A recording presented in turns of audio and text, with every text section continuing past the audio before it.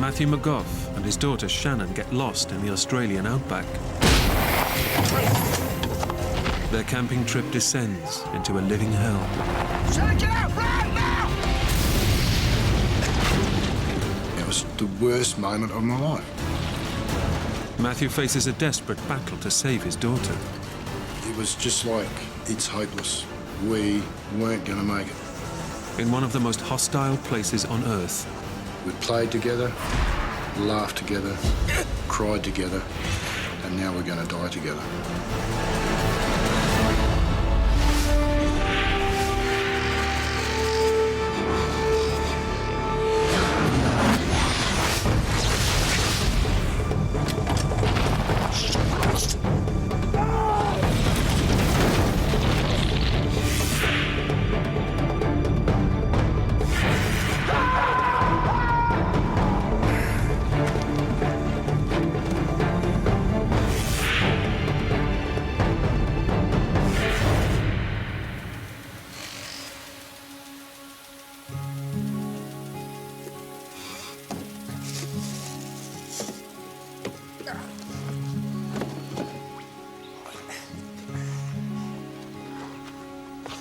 Hey, sweetheart, you ready?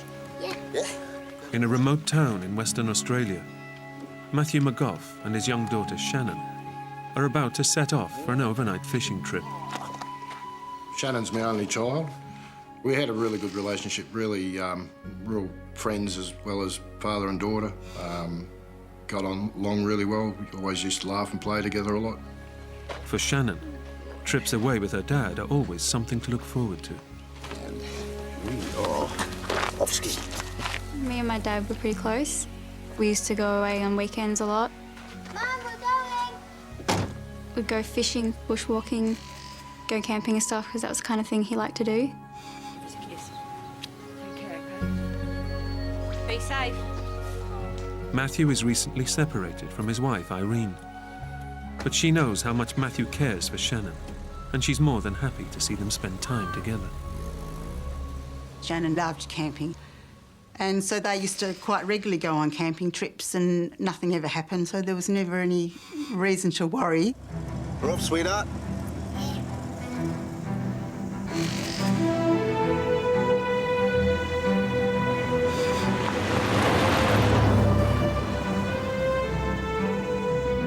They live in a small town on the edge of Australia's Great Victoria Desert,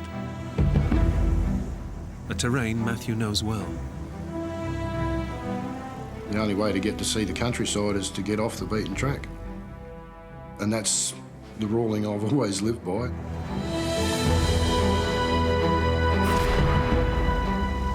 there! What? Oh, wow. The plan today is to drive just 40 miles into the Outback, camp for the night, and head back the next day.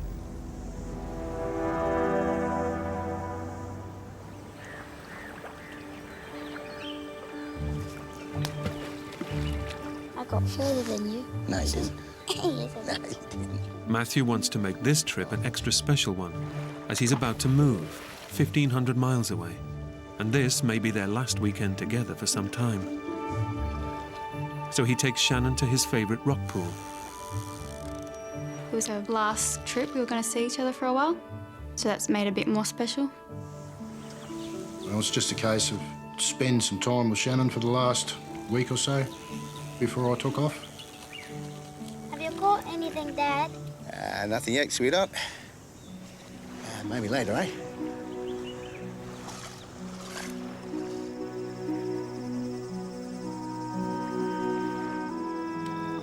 That night, father and daughter enjoy an idyllic evening together in the Outback. One of my favourite parts was probably laying under the stars and watching them, and Dad would point out things that he knew from his childhood. Yeah, and just check out the stars and the moon and listen to all the nightlife coming out to play. Like a kind of a bonding thing, which was good.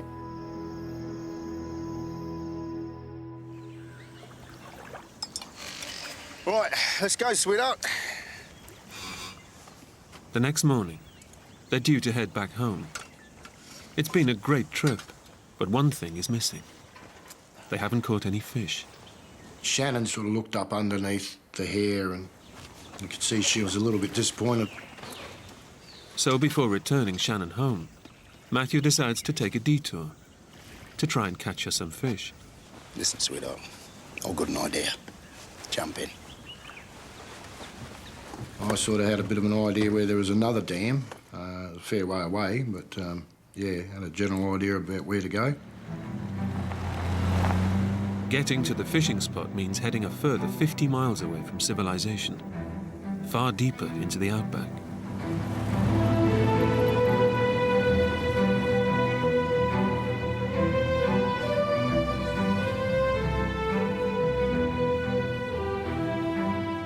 It's a vast expanse of desert, covering more than 100,000 square miles. Dangerous and inhospitable, one of the hottest places on Earth. The Australian outback is an unforgiving place. It's very harsh.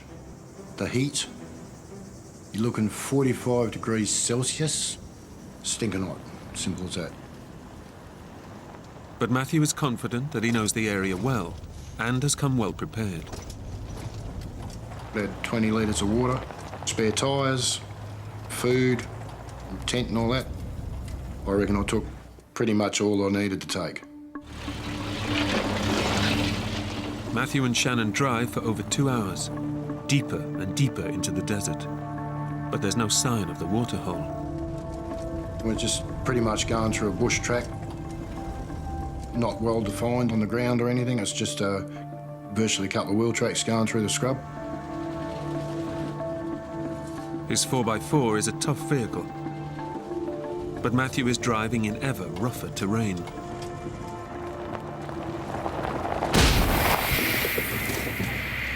You're kidding me. You stay here, it's all right.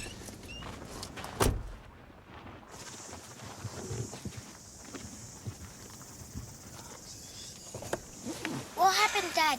It's a tyre. It's no problem.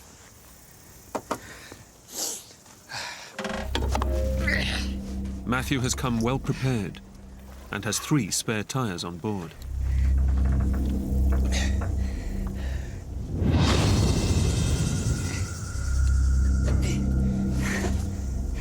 I wasn't in particularly good mood of changing a tyre at that time of the day. I was sweating, yeah, I was bloody soaked to the bone.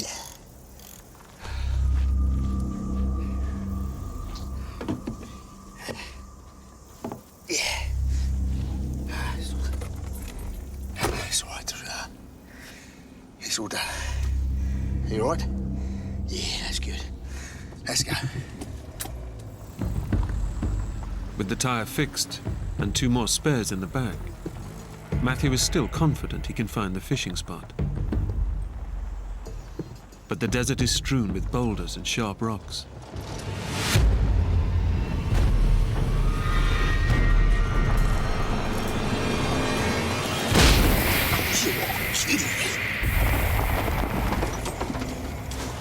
What was that, Dad? It's the tyre. I'd only gone a couple of miles and then I had to change another tyre. It's now mid-afternoon. The hottest time of the day, with temperatures hitting 115 degrees Fahrenheit. And Matthew begins to have doubts about his quest to search for the rock pool. I was just wondering whether it was all worth it or not, pretty much.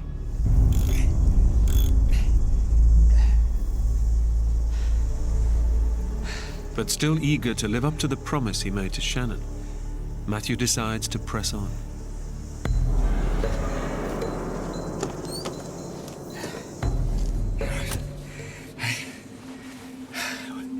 We'll be fine. Let's get going. By my calculations, we're about halfway from where we'd come from to where we were going. And what's the point of turning around? Might as well continue on.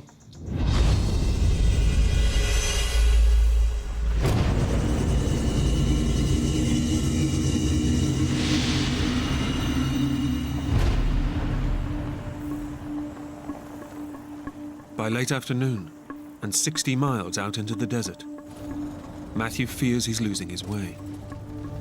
I'm sure it's around here someplace.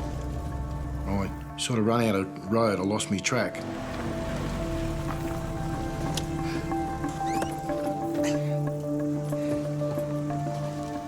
I was sort of a little bit worried that we hadn't got to where we were going. I could actually tell that Dad was worried. I knew something serious was going on.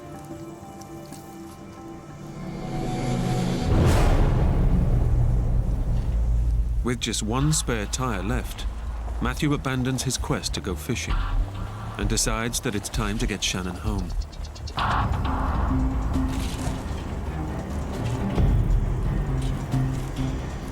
I had one more spare tyre, but the way I was going through the tyres, I didn't think I had enough.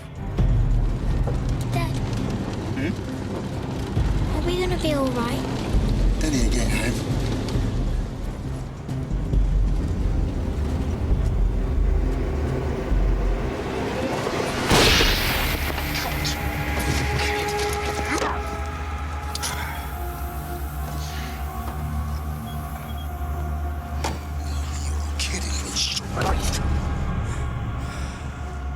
I was pretty peeved about the idea of getting a third puncher, again in a stinging heat.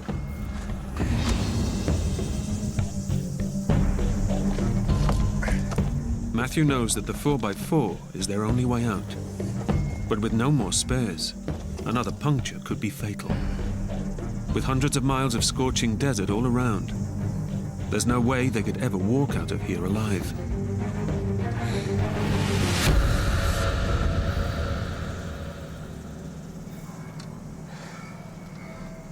You all right, sweetheart? Yep. Good. Right, let's go. Are we lost, Daddy? Shannon said, we lost Dad, and I said, I think so. No use lying to her, you know. Matthew presses on, hoping to come across a track which will lead them to safety.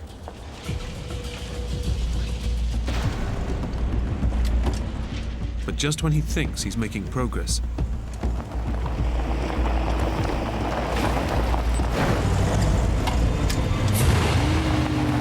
the 4x4 suddenly stops in its tracks. Oh, you gotta be kidding me. What happened, Dad?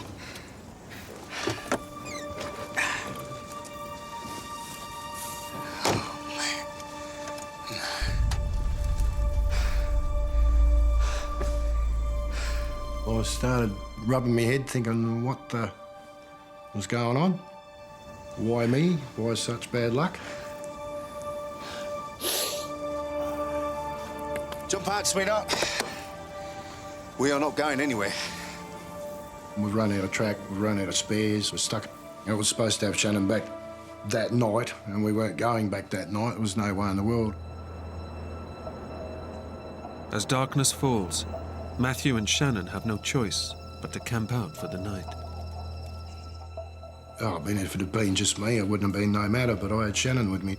She was my main concern. She's always my main concern when she's with me. And in the remote outback, he's unable to call his ex-wife. If I could have phoned home, I would have, but yeah, no reception. Absolutely no signal whatsoever.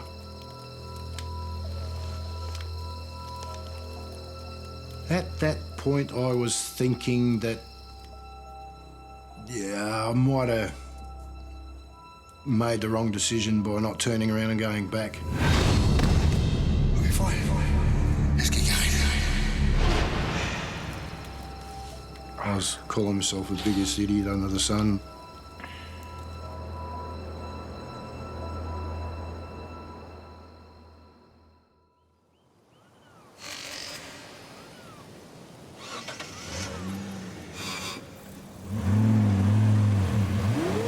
Morning brings with it fresh hope. The cold of the night has hardened the ground enough for Matthew to free the 4x4. We did it, sweetheart. Well done. Well done. That's it. We were feeling really good. It was great to get out. No worries at all. pretty happy that we're going to get underway again. Woo! We are going home. Yeah. Woo!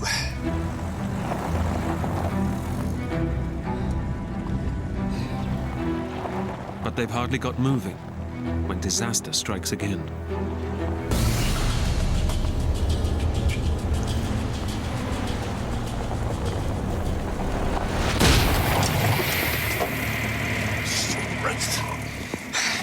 Mayday, sweetheart.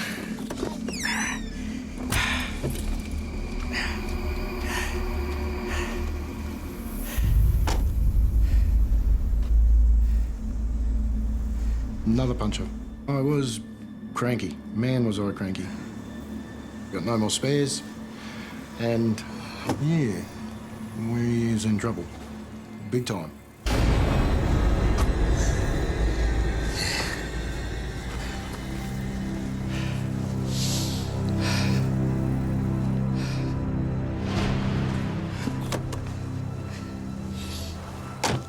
What happened, Dad? That's all right, sweetheart. I've got a plan. Matthew knows that driving with only one flat tire at the rear will put massive strain on the car's axle. So he does what he has to keep it moving. He lets down one of his inflated, good tires. He also tries to hide from Shannon the seriousness of their predicament. You all right, Dad? We're home soon, sweetheart. Home soon. So I ended up having 2 tight tyres on the front and 2 flat tyres on the back. Okay. We're off. Let's jump in.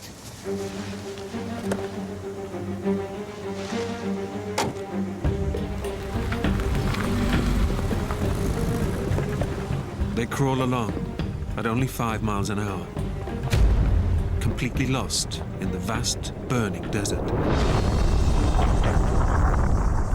I was in 4-wheel drive and I was just pushing along. Straightened the steering wheel up and just kept going. We'll be fine.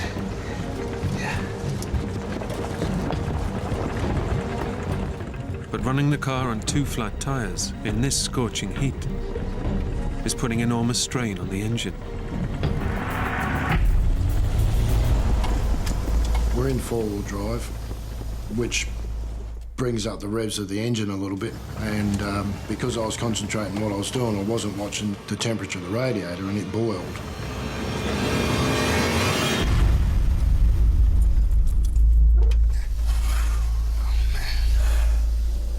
Matthew now faces a huge dilemma. Their car is their only means of escape, but will go no further without water. We had to put some water in the radiator, otherwise I would have cooked the motor. But he has only 20 litres left, and in the raging heat of the Outback, water is the key to survival. It's a huge risk, but Matthew is determined to get Shannon out of the desert and home safely.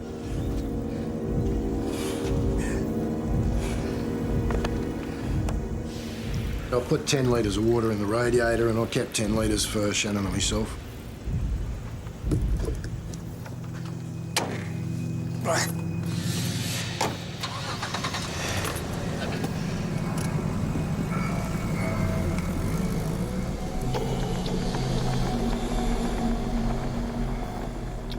Matthew struggles on, but the strain on the engine is massive, and it soon needs even more of his dwindling water supply.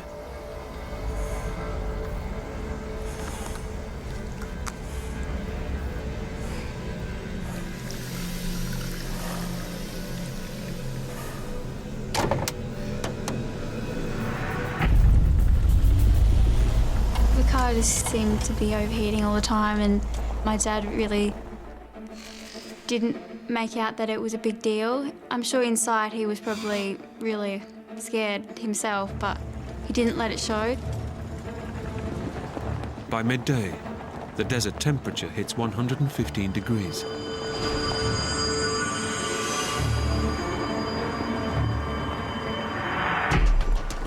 Whether it was an electrical fault or whether it was dry grass pushed up around underneath the hot exhaust system. I don't know, but I noticed smoke coming out from underneath the bonnet.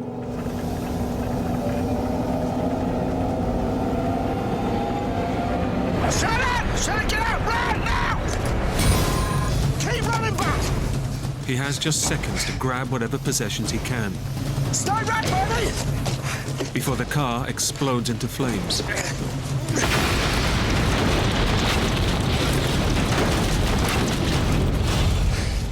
It's okay. It's okay. It's okay. They can do nothing as they watch the car burn. Their only means of escape is destroyed. And we just sat there and watched it burn, and I was giving her a cuddle and trying to reassure her that we'd be right. Yeah, she was scared. She was very scared, yeah.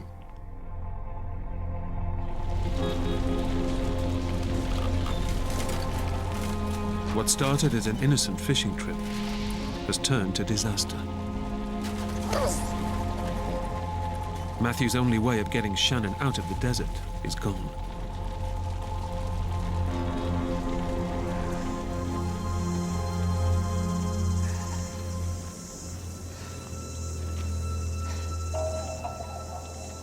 He just looked really worried, and I don't know, there was just a vibe about him. He wasn't his normal happy self, so I could tell something was wrong.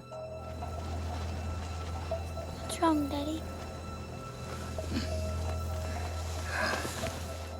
I told her there and then that we were lost. Good time, big time.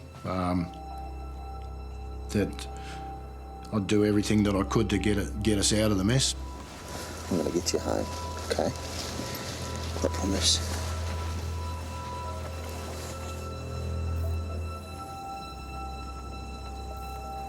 I couldn't whinge or complain about it.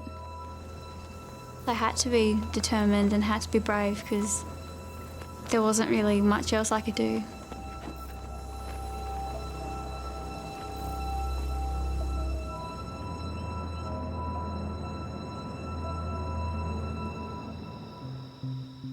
It's been 36 hours since Shannon was due home.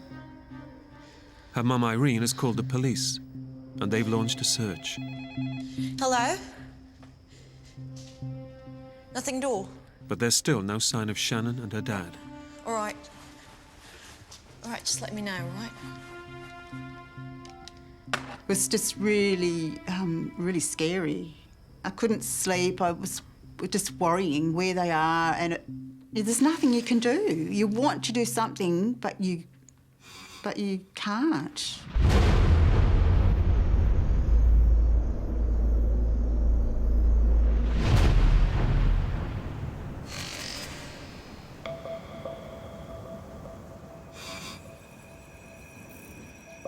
The fire has taken almost all their possessions. They're left with just the outer cover of their tent, a few tins of food, and just 2 litres of water. I knew water was going to be a fairly big issue. We didn't have a lot of water. In the sweltering heat, Shannon is already suffering the effects of dehydration. I remember my skin felt really dry and tired and having headaches and feeling dizzy. In these extreme conditions, an average person needs at least 1 litre of water per hour. Oh, I sort of thought then that Shannon going to have to keep an eye on what she drank, you know, like I had to ration her. And again, I still wasn't drinking much. I'd probably have a sip here and there, and that was it. Sort of try and conserve the water for Shannon more than me. I probably needed it more than she did, but hey, it's not the way you think at the time. Matthew set out wanting to make his weekend with Shannon a special one. But he now knows they're both in big trouble. I was not real happy with myself. I was the driver, I was the dad. It was my fault that we were there. But can't dwell on it too much, got to do something about it, and that's all I was doing, and that's what I was going to do.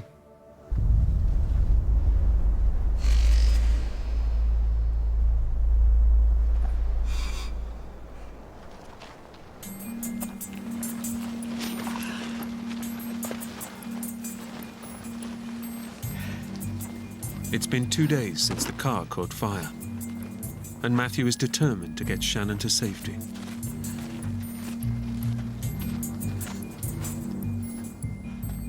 But stranded in the endless expanse of Outback, their situation is looking bleaker with every passing hour. Then, on the horizon, Matthew spots something. It's an old radio tower, a possible lifeline. And I thought maybe I could get up there and get some mobile phone reception, you know, get up high, get a signal. He knows the best chance of them being rescued is to stay put. The golden rule in the Outback is don't leave your vehicle. If somebody is in the area and can find you, they'll come to that vehicle. But he also knows that they're now so far from their original fishing spot that any search party could take days to find them.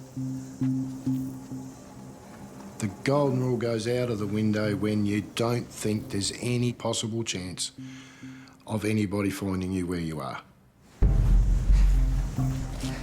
Sweetheart, we're gonna get going. With precious little water left, Matthew is not prepared to sit and wait and risk watching his daughter die. I had to sort of think about how to get us out of there, so To the water? it seemed the right thing to do to head for that hill. Oh, man. Oh, man. But distances in the Outback are deceiving. And already severely dehydrated in the 115-degree heat, it's a decision that could kill them.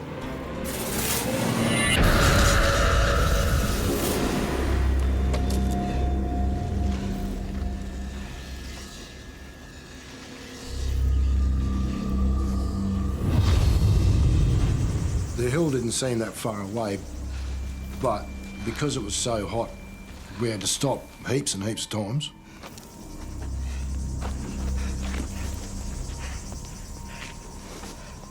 It's all right. It's all right. That's it. That's it. Come on. The closer we got to it, the distance just seemed to go further and further and further. It seemed that we were never going to get there.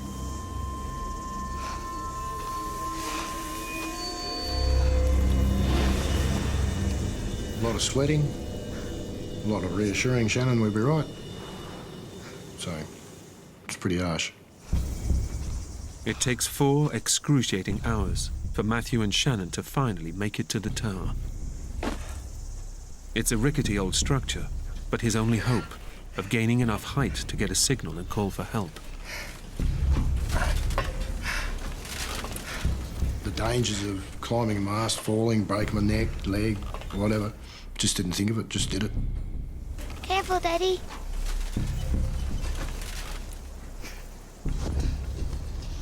I had to get the highest point that I could to see if I could get signal from a mobile phone.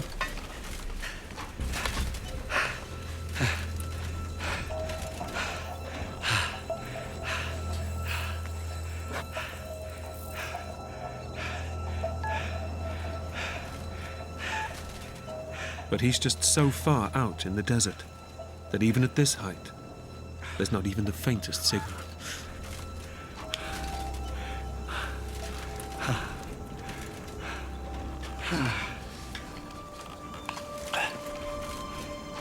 So I stuck it back in my pocket and climbed back down the mast. Disappointed.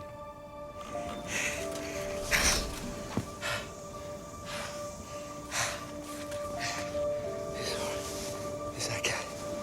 Yeah.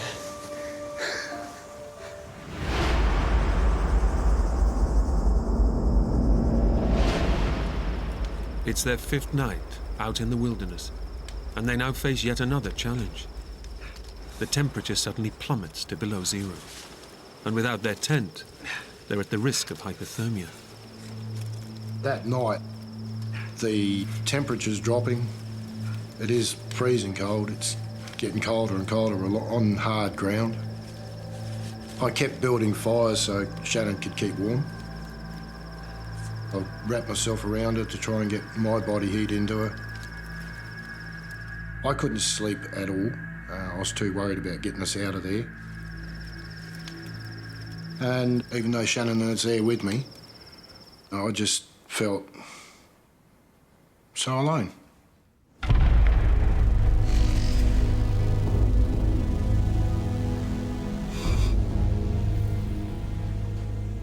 Matthew and Shannon have been living on scraps of food and sips of water for nearly 3 days. We're virtually down to no water, and I think we're on our last can of food. Out of options, they can only sit and pray for rescue.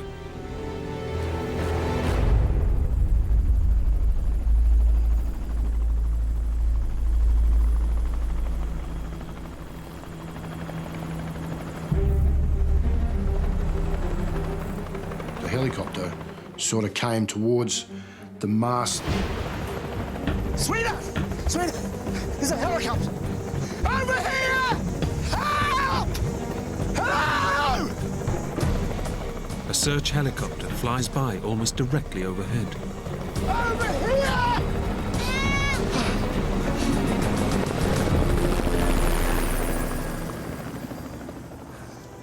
But in the vast expanse of the desert, they're just too tiny to be spotted. I just felt devastated. I was just, felt lousy. Absolutely lousy. Just couldn't believe they didn't see us.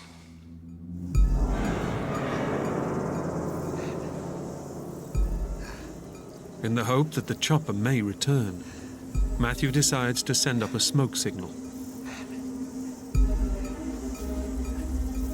I was thinking that why not start a bushfire? Surely that would attract somebody's attention.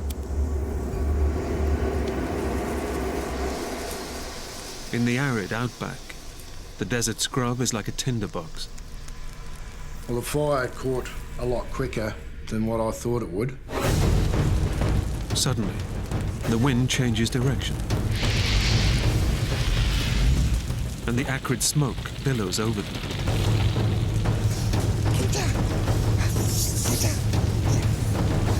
Wrapped my arm around her and pulled her head in towards my chest because the smoke was so thick, we were choking on it.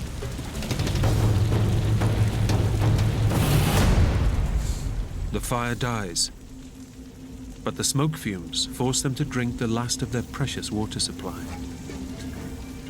It's also burnt all of their remaining possessions. They're now left completely exposed to the ravages of the Australian outback.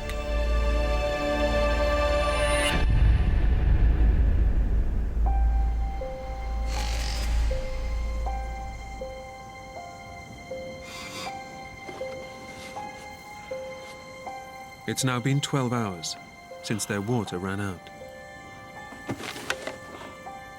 A lack of water will kill an adult within days. But Shannon is just a small child.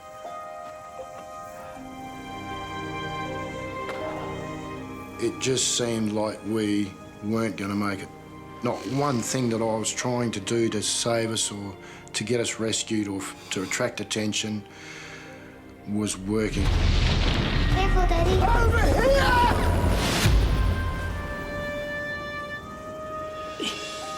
I told Shannon that if we don't get found today, I doubt very much whether we'll get through tomorrow. I doubt very much at all. All I wanted was just to go home, and having my dad tell me that that might not happen, that I might not be able to do that, it was quite upsetting for me. It made me feel useless. It's a big letdown for yourself when you feel like you can't provide for your daughter in the way you should.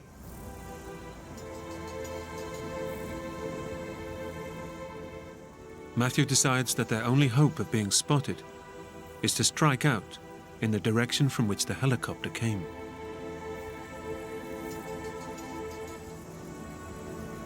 The reason I thought of going down towards the open ground, people that have more of a chance to see us. But walking on in the blazing midday sun only dehydrates them further.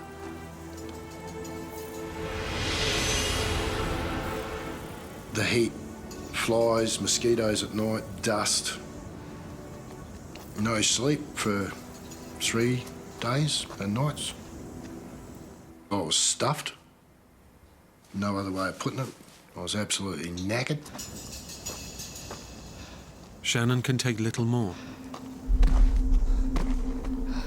The heat has exhausted her, and she's now so weak she can barely walk.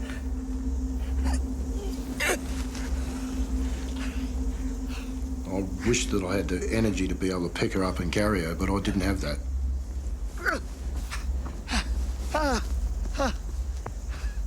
I might take 2 or 3 steps, but yeah, that was it. I had to put it down again. I couldn't do it.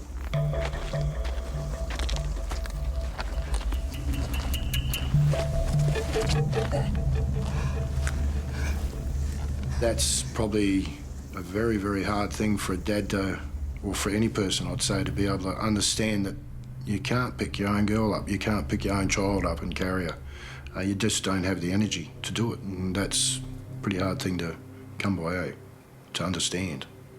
Very hard.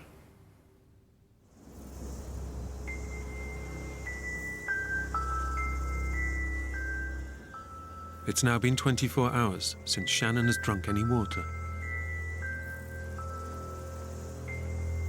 Desperate, Matthew considers a terrible option: giving her a drink of his own blood.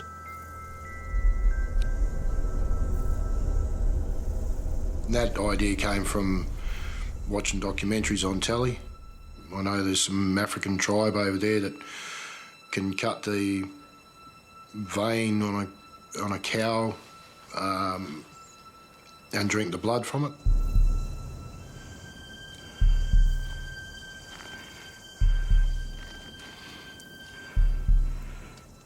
I got the knife and I put it on my wrist and applied some pressure. But it didn't happen, and I realised that my knife was just way too blunt. What are you doing, Daddy?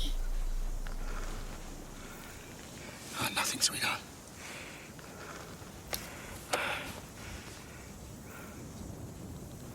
It's okay.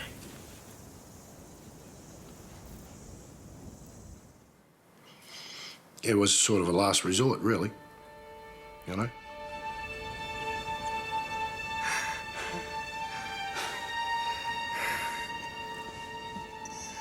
Matthew had wanted this weekend to be a very special one with his precious daughter. Now he knows that without water or rescue, she could be dead within hours. Yeah, we had a big cry together, even though there was no tears. There was a lot of sobbing, but there was no tears whatsoever. We were too dry to even cry a tear. And even to think about it now, like, I feel sad. I feel like I want to burst out in tears, actually. So yeah, you know, it's just one of those things. And I'd hate to ever put Shannon through that again.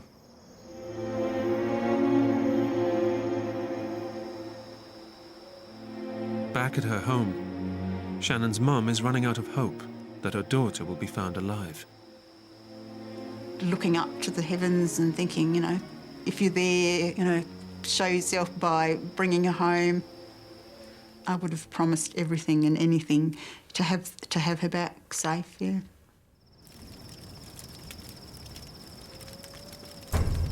Their plight is hopeless, but Matthew won't give in till he's done everything he can to save Shannon. I couldn't sleep. I had to get us rescued, and that was all I was taught.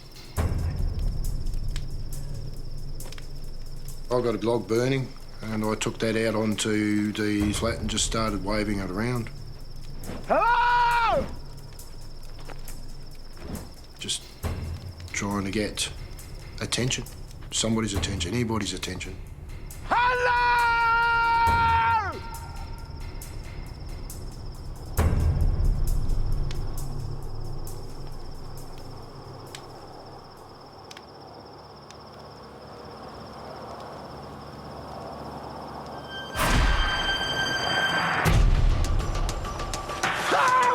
from out of nowhere, this bloody set of headlights are heading straight towards us.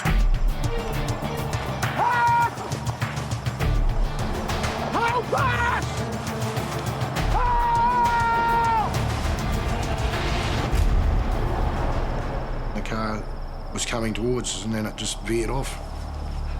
Over here!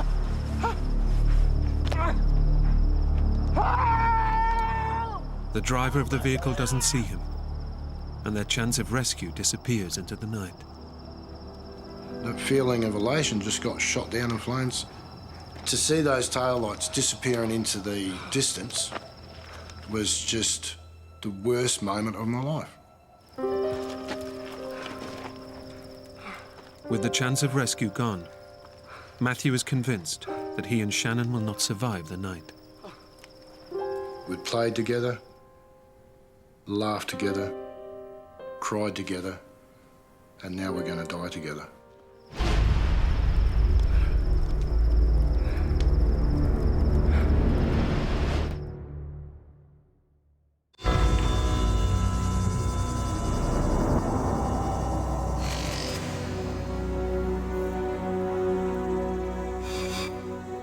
All rescue efforts have failed to find Matthew and Shannon McGoff, and they've gone 2 days without water in the ferocious heat.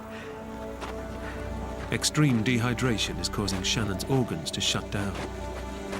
She and her dad are both close to death. I doubt very much whether we would have survived an 8th day. Pretty bloody sure of it, actually.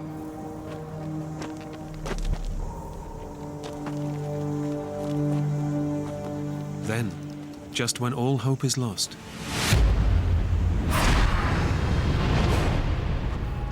they come across a track. It's where the car must have driven past them the night before. I was not going to leave the track. We're following it in the hope that this vehicle would come back or another vehicle had come through.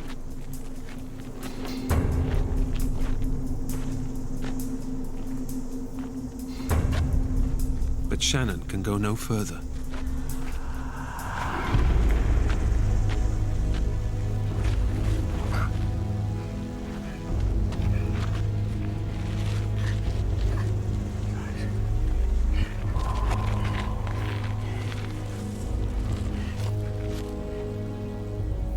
Shannon wasn't saying much at all.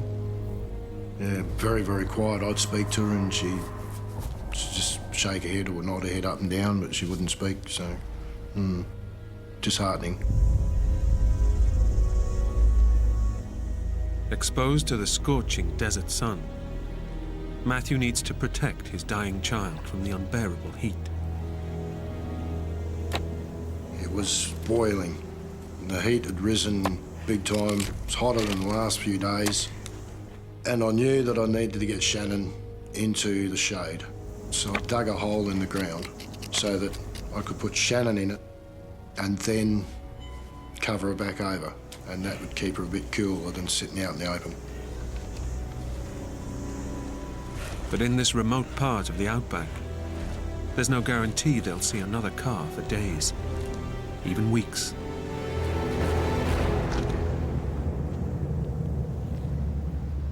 Matthew knows he may have just dug his daughter's grave.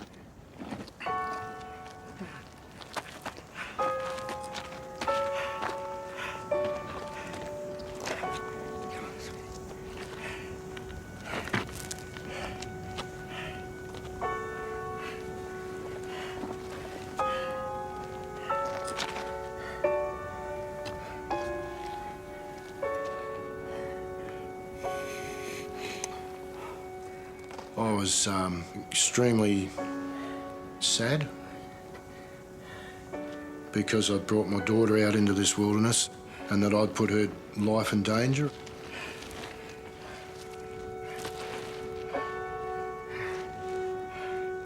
After 8 days, battling to keep himself and his daughter alive, Matthew finally gives up.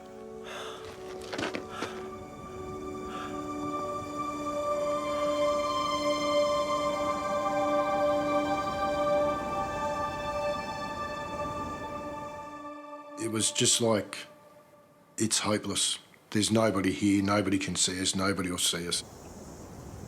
We were going to actually die of thirst, a slow, agonising death.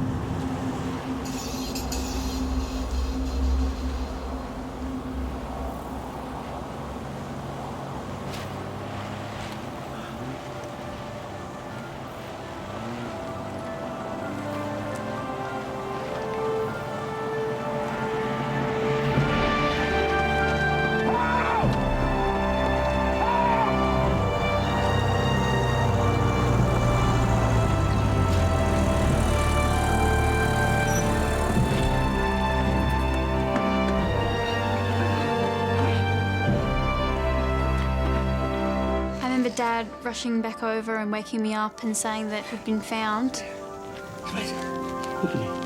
After 8 days in the Outback, their ordeal is finally over.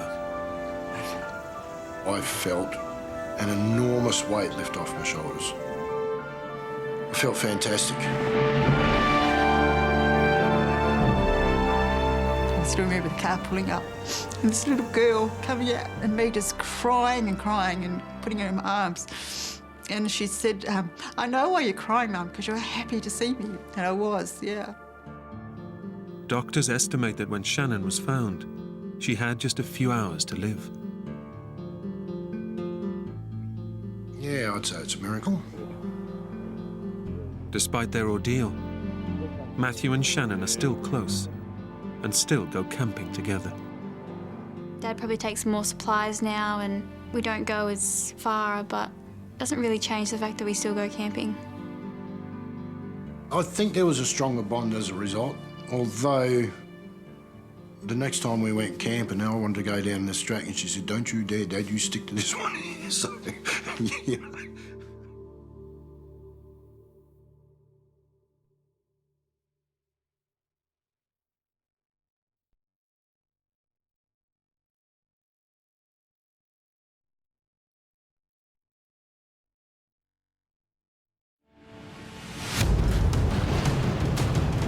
When two best friends attempt the most challenging climb of their lives, there's always that fear, you know, that something's going to happen, something's going to go wrong. A violent storm hits the French Alps, turning adventure into a desperate fight for survival. I've never experienced anything like it. In the worst weather for almost a century, they're trapped for days on a narrow ridge, with no hope of rescue. There was now no way either of us was getting off this mountain alive. Isolated and ravaged by frostbite, my hands were like pieces of frozen meat. Death is only hours away. I just closed my eyes. That was the time I expected to die.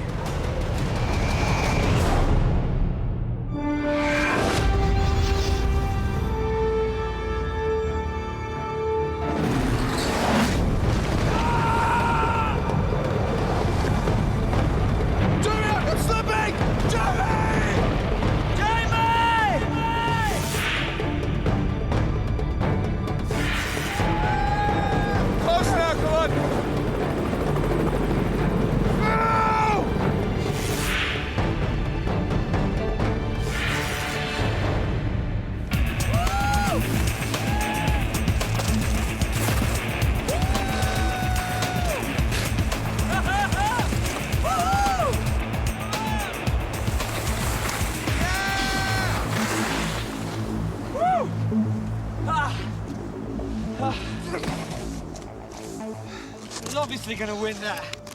Jamie Fisher and his best friend Jamie Andrew are on holiday with friends in the French Alps. Right, loser.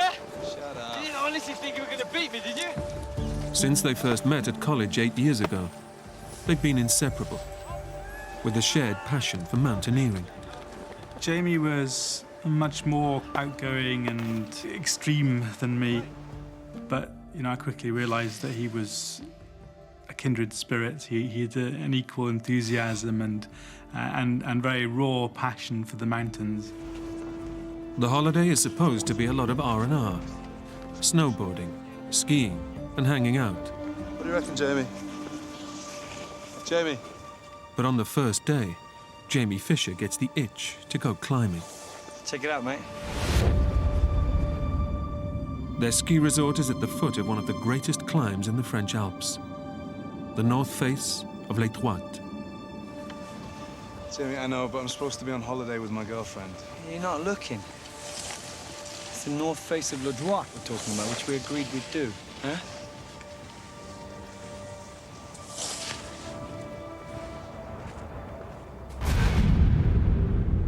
The north face of Les Trois is a treacherous climb. But it's exactly the kind of challenge Jamie Fisher relishes. What do you reckon? Jamie was really a true mountaineer. That was his big calling in life. He often seemed to think about nothing else. So basically, we'll overnight at Le Grand Montet in order to get an early start in the morning. 3-hour brisk walk, we're at the foot of the face. Okay. Jamie Fisher is determined not to let this opportunity pass. But first, he has to persuade his best friend. We got a week of this window. Perfect weather. A week. A week. There's no reason why we can't tick this off. You won't even know we're gone. We'll be back before you know it. It would have been very nice to just spend the whole week on the slopes, skiing, snowboarding, having fun, just being with our friends. But both of us knew that we had something within us deeper that was driving us to do more. You know, you're really going to get me into trouble one of these days, Jamie. And? Cheers. Cheers. Salut. Le droit. Le droit. Once the decision was made, Jamie and I were set. We were going. The two Jamies take the cable car to the top station, 10,000 feet up the mountain.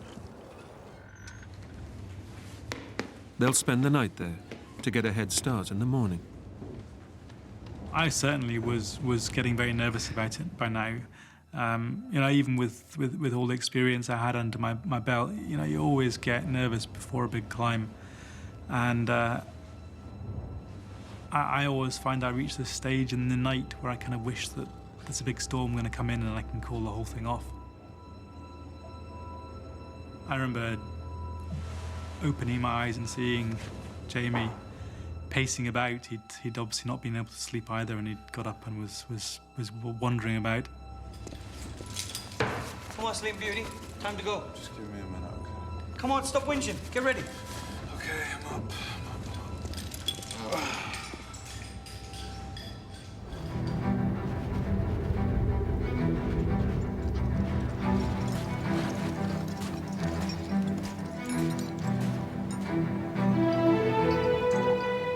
The next day, the two Jamies set off to begin their climb of Les Trois. It was a long, hard trudge up the glacier. Jamie was much more up for it that morning, and I was feeling pretty ropey with the altitude and general nerves. And I could hear him singing to himself as he trudged through the snow. Anyone ever told you you got a really lovely singing voice, Jamie? Yeah, they told me I got a beautiful voice. He could sometimes be frustrating, but, you know, he was great company.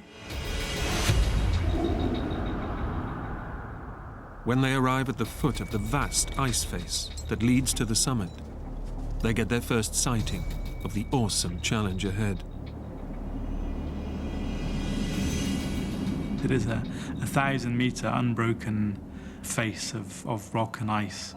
So it was pretty scary, but also, you know, really got our adrenaline going, I think.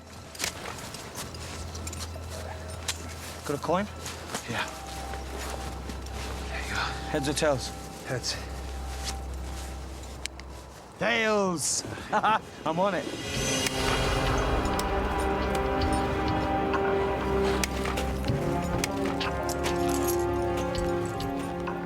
And that moment when you're actually on the climb, It's as if all that nervous energy just disappears. It just dissolves into the sheer joy of the climbing itself. In midwinter, the weather in the Alps can change in an instant. But today, the two men have ideal conditions for their climb. How's it looking out there? Great, mate! The ice is absolutely perfect!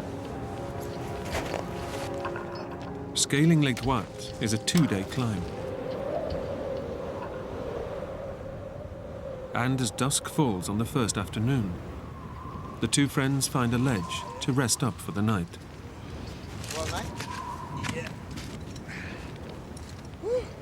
You don't expect great luxury in these circumstances. You don't expect 3-star hotels, but we were pretty happy with that. Your room will be ready in a sec, Mr. Andrews. Oh, thank you very much. You know, being able to get into our sleeping bags, to get lying down, to get hot drink, that was good enough for us. Good day, huh? Yeah, not bad. Yeah, we'll crack it for sure tomorrow. Yeah. And we were both feeling elated. We were bang on target at that stage. We were exactly halfway, which was what we'd hoped.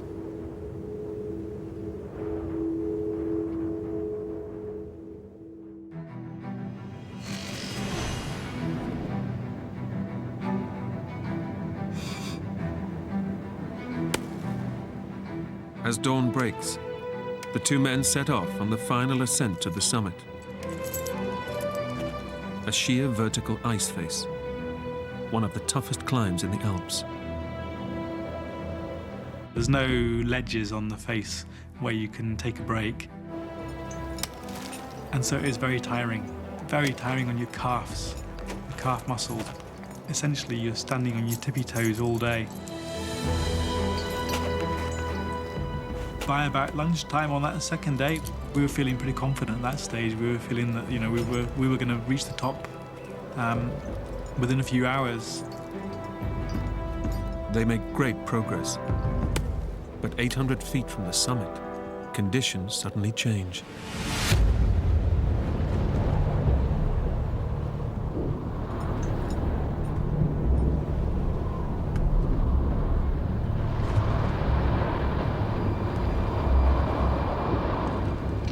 I don't like the look of those clouds, mate!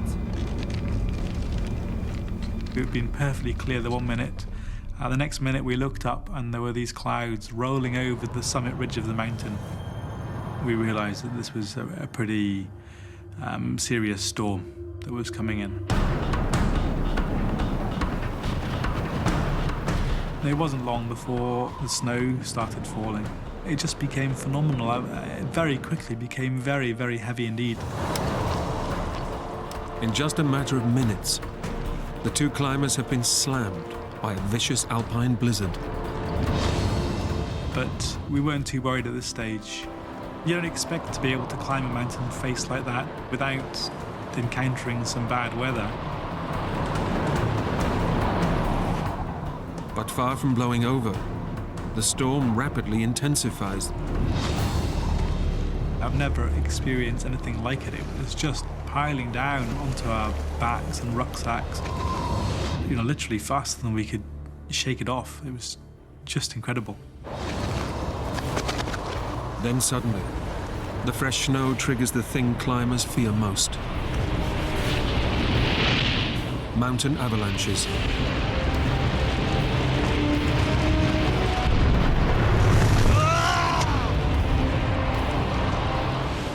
You just have to hold onto your ice axes as tightly as possible. Just close your eyes and hope for this avalanche to pass. It was horrendous climbing in those conditions. It was just really, really, really hard.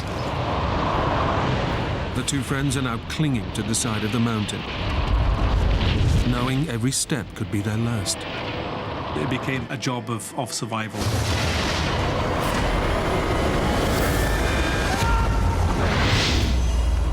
There were great periods of time when we couldn't see each other. It was just impossible climbing in such horrendous conditions. So it was pretty tough. They now face a life or death decision. Jamie! Woo! This is something, huh? Yeah, but what do we do? Abandoning their climb would mean descending the 3,000 feet of treacherous ice below them. To attempt to descend the very difficult and dangerous climbing that we'd done already in those conditions had been, almost suicidal. No going down in this, mate! Head for the closest pass, near the summit! Their only option is to keep on climbing through the blizzard. If we could reach the summit ridge, we would be safe from the avalanches. We could dig ourselves in and then just wait for the storm to pass.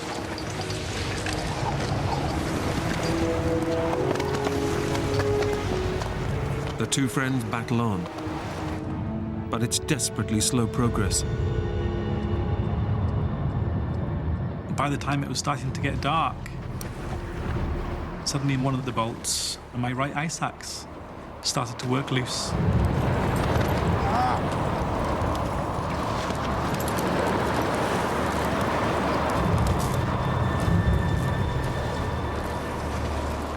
Jamie needs both of his axes. They're his only way of scaling the ice face.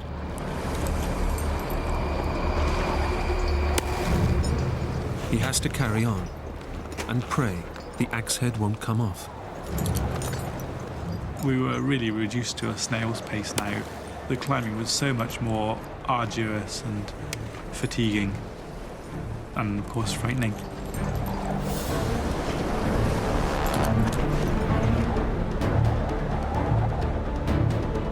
In the raging blizzard, and with a broken ice axe, the two Jamies know that what began as an exciting adventure has turned into a potentially deadly climb.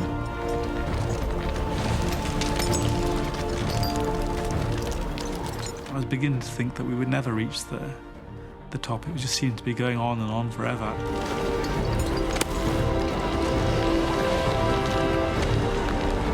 Jamie! But it was Jamie who suddenly let out this yell. I'm bound somewhere! And I knew from his tone that this was it. He'd made it. He was at the top.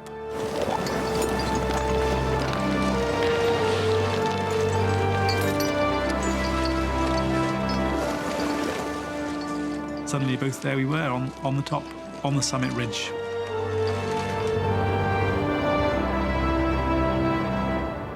And that was great. That was fantastic. At the summit, the two Jamies can finally rest and wait for the storm to subside. But the ridge is just a sliver of ice, 3 feet wide by 5 feet long, with sheer drops of over 1,000 feet on either side. The place where we arrived was really a knife edge of snow and ice. Jesus Christ, Jamie, we can't stay here! It'll be fine! It's only for the night! The storm can't keep up!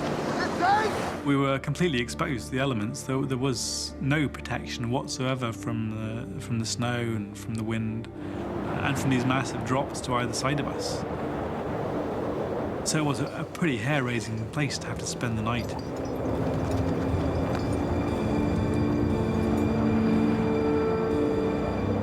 They get into their bivvies, water and windproof bags used for emergency shelter. It's their only protection from the storm. We'd eaten most of the food that we'd brought with us. We still had a couple of packets of biscuits and some chocolate bars. That's basically what we had left. Our more immediate concern was water. It was too precarious to light the stove, to melt snow for water. They'll only survive a short time without water. Their hope is that the storm will pass.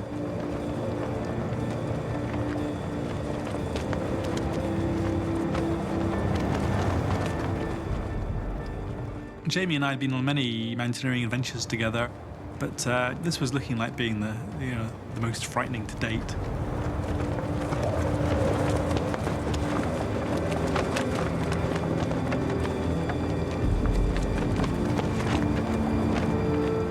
All the two men can do is hunker down, knowing that one careless move will send them 1,000 feet to their deaths. Now it was just a case of surviving the night and waiting for the storm to pass.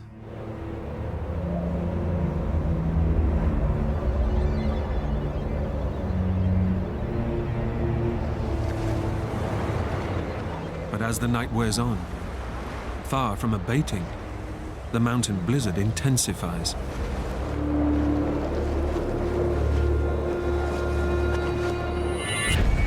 It did start to enter our heads that we couldn't survive this indefinitely. And we started to think that maybe this storm's never going to pass.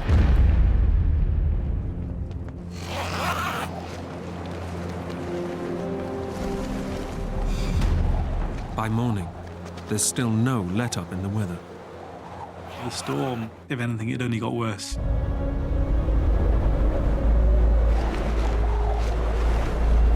Because the snow is now accompanied by this powerful wind that was bringing with it, much lower temperatures and much more unpleasant conditions. This isn't good! What do we do? Stay put! What? Wait for the storm to die down! We can't go anywhere in this! It didn't take us long to decide that it would be lethal trying to head off down the mountain in those conditions. The same physically demanding situation as yesterday, but with very much more dangerous avalanche risk. So we were effectively trapped.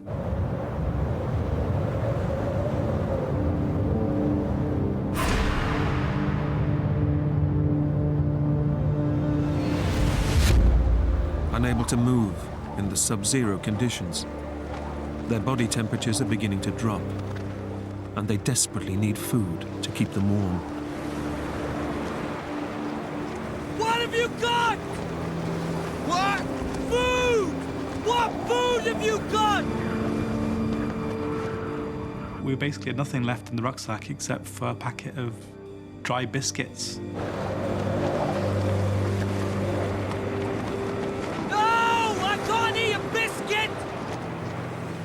Have you ever tried eating dry biscuits without liquid? You just simply can't. But it's too windy to light their stove and melt ice for water.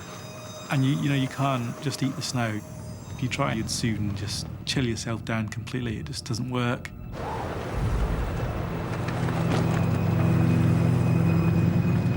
It's ironic, really, that we were completely surrounded by snow, and yet we had nothing to drink. Hour after hour, the blizzard batters the two climbers, and they discuss what should be their next move. I don't want to rescue! Are you kidding me? Think what our mates will say if we get rescued! I don't want a rescue! You crazy? What are we going to say to the copter pilot, Jamie? Sorry, mate, we don't want to land! I'll have to leave my gear! I'm not leaving my gear! I remember Jamie saying, well, we can't be rescued. If they rescue us off the mountain, we'll have to leave our kit behind, and I can't afford to lose my kit. Well, bloody hell, Jamie! Most of it's my kit anyway! That just demonstrates how stubborn I think he was. At this stage, more than anything else, we just wanted to be off the mountain, but we were still very hopeful that we'd get down without any issues the next morning. Down in the valley, their friends know they're missing. But in these conditions, a rescue mission is far too dangerous. The snow carried on falling and falling and falling.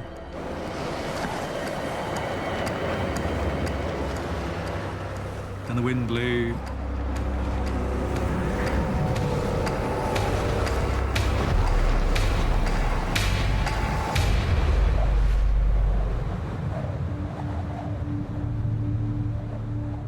When we realised that we were going to be spending another night there, that was a pretty grim prospect. We were just so uncomfortable, you can't move at all. It's the two friends' second night in the freezing cold. They've had nothing to eat or drink for 24 hours. And on their narrow ridge, less than 3 feet wide, they can't even afford the comfort of sleep. if we'd relaxed, we'd just have slipped off this ledge and fallen off the edge of the mountain. So you have to stay awake the whole time.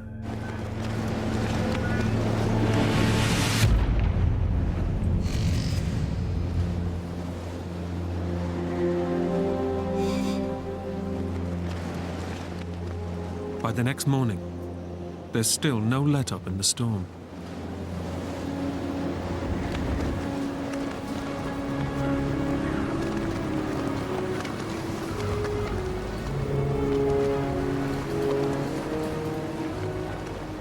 Hour by hour, our physical condition was deteriorating. So that pretty soon we needed to get off this mountain. We needed to get moving. We can't keep lying here! So what do we do? Sometime during the early morning, Jamie said, let's just go, let's give it a go, let's try and get down. We should try and go down! It's better than freezing! Well, we're safe here when the weather changes. It might never clear!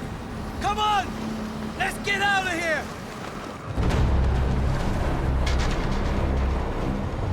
We emerged from the sleeping bags for the first time in days out into the full teeth of the gale itself. But the blizzard winds are fiercer than they realize.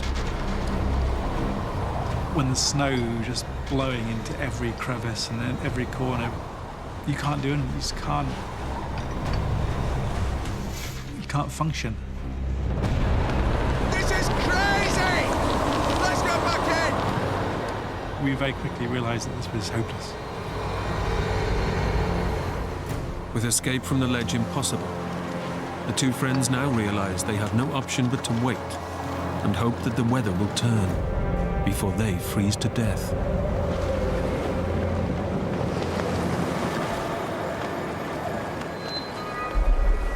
It did start into our heads that we couldn't survive this indefinitely.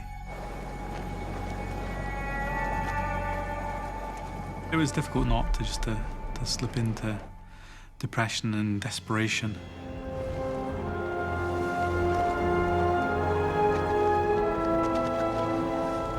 And just when it seems things can't get any worse, Emergency! What? I was just slumbering in my sleeping bag when suddenly I heard this shout from the other baby bag, and I thought something terrible had happened. Is this an emergency? Well, I suppose so, yeah! All of a sudden, in the middle of the morning, he remembered that he had his extra emergency reserves of a bar of Kendal mint cake. This Kendal mint cake that his granny ceremoniously gave him each year to store in his rucksack. And before I knew it, he pulled this thing out with a flourish. It was just brilliant. It was just, you know, a real high point of the day. You can't beat a bit of Kendal mint cake, huh? Good old granny! the sugar rush of the mint cake helps lift their spirits. It's vital they keep themselves mentally as well as physically together if they're to pull through. We never let ourselves be overrun by morbid thoughts. You know, we always try just to keep ourselves going, keep each other buoyed up. Oh no! What? At one point, Jamie looked at his watch and cursed and pointed out that he'd missed his flight home. I missed my plane home! Are the tickets non-refundable? We never let ourselves be overrun by morbid thoughts. But it was difficult sometimes just to keep your mood going. The human will for survival is very, very strong, and certainly was in both of us, so we were determined. You know, there's no way we were giving up. But with every hour that passed, I think, yeah, our optimism faded. That night, the temperature at the summit reaches -10 Fahrenheit, with the wind chill making it closer to a freezing -22. Our physical condition was really deteriorating, and Jamie in particular I knew was really getting quite cold now. Are you awake? What's wrong? I'm really cold, mate. I think we should get in one bag. It's Jamie Fisher's first sign of vulnerability since the climb began. Check it out, mate. Nails. I'm on it.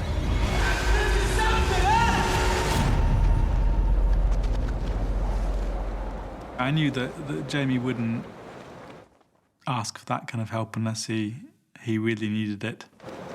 Yeah, okay, yeah, good idea. Let's get to your bag, it's bigger, okay? Okay. Jamie knows his best friend is desperate and that he must get into his sleeping bag to keep him from freezing.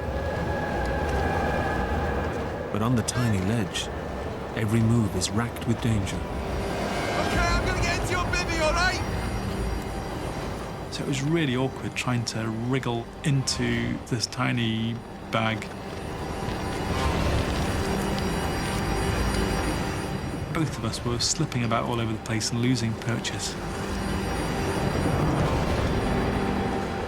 And then suddenly... Jamie, I'm slipping!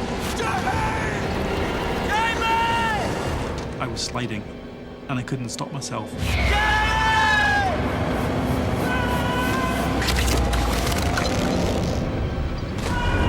I tried to reach out to grab something. You're just falling in the blackness of the night.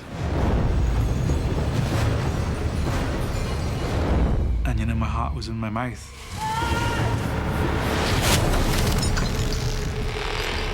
Jamie is saved by his climber's rope attached to his waist. But he's now left dangling above a 3,000-foot precipice. Jamie! Climb up! Jesus Christ, help me, Jamie! Calm down! His friend can do nothing to help him. You gotta climb the rope! I can't do it! You can! Keep calm! It's okay!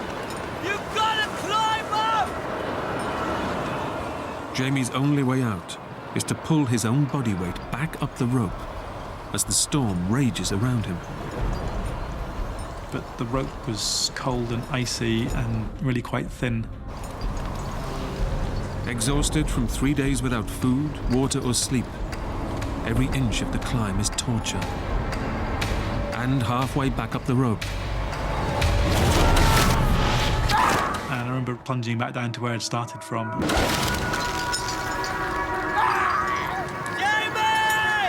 I'm stuck, Jamie, I'm stuck! Calm down! You just gotta climb the rope!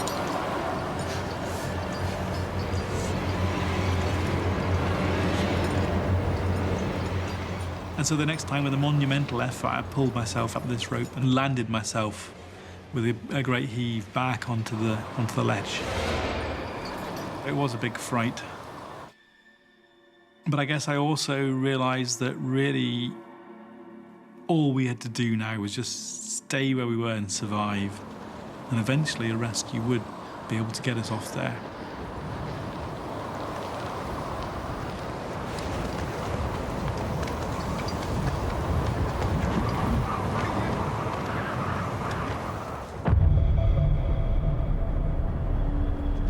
all they can do is try to keep each other warm in the minus 22-degree temperatures and pray that the storm passes.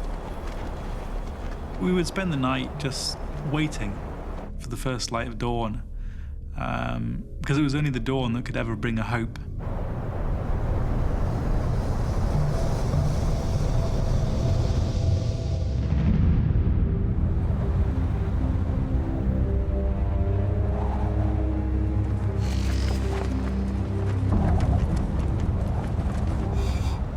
But the next day, the blizzard just gets worse and worse. As the morning came in and the storm carried on raging on, it became more and more depressing. The thought that this storm was never going to pass. They've had nothing to drink or eat now for 72 hours. Both men are severely dehydrated.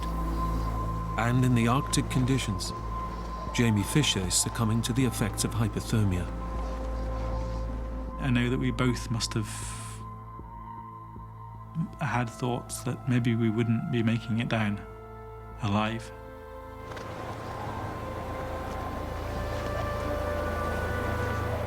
The two climbers are desperately weak from a lack of food and water. In order to survive, Jamie Andrew knows he can't let his friend lose hope. Neither of us ever mentioned the possibility of not making it. We only talked about positive things. Jamie, what's the first thing you're gonna do when you get down? Oh no. I'm gonna have a nice hot bath and a boat. I'm gonna have a huge pot of tea with about 20 sugars.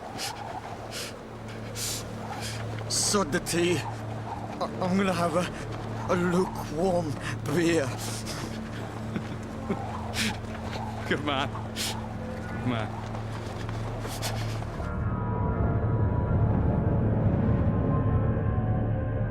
The afternoon wears on.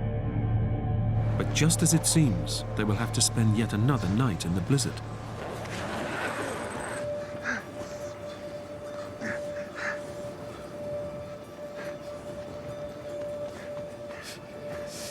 It's starting to break. Jamie, the weather's starting to break. I looked out, and there, for the first time in days, we could see the mountain peaks on the other side of the valley.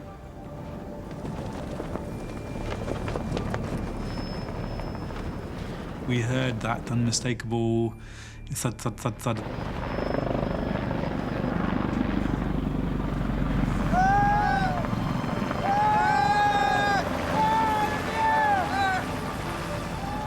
And straight away, they saw us. That was just an incredible moment. We were rescued. We were down in the valley. We were having hot baths and hot meals, and you know, all that went through our heads. But as the helicopter attempts to hover directly overhead, it's pushed back by fierce mountain winds. Where are they gone? We realised what the difficulty was. It couldn't hover anywhere near us because of the massive updrafts that blew up the mountain face. Time after time, the helicopter is forced back. Finally, the pilot manages to get within yards of the stricken men. You know, we could literally see his face.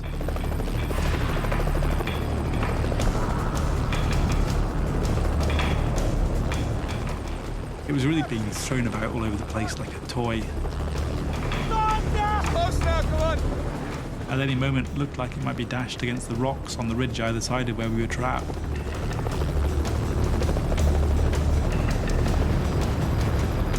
But at the last moment, the pilot loses his battle with the wind and is forced to abandon the rescue. I can't describe how gutted we were to be left there on the mountain on our own. It just felt even more lonely being there, having seen other people for the first time in days, and then just be left abandoned to our fate on the mountain again. Thousands of feet up a mountain, without food, water, or shelter. All hope of rescue is now gone. But the brief drop in the wind allows them to light the stove to melt ice for water. It was Jamie who suggested it. I thought he was crazy trying to actually get the stove burning on this ledge between us. And that was just unbelievable. Just the first time in 3 days that would have been that any liquid had passed our lips. To have some hot, sweet tea was just incredible. And that probably saved our lives that night. But the pleasure is short-lived. The end of the gas means no more water, and they are still severely dehydrated. It was incredible that we'd survived so far, but we did begin to lose that battle for survival. It's the worst storm in a century, and there is nowhere to escape the bitter 80-mile-an-hour winds. But this new weather was way more severe, really. Very, very cold.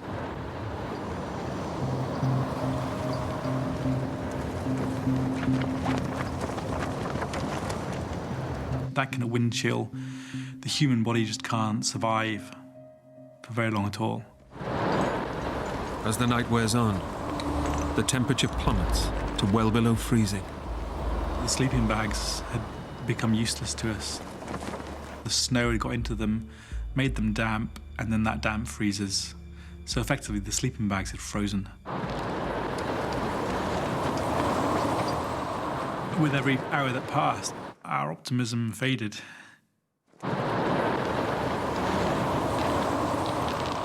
During that night, we did begin to lose that battle for survival. What hill are we on? What? Where are we? Jamie was becoming more and more confused. He didn't seem to know where we were anymore.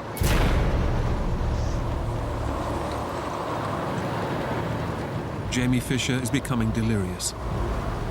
Gripped by hypothermia, his organs are starting to shut down, and not enough blood is reaching his brain. Come on, Jamie. You know where we are, Jamie. Tell me where we are. I don't know. I can't remember. Come on, Jamie. Come on, Jamie. Tell me where we are. Come on.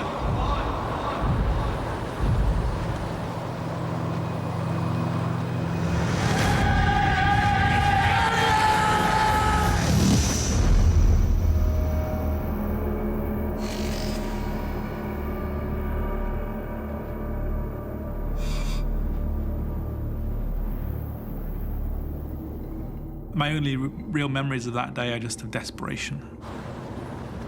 During the night, Jamie Fisher's sleeping bag has come loose. Knowing his friend needs every ounce of warmth, Jamie Andrew tries to zip it back up. I just pulled it in, and then I realized suddenly that I couldn't move my fingers.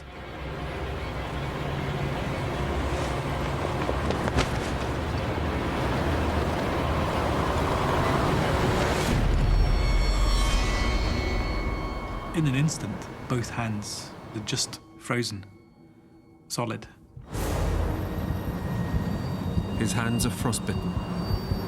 His blood and tissue have turned to ice and are irreparably damaged.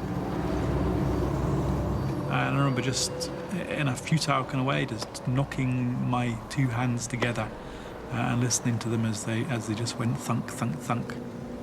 My hands were like pieces of frozen meat. As a mountaineer, one of your biggest fears is always going to be frostbite, because if your fingers freeze, you can't do anything for yourself. You're stuffed. Jamie is completely paralyzed.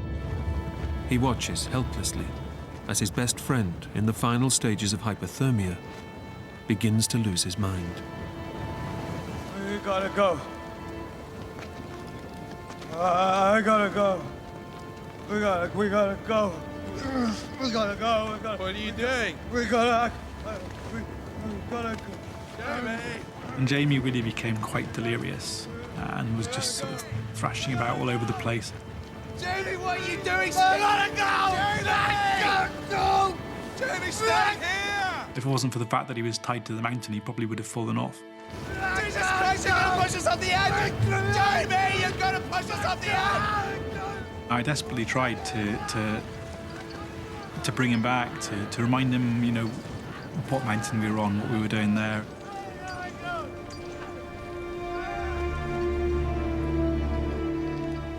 I soon realised that this hypothermia was taking him. And there was nothing I could do to stop it. After 5 days, battling to stay alive on the mountain, the two climbers are now just hours from death.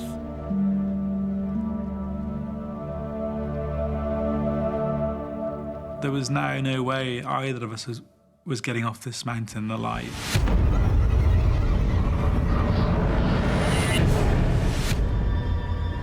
His hands and feet now solid blocks of ice. Jamie Andrew is helpless to do anything to save his best friend. Once Jamie's core temperature had dropped, his brain was no longer getting the oxygen it needed. Eventually, that deliriousness gave way to unconsciousness, and ultimately he just stopped moving altogether.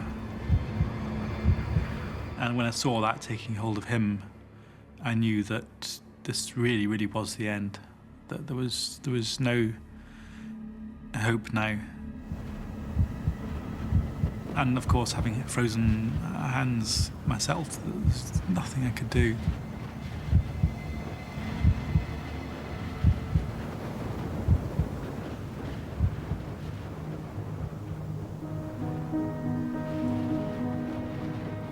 In the end, it was Jamie who went first, and I had to witness that.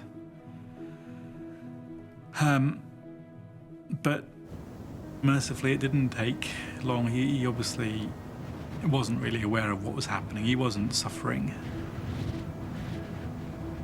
And I remember sitting there realising that this was the end. That it was the end for Jamie. It was the end for me too, that there was now no way either of us was getting off this mountain alive.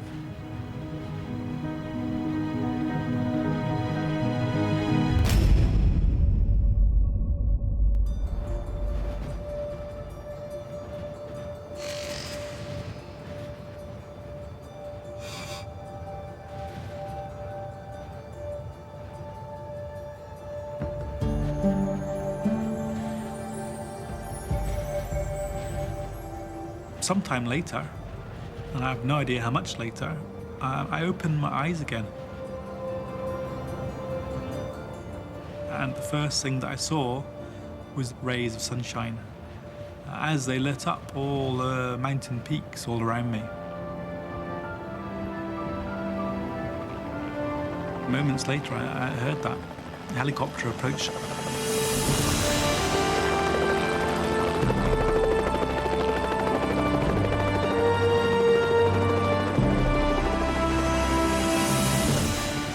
This time I knew that somehow they were going to rescue me. Somehow they were going to get me out of there.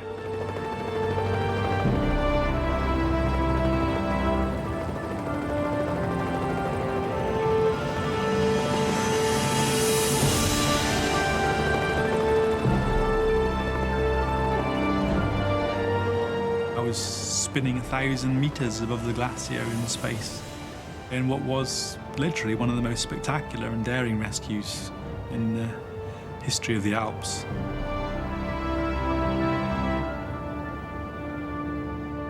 I knew that I'd made it. I'd been rescued and I was going to live. But the rescue had come too late for Jamie Fisher. His body was taken down from the mountain shortly afterwards. Jamie Andrew underwent surgery to save his life. Surgeons amputated his dead, frostbitten limbs, which were poisoning his blood.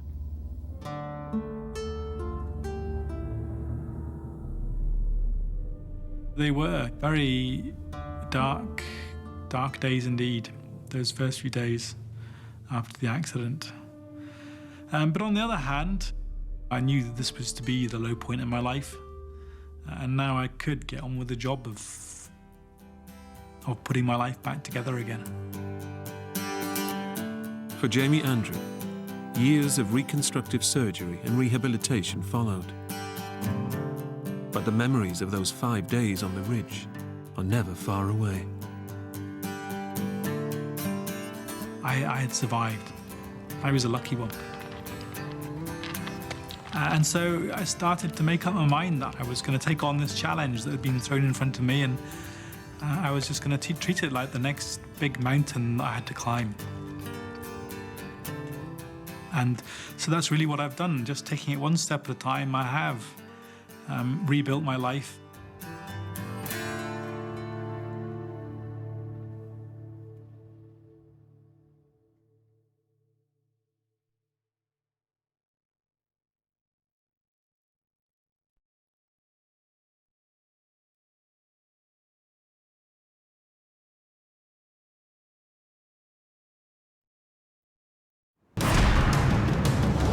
One man on a mission to prove he can survive alone in the wild. Woo! Caught in a vicious snowstorm, a fateful slip sends him plunging off a cliff. I don't know how far I fell. It had to be 30, 40 feet. You have no control. You just hope you land and survive. Trapped on a ledge with sheer cliffs above and below. I'm here! No one even knows he's missing. I thought, I can't stay here. I'll just dwindle and die. I didn't think I was gonna make it.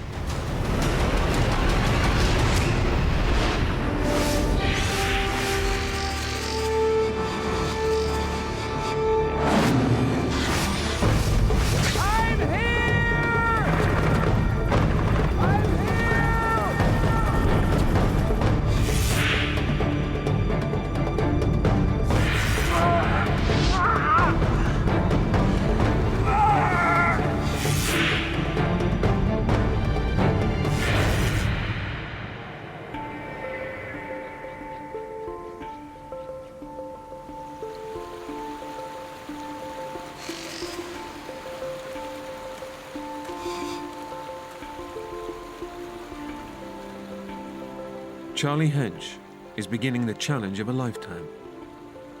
A solo hike in the Sierra Nevada mountains. With his 50th birthday approaching, he's out to prove he's still got what it takes to survive alone in the wilderness. I love the solitude. I love nature. I love the outdoors. It's something I always wanted to do.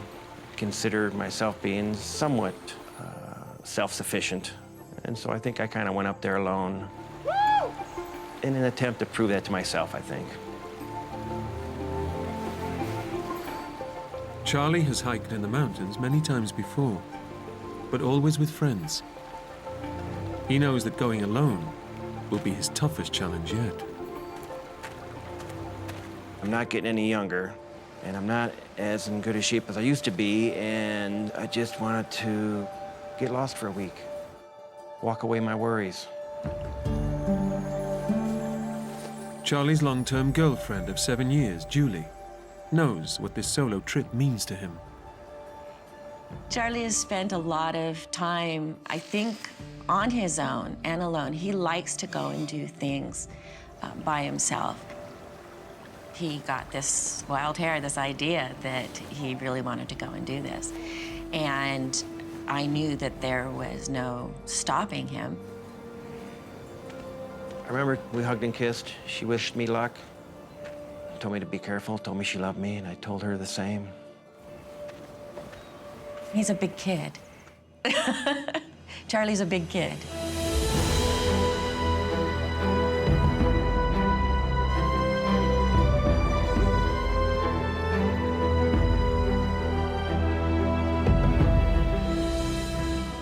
Charlie has planned a challenging route, a 30-mile circuit which he hopes to complete in just 5 days.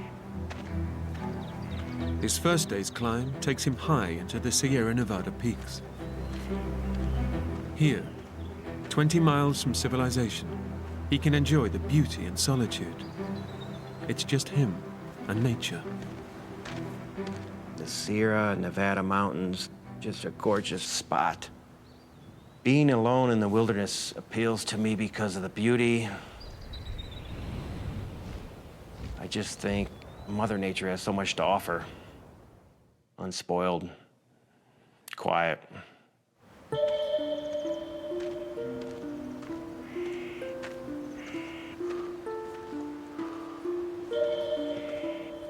As far as me going solo, Julie certainly had her concerns. I was concerned that maybe he wasn't in shape for this. He hadn't done a hike this length in a very long time. But Charlie makes good progress up the mountain. And after a grueling hike, he can reap the rewards of being self-sufficient. Part of the allure of going up there is fishing. You get high enough in the mountains and there's golden trout. Catching some fish and eating them that night. Nothing beats fresh fish. I felt real good that first day.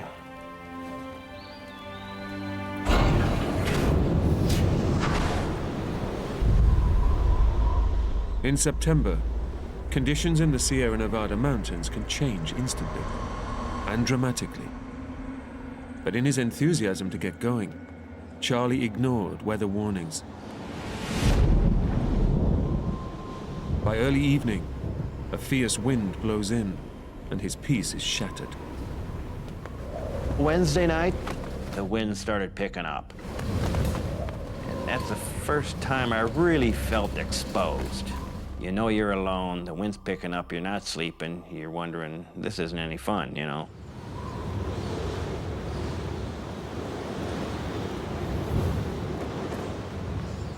I really became concerned for the first time Thursday when it really started to snow and the wind was just howling. The wind becomes a vicious snowstorm, and Charlie hunkers down for the night, hoping it will pass.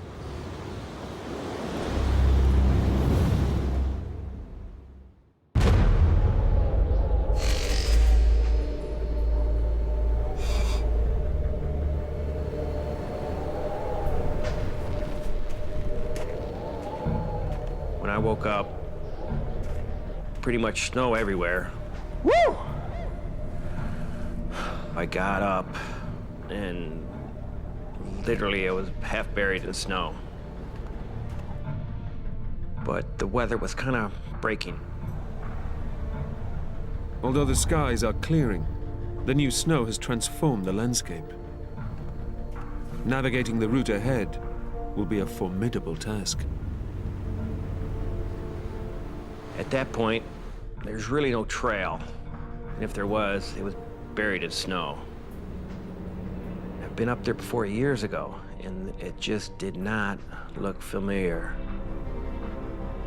For Charlie, this trip was to be the test of his ability to survive in the wild. But he now faces a difficult dilemma: to cut his trip short and head back down the mountain, or forge ahead with his original plan. I made the decision to continue. Get up and over the pass and get down the east side. The weather should be better down there, certainly. So I dug the snow out, packed everything up, headed up to the pass.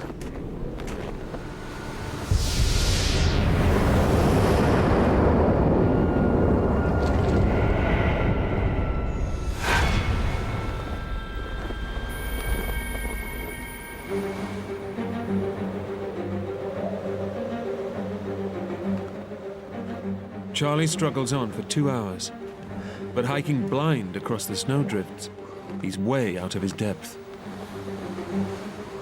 It was just very tough.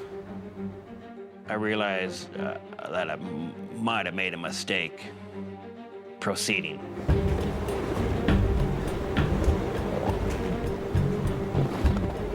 But my rationality tried to overtake me, and I told myself, you'll be okay.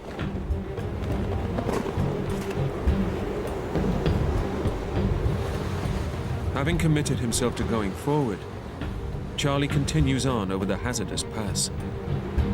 But here, the terrain is perilous, and now the weather takes another dramatic turn for the worse. It really started to snow, and the wind was just howling. It was just blowing in my face. Despite the worsening conditions, Charlie is determined to complete his ambitious hike. But as the raging blizzard intensifies, he starts to realize that he's in over his head. While I was thinking what to do, my face is getting all cold from the wind, and I remember just turning around with the wind at my back.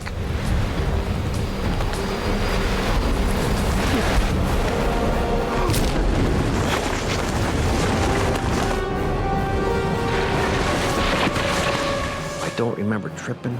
I don't remember flying through the air. I just remember I hit my head.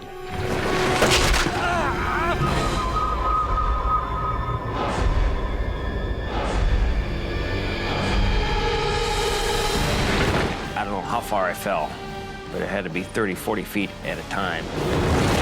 You have no control. You just hope you land and survive. Charlie helplessly plummets to certain death.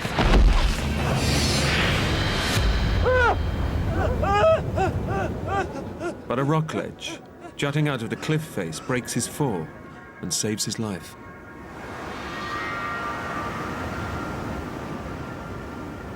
The ledge that I landed on was no more than maybe 6 feet deep and maybe 10 feet wide.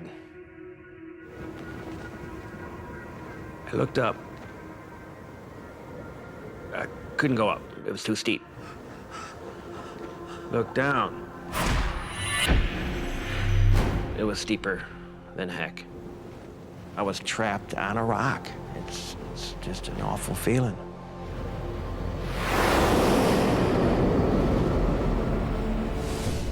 Teetering on the edge of a 500-foot drop, Charlie must literally cling on for his life.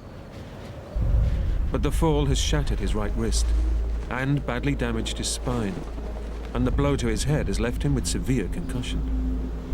Blasted by the freezing wind, his survival instincts kick in. Soon after, I was just overcome with the pain of my injuries. My whole right arm was just numb from pain. It immediately swelled up. And the right side of my head hurt like mad. I knew that the only way I had a chance to survive Charlie! is to get warm. So I wanted to get that tent up and get inside my bag and try and warm myself.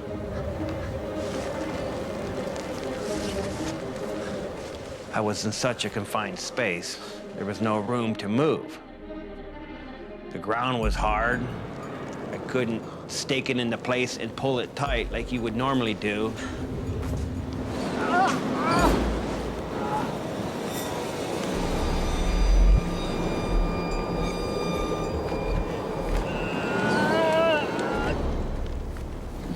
So I finally got in my bag and rubbed myself, tried to get warm and dry off. I distinctly remember, for one split second, realizing how lucky I was to survive.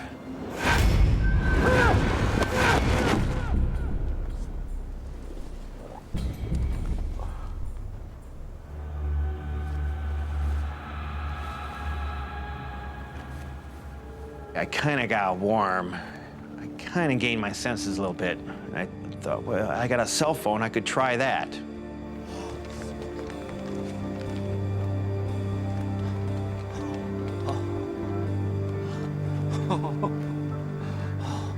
Okay.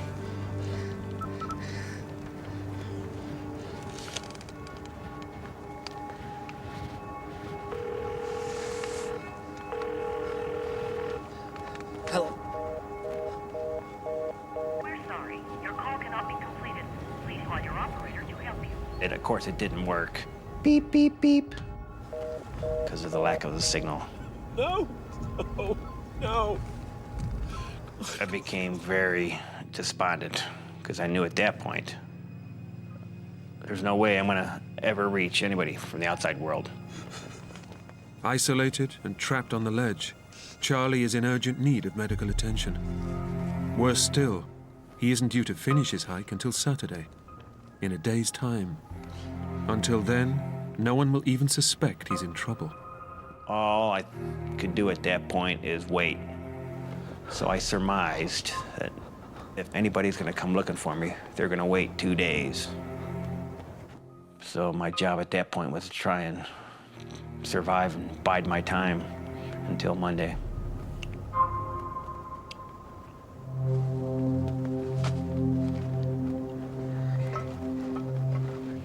But Charlie's food supplies are running dangerously low. He only has a handful of snacks left. I knew I had to kind of ration what little food I had left, which is mainly trail mix and granola bars. I was hungry all the time. Once his food supplies run out, Charlie knows he won't be able to last very long without help.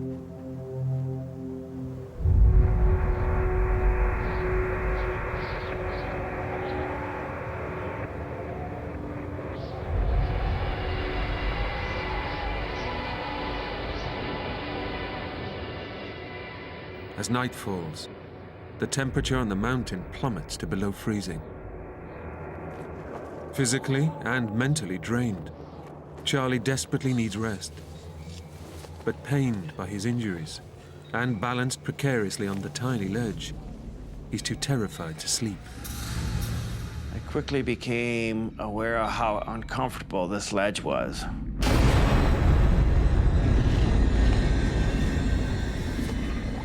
If I fell off the front, I would have tumbled several hundred feet.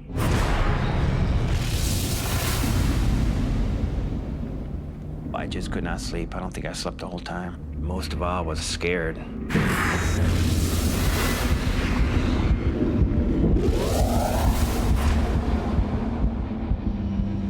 This solitude that I was so much craving turned into feeling alone. There's a big difference between those two. So I became very frustrated, very kind of angry at myself. And most of all, I was kind of scared about where I was and how in the heck am I ever gonna get out of here.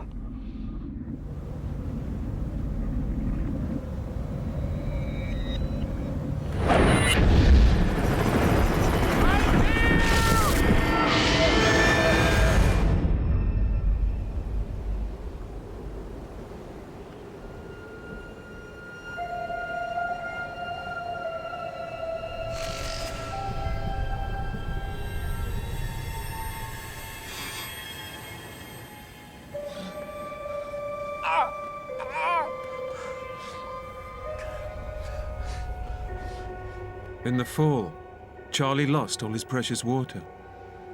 Without anything to drink, his condition will rapidly deteriorate. I was thirsty. I hadn't had a drink of water probably in, 10, 12 hours. And so it occurred to me, well, I could melt some snow.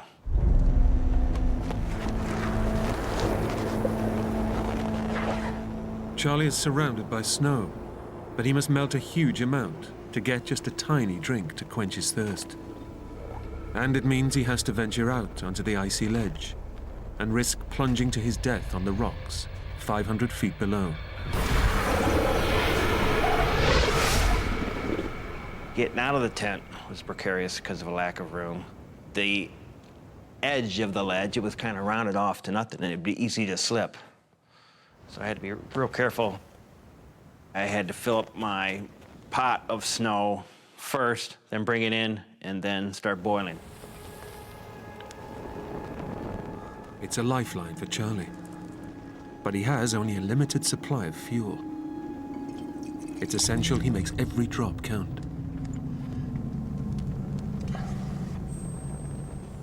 And you boil a pot full of snow, you only get about this much of water.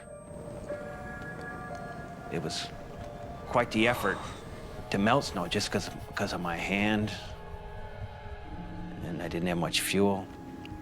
Once I did melt snow, that little bit of water sure tastes good. Charlie's meager water supply is enough to sustain him for now. But he will have to keep melting vast amounts of snow to stay alive. Back home, His girlfriend Julie is wondering if he has successfully completed his solo hike. Charlie was due to come out on Saturday. I was looking forward to seeing that, hearing from him and seeing that he'd made it out. But there's no sign of him at the agreed rendezvous point. I suspected that he was just delayed because of the weather and that he would be out soon. We didn't think it would be unreasonable to wait one more day. You know, maybe he needed an extra day to get through. And at that point, I really wasn't terribly concerned. For Charlie, this solo mountain hike was a self-imposed test before his 50th birthday. But his desire to push himself beyond his ability has left him facing the prospect of dying alone in a freezing wilderness. It was just unbelievably cold. You are just chilled to the bone, and it plays games with your head. You're almost on top of the world up there, and the wind was just howling. You're alone. I was really questioning my motives, my desire about being up there.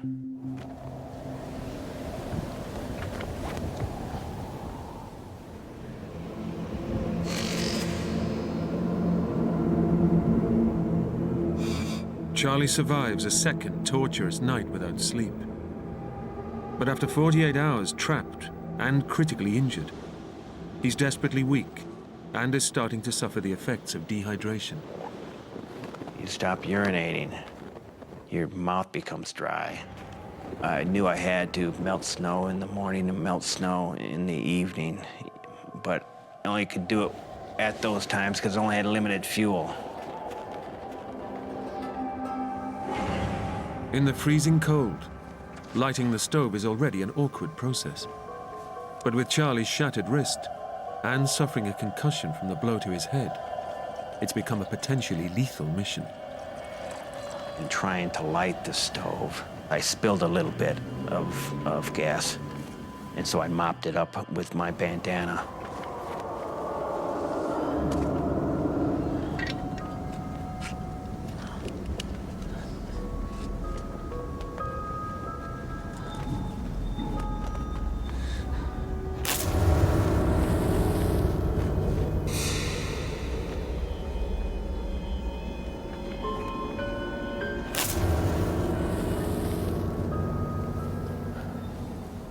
When I finally did light the stove, the gas beneath lit on fire.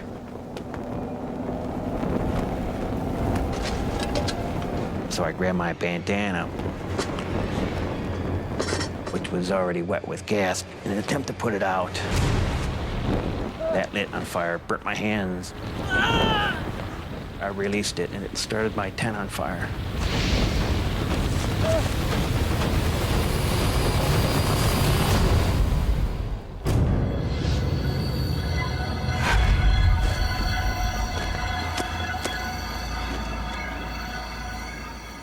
The fire has burnt the last of his fuel. His only way to produce water trapped on a tiny ledge, hundreds of feet high on a sheer rock face.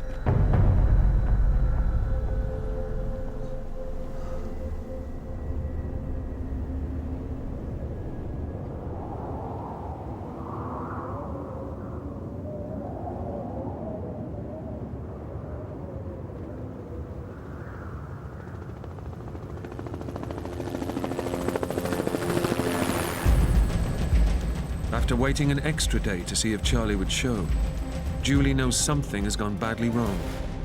She alerts the police, and a search has begun. There was a group of over 20 people geared up and ready to go. 3 helicopters, a dog team. I felt worried for him, wondering, did he fall? Did he get hurt? I was very concerned about his food and water situation. Being that he had only planned for so many days, I was completely consumed. That was all I was interested in, was finding Charlie.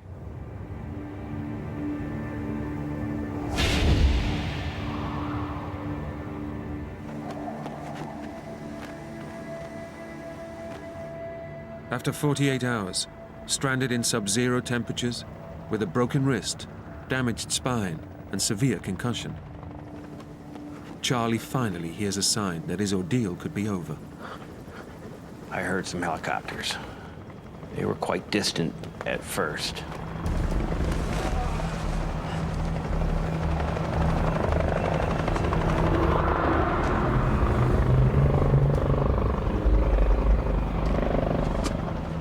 But then they became louder and louder.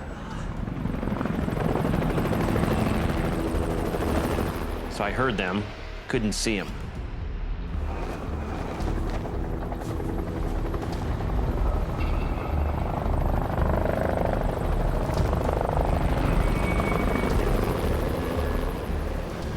And they became louder and louder.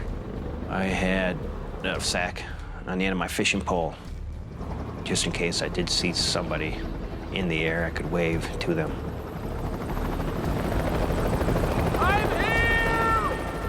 But from the air, Charlie is a mere speck in a vast mountain range.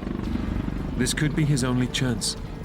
Despite the pain of his damaged back, it's vital he makes himself visible. I shouted, but it was useless because it's so vast out there. I'm here! I'm here! The whole time I just sat outside, hoping to spot them or they would spot me, but I did not see any helicopters. I'm here! The sound of rotor blades is tantalizingly close. But hours pass, and Charlie catches no sight of an aerial rescue. It just felt awful. I was on the face of this one steep mountain. They were on the backside. I know I'm not gonna see anybody, so I was really concerned and scared. It's a bitter disappointment. Alone and helpless, Charlie can do no more than hope he survives a third freezing night, trapped on the ledge.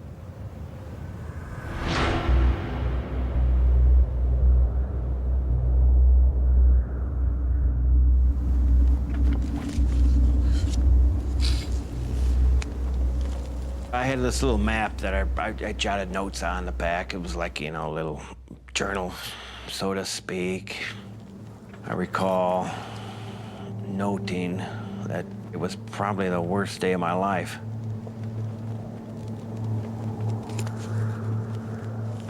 I started thinking about being home, being with Julie.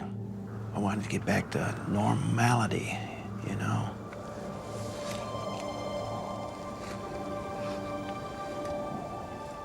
My focus was wondering what he was going through and how he was feeling.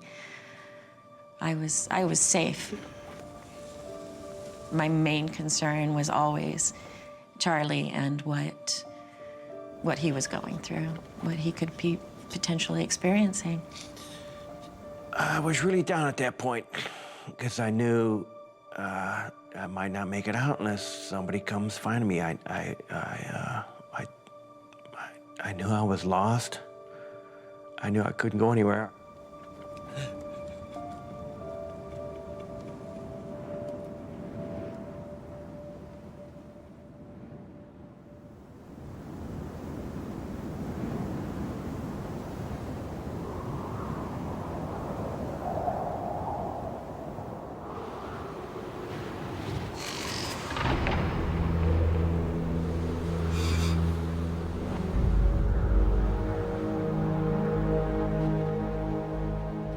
Charlie Hedge has been trapped on a rock ledge for 3 days.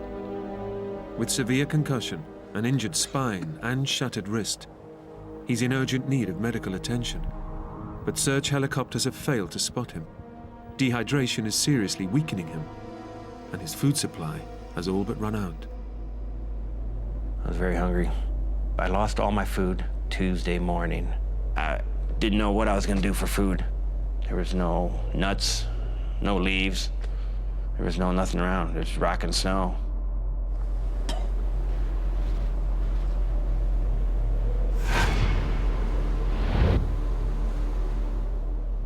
starving to death at that point became certainly a possibility. It was a desperate feeling.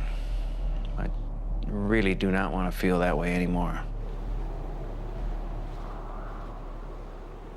The whole ordeal was just extremely terrorizing. I was scared. I was in a lot of pain. I was feeling alone.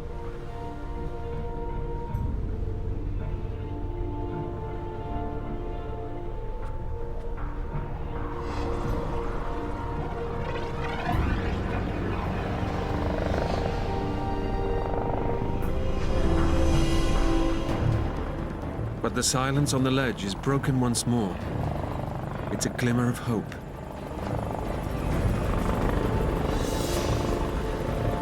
Over here! I heard the helicopters come back. It was so loud, I knew they were so close. I knew they were just up over the ridge.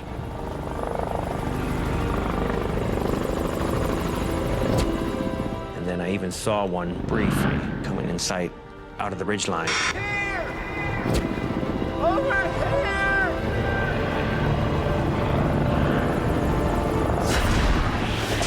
And disappeared real quick.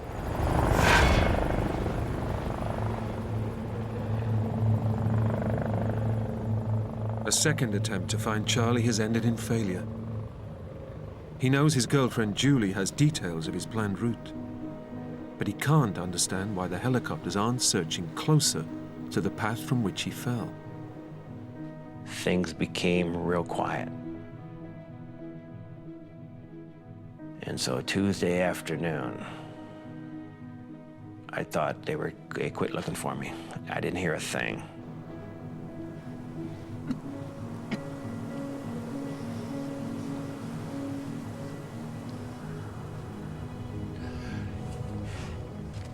The helicopters fly on without spotting Charlie. He turns again to writing his journal on the back of his map.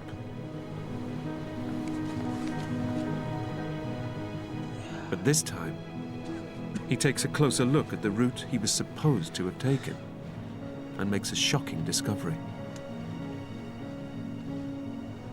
I finally realized, looking at that, looking at the geological features out in front of me, I realized that I went over the wrong pass.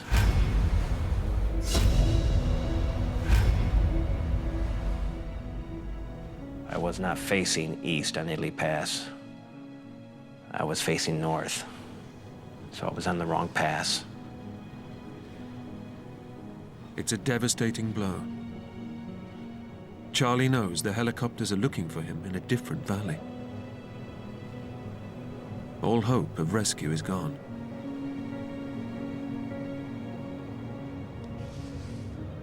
Realizing that, thinking that they quit looking for me, I thought I had to, I can't stay here. I'll dwindle and die. Charlie faces his fourth night on the mountain. Without food or water, he knows he can't survive another day, and there's little chance of rescue. It's life or death, but can he save himself? I was certain that they stopped looking for me. And so what am I gonna do now? I thought, I'm gonna have to try and get out by myself.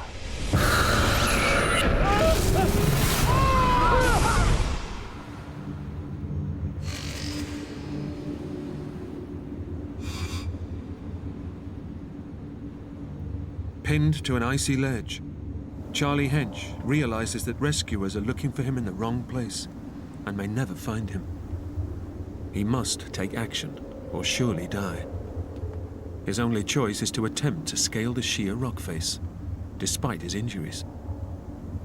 I went into panic mode, thinking, if I'm gonna survive this, I gotta try and get out. I knew I couldn't go down. It was out of the question. And I kind of surveyed the landscape above me. And I said, I'll try this way, up and to the left. as I face the mountain. But with a badly damaged spine and broken wrist, every inch Charlie climbs is agony. My hand is broken, so it's most difficult. You're kind of hugging these rocks one-handed. It was just very tough.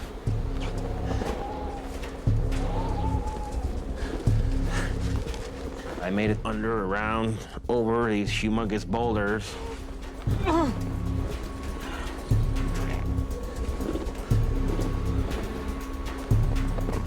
I scrambled over, 3 or 4 rocks. And then just, I couldn't go up anymore.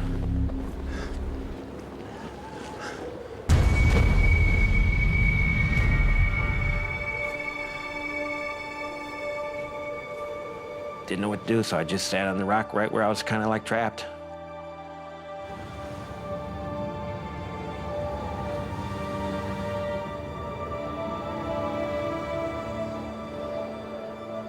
I was trapped on an even smaller rock, and I thought I couldn't go down, couldn't go up. I was literally stuck even in a worse spot. And it was early evening, and so I didn't know what to do. And so I made the decision, well, I'm just gonna stay here. What else can I do? Charlie's shattered wrist and weakness from dehydration make scaling the near-vertical cliff face impossible. Away from the shelter of his tent, he is now totally exposed to the icy wind, and the temperature plummets. It was just so uncomfortable. Not only could you not sleep, but you're just uncomfortable in the position you were. And I thought it was, I didn't think I was gonna make it. A, I was so uncomfortable. B, they stopped looking for me. So I just laid awake all night, looked at the moon.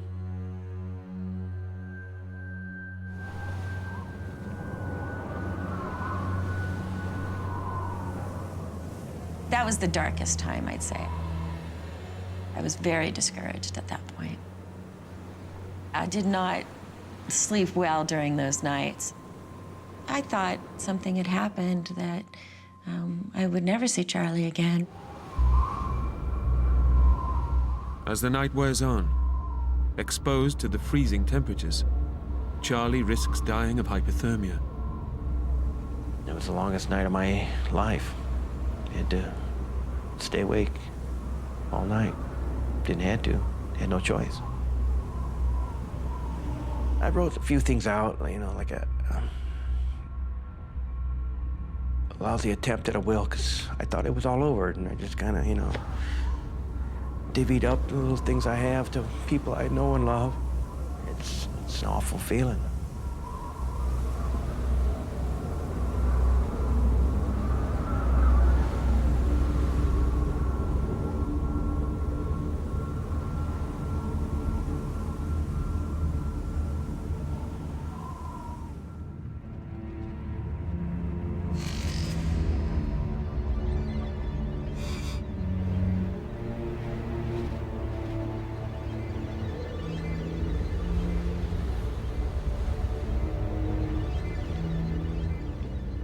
Against the odds, Charlie survives the bitter night. But the ordeal has taken its toll. I was not going to spend any more time on this rock, and so I chose the lesser evils, which was the ledge. And I'm looking forward to climbing back in my bag, and I was gonna write some last words. So I scrambled my way back down. It took me 20 or 30 minutes with one arm and 2 feet and hoping for the best.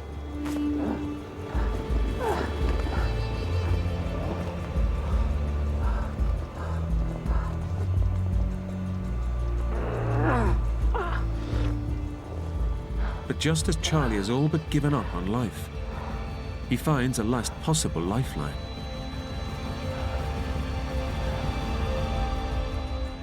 I'm thinking maybe I could start a fire. It never occurred to me to start a friggin' fire.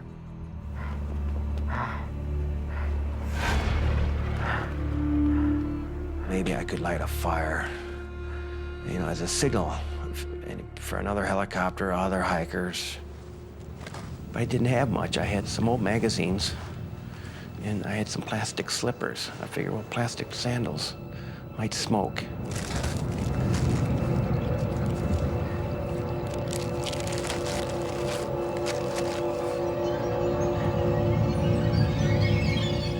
But I had like 3-4 matches left. My hands were just all torn up. My wrist was broken, so I think I tried to strike him with my left hand. First match, you know, lit and wouldn't light the paper. Second match got wet because my fingers were so wet to begin with.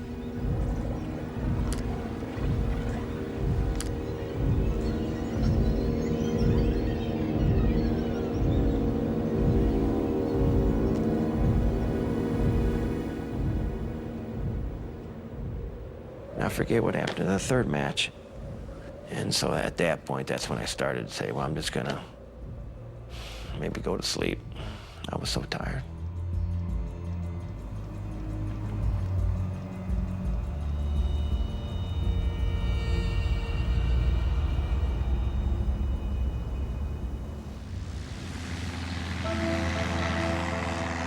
Back home, Charlie's friend, Dave Gra, is growing more concerned about the failure to find his buddy. As a trained pilot, he decides he needs to get involved in the search and try to save his friend. Tuesday night, I think I woke up several times during the night and couldn't help but think of Charlie and thought that, well, I need to do something. 35 years earlier, Dave's brother got lost in a storm hiking the same trail that Charlie has been following. He has a hunch that the helicopters have been looking in the wrong valley. I was thinking about my brother's accident. If it's snowing or windy or something like that, it can be downright dangerous. It can be fairly easy to get lost. So I had to climb very, very hard and still had to probably circle around a bit to get up over the mountains. Look down and try to scour the rocks for someone that might be stuck there. But this aerial search also ends in failure. I couldn't help but be disappointed that he wasn't there. I wasn't going to find him, and that probably was not good given the weather and the time that had gone by.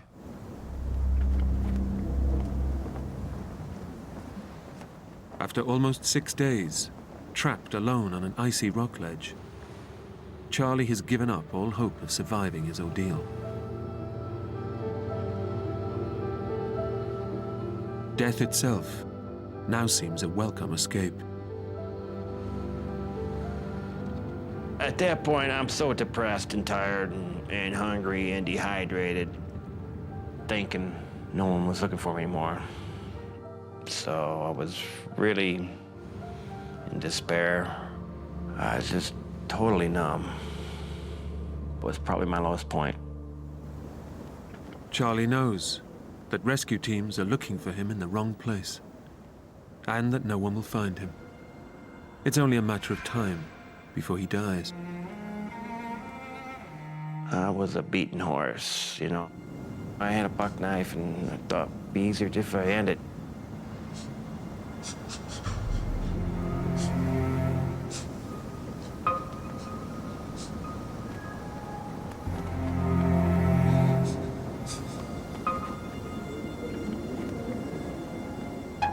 I never would have done that. I got too many friends that love me, and I love life too much. That's no way to go for a man like me.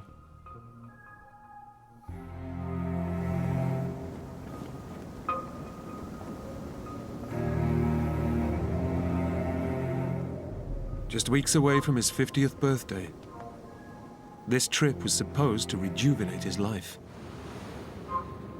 Now, Charlie waits for a slow, agonizing death.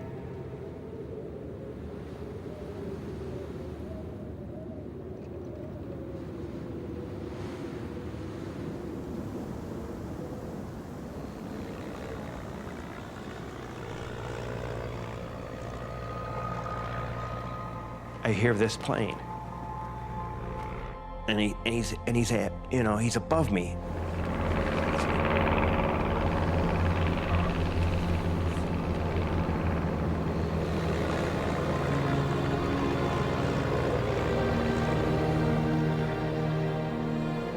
This guy is, you know, almost at my sight. And so I got my fishing pole with my stuff sack on, and I'm waving it. I'm here. And then he goes by, and I wasn't sure he saw me.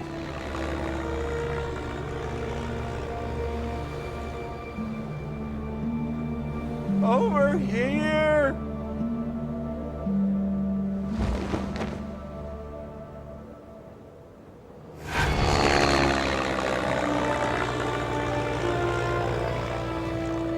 So then he turns around, he comes like right toward me again.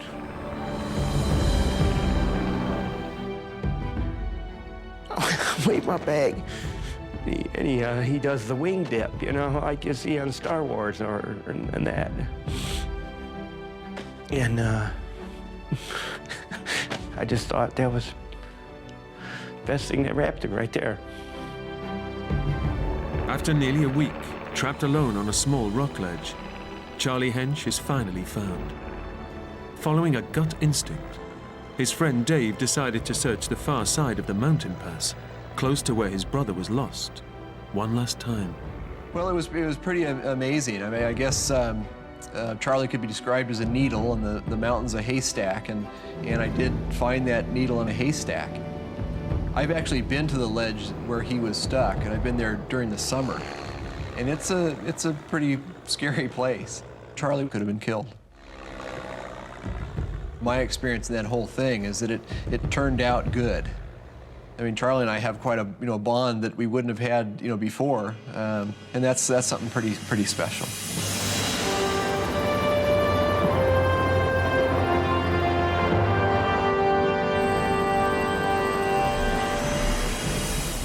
When we got the call that they found Charlie, I mean, it was pure just elation. We both just fell apart, and you could just hear it in his voice that it was pretty traumatic. So I was just very thankful. He's a survivor. That's just, he's a tough guy. Charlie received emergency treatment for his broken wrist, lower spine, and head injuries. And when he returned home, was welcomed like a hero. I finally got back to town and saw Julie. I was just thrilled, because she's a big part of my life. And I was just very happy to see her. It was just the little things that kept me alive, that I wanted to return to, that I love so much.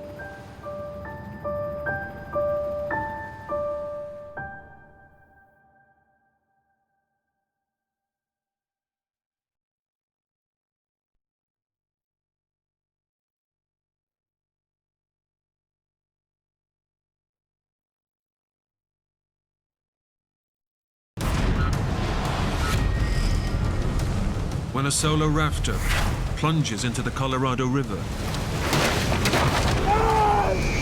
I remember looking down at the water and going, uh-oh, we're in big trouble now.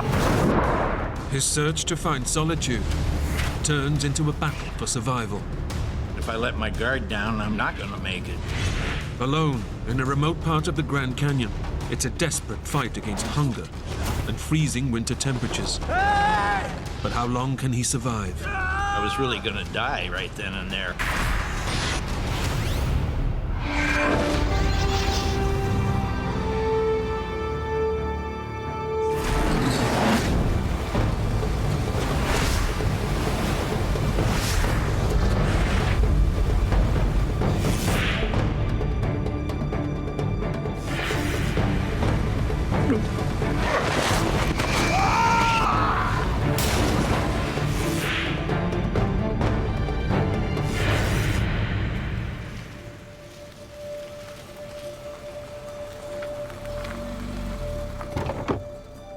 David Whittlesey is about to head off on an epic journey down the Colorado River.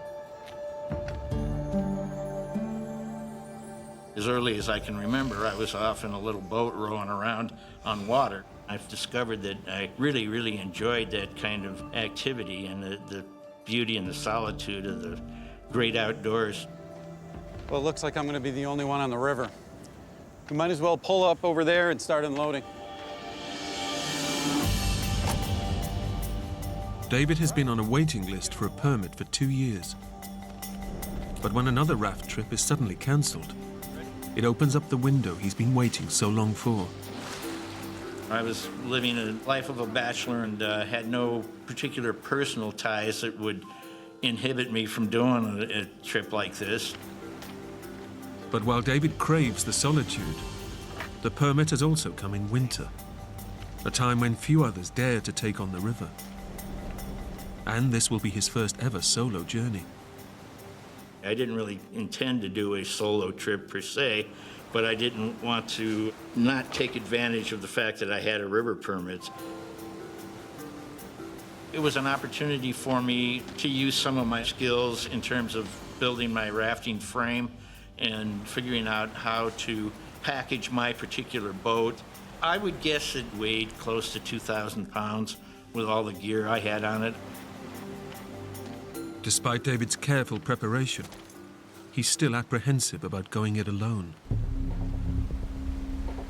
I do remember when I first shoved off from Lee's Ferry, I really was quite nervous at the time. My primary trepidation had to do with the fact that I was going to be by myself entirely. As far as cell phones, you might as well forget those. They don't even work in the Grand Canyon. With no means of communication if he gets into trouble, David's only backup is for his friend to raise the alarm should he fail to return as planned. My parting words were, Hey, if I'm not at Pierce Ferry when you get there, call for help, because it means something went wrong.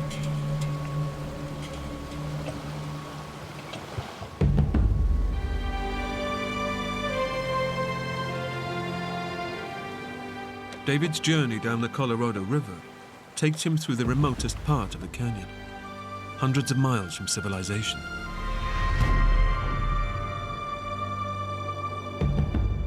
The journey of nearly 300 miles goes without a hitch, and he soon forgets his earlier apprehension.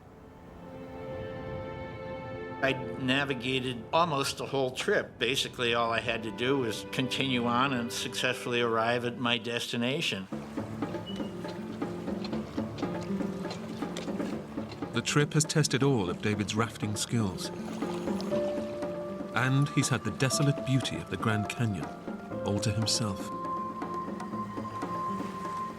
There is no place quite like the Grand Canyon. You're a mile below the normal surface that we walk around on, and there's rocks exposed that are millions of years old. I mean, the beauty of it is just, it's very difficult to put into words. As one of the few people willing to brave the freezing winter conditions, he's found the extreme solitude he was looking for. The silence is unbelievable. I just find it, you know, the solitude down there is just entire, complete.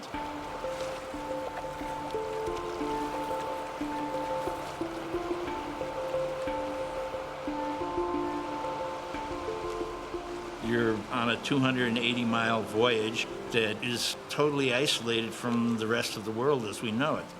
Once you're there, you're on your own.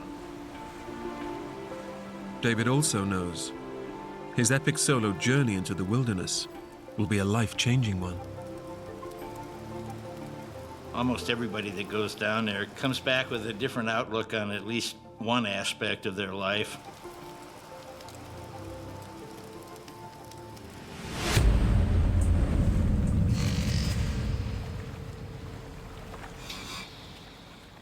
David has just 3 days left of his month-long trip through the canyon. At that point, I'd done 100 and some rapids successfully without flipping or finding myself thrown out of the boat. But now, he must face the one part of the trip he's been dreading. the most dangerous rapids on the entire river. Lava Falls. You can hear lava falls long before you get to it. The tension kind of builds the closer you get to it and the noisier it gets.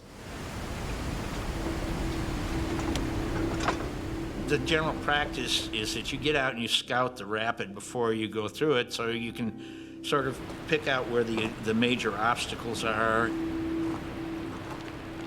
Every set of rapids on the river has been rated for difficulty. In the Grand Canyon, they have a rating system based on 1 to 10. Lava Falls is a 10. It's a true measure of a boatman.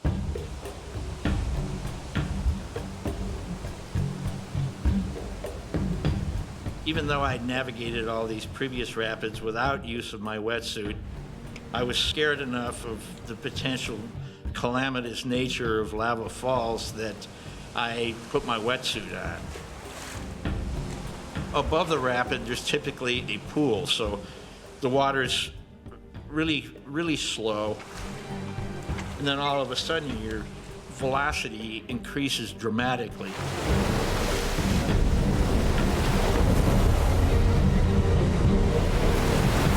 The sense of acceleration can be disorienting in and of itself.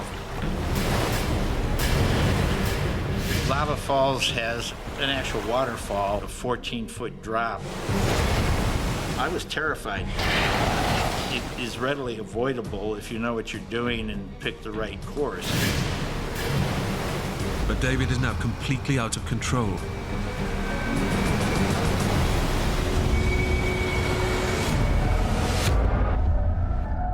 I can remember very vividly my boat turning vertical and nosing straight down the falls.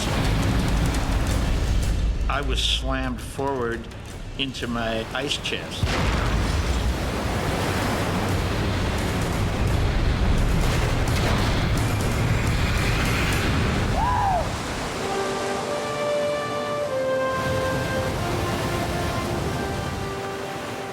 The boat, for reasons which I still cannot figure out today, bounced back upwards, even though my boat by then was entirely filled with water. It was upright and I was still in it and we were still floating. I was thrilled. I figured I was home free.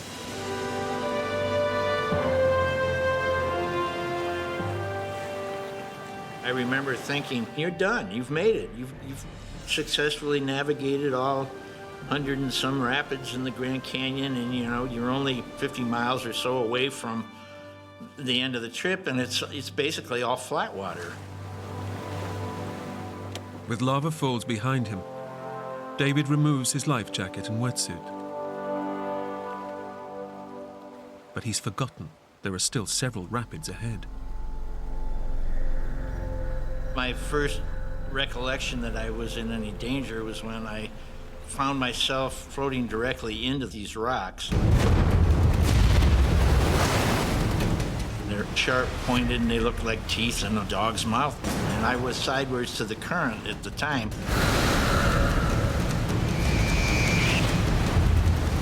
I knew that was something I really did not want to allow to happen. I did take a powerful stroke with my upstream oar in an attempt to pivot the boat around the rocks.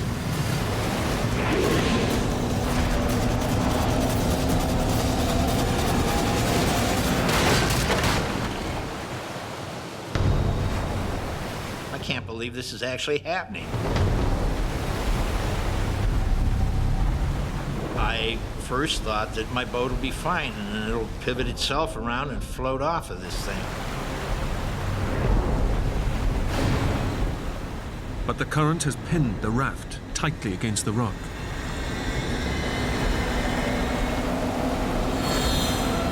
And before I know it, the boat shot up in the air. I was just totally stunned. How can the river be that powerful to shoot this 2,000-pound raft up in the air? I remember, looking down at the water and going, uh-oh, we're in big trouble now.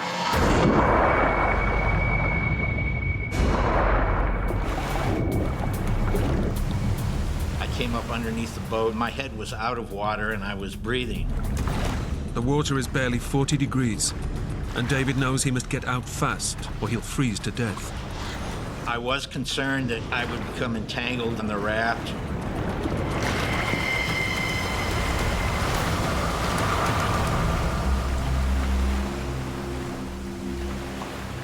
I'm wet and I'm cold, and I'm with an upside-down raft.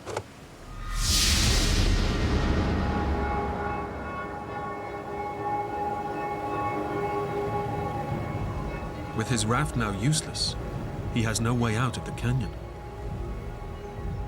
His only option is to turn it back upright. But with the raft weighing 2,000 pounds, that's going to take all his ingenuity. I wasn't going to be able to just get underneath the raft and push it up and over.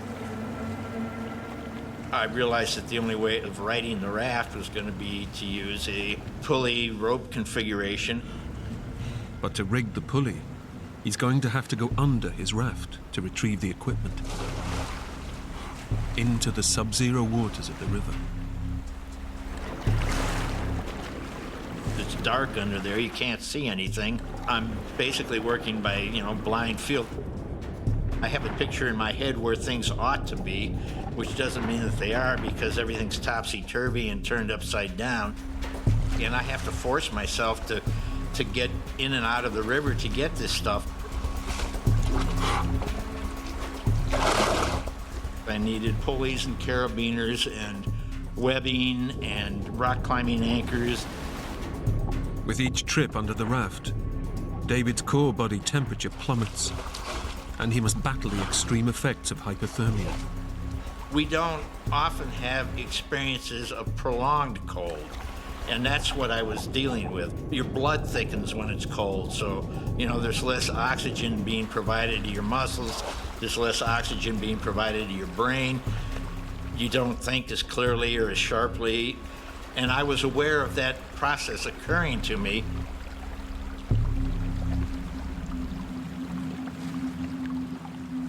It takes David more than an hour to rescue the necessary gear.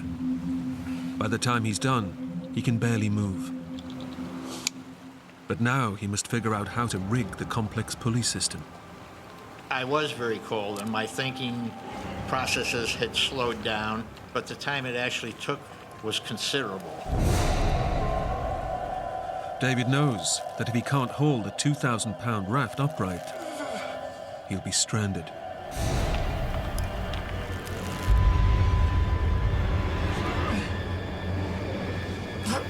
I didn't even get it close to upright. One of the anchors let loose, came zinging by my head.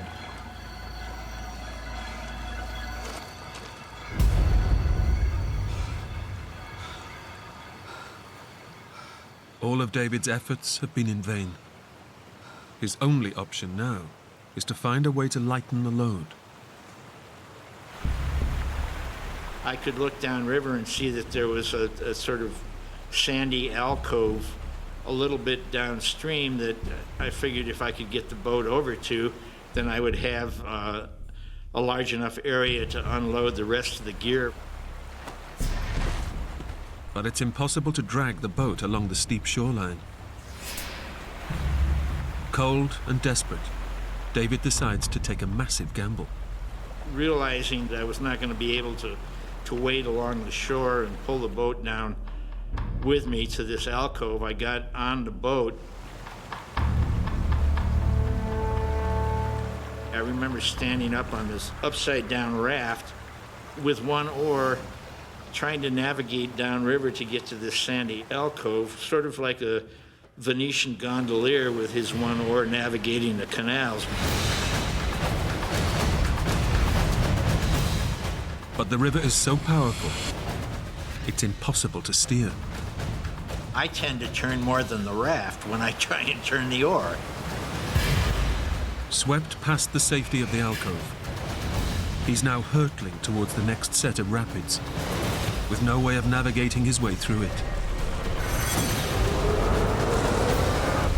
There's literally nothing to hang on to. There are no handholds, no toe holds, nothing.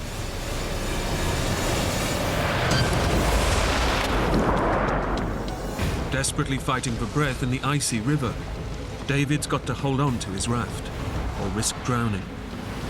I managed to grab the lifeline around the boat. But the powerful current drags him and the raft into huge underwater rocks. It floated up onto the rocks and dragged me over the rocks with the boat.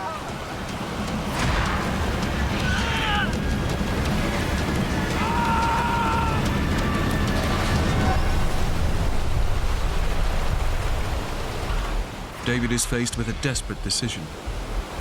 If he keeps hold of his boat, he'll be smashed into the rocks. If he lets go, he'll lose everything. My thinking was, if I don't get out of this river, it's going to kill you.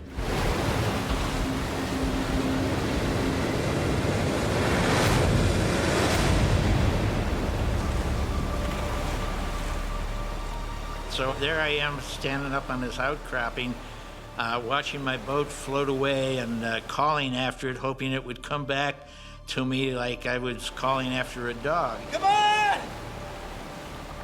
I was frightened.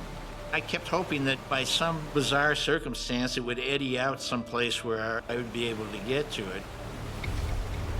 And once it disappeared from view, I just go, you know, good God, what am I into now? I realized I was in a pretty serious predicament. There's not even a spot to sit comfortably, much less do anything else. I started, you know, seriously considering what my options were. You know, do you want to try and hike out of the canyon? Just what are your options? Trapped at the bottom of steep cliffs, David can see no option but to try to scale the sheer rock wall to safety.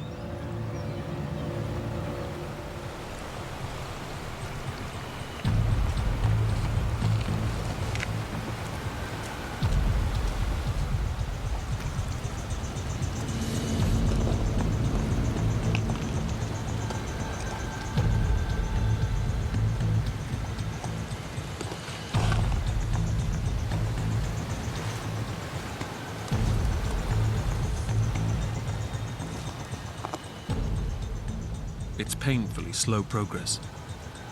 After an hour, he's still only 30 feet above the river.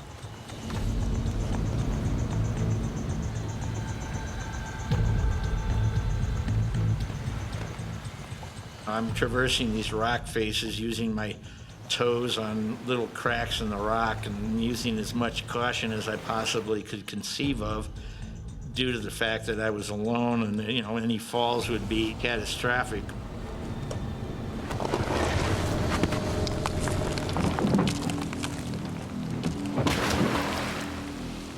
But the higher he climbs, the more unstable the rock face becomes.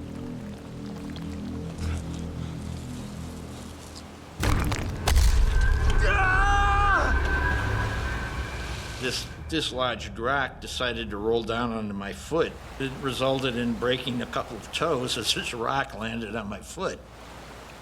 There wasn't anything I could do about it at the time. Climbing upwards is agony, but the cliff face is too steep to descend. So he has no option but to keep going.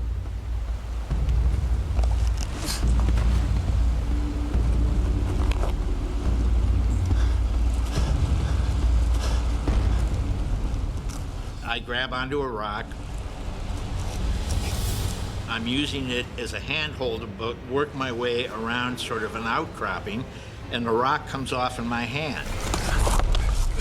And then I sort of teetered there for a few seconds, minutes, hours, days, lifetimes, who knows. I lost my balance and fell over completely backwards, sliding head first on my back across this rock face, thinking, you're dead. This is it. My life jacket caught on something. It flipped me completely over in a backward somersault. I hit my chin on something hard enough to break 4 teeth, knocked myself entirely unconscious.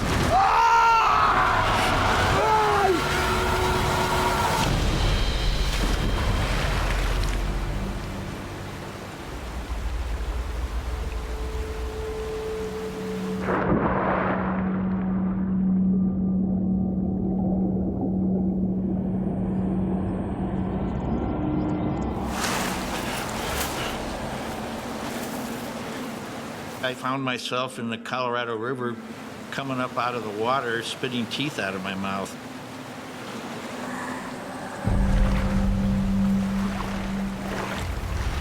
I could see another sandy spot further downstream from me. I'd say a half a mile down from where I was. I knew that just getting myself into this alcove that I could see was going to be a challenge.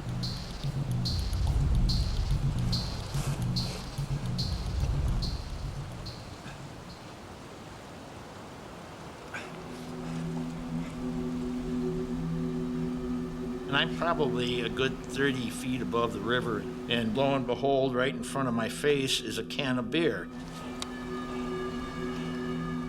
The beer can is the first sign of life he's seen in over 20 days.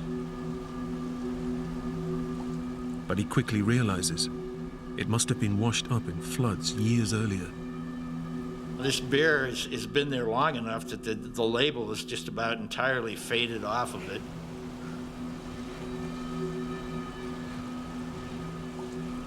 Having lost all of his supplies, David knows it could provide a valuable source of energy.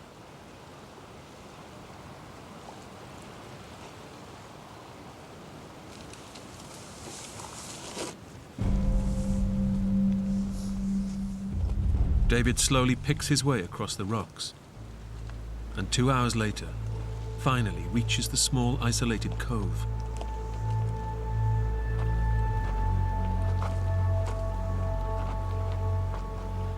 By the time I had actually gotten down to the sandy alcove, I'd pretty much dried out and warmed up just from exertion. Only now does David realize the enormity of his situation. His quest for solitude brought him to the heart of the Grand Canyon. But it's now left him utterly alone, in winter, when he's unlikely to see anyone for months.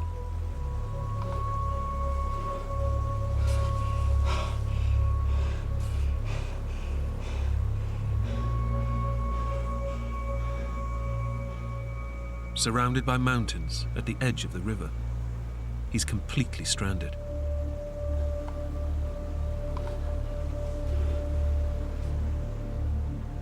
He's lost everything. He has no food, shelter, or warm clothing. And David knows he now faces a freezing night ahead. I was getting down into the 40s at night. I was aware that the most immediate threat to my health and sanity was going to be hypothermia. With no way to call for help, and all his tools and equipment lost, David knows he must rely on himself and his ingenuity if he's to stay alive.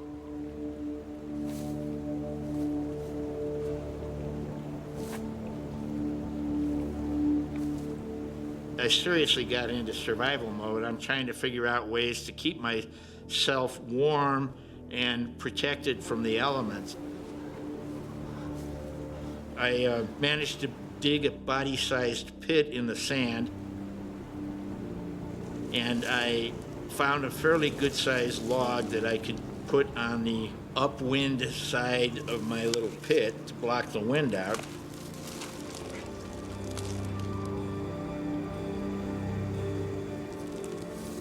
I spent the rest of the afternoon gathering up a gigantic mound of dried grasses. And I lined my little pit in that and built myself a nest, not unlike a bird's nest, basically. I did happen to have a propane lighter in my pocket, and I did manage to get, a fire going as the sun went down.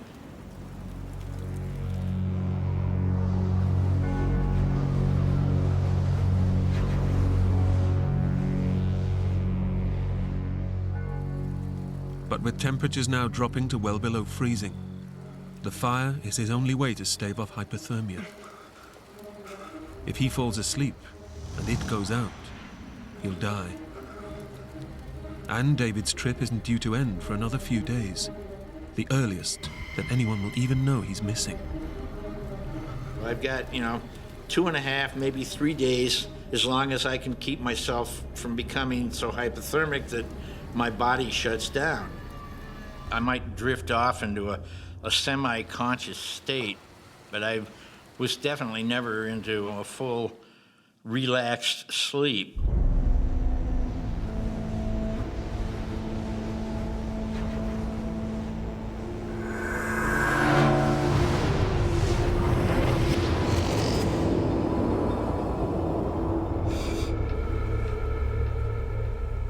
David survives the night, but by morning, he can hardly move. I was very cold, and my thinking processes had slowed down. My movement and physical activity had slowed down.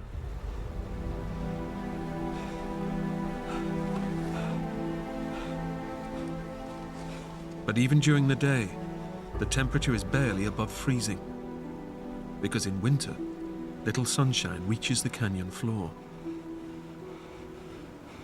I had 2 hours of direct sunlight during the day, and I would follow the sun around and stay in it as much as I possibly could, just for the warmth and the comfort.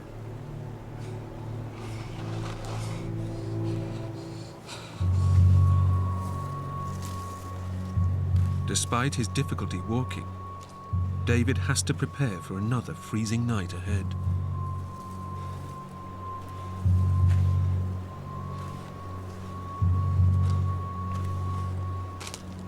I would have to gather driftwood for the upcoming night so that I would have wood to burn. I didn't burn it during the day. I didn't have enough wood to just, have an unlimited fire.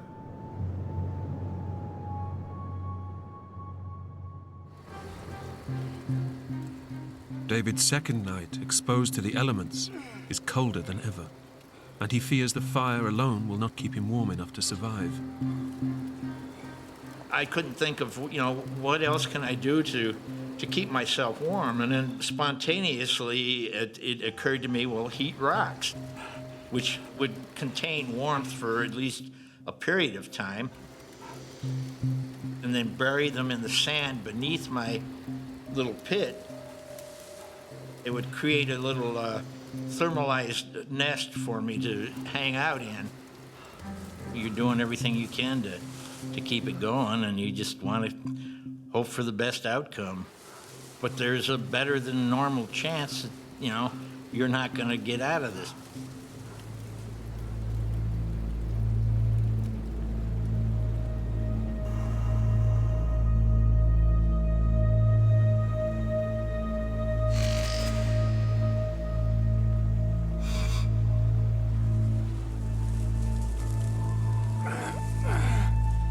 David manages to survive a second night. But it's now almost 3 days since he last ate any solid food, and he's getting weaker.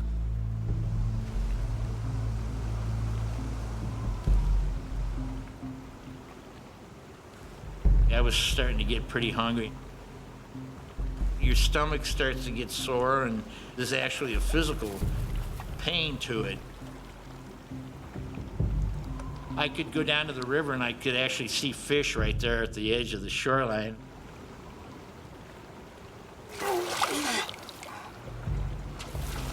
I tried to devise various different methods of, grabbing them or killing them. I found a stick and tried spearing them. With absolutely no success whatsoever.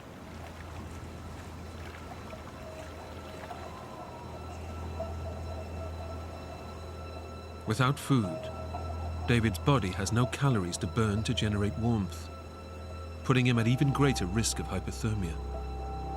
He needs to keep moving, but fatigue finally overwhelms him.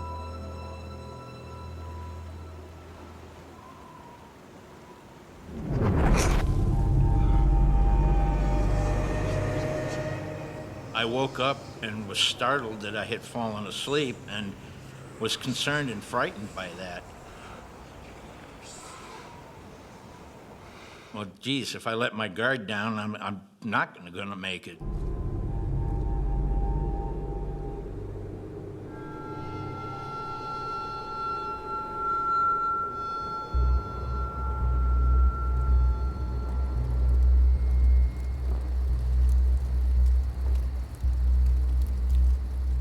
As he faces his third night out in the canyon, the desire to sleep is overwhelming.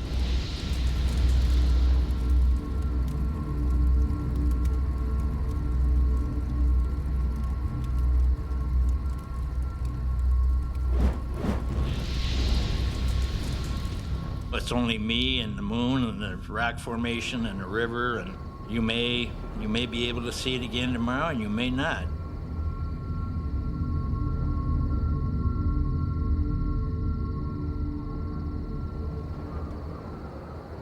I really was feeling, really dejected and wondering why I ended up in this situation to begin with.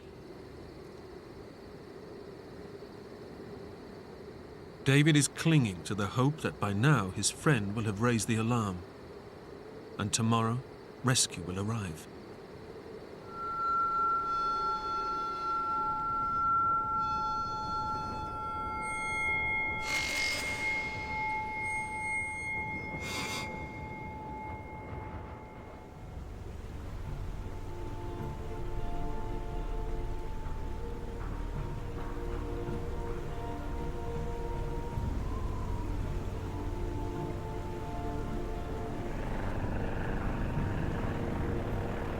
After 4 days fighting to stay alive, it seems a search party has finally come looking for him. I jumped up and down and waved my arms. Help! Hey! You're looking at this plane, and you can clearly see it. Hey!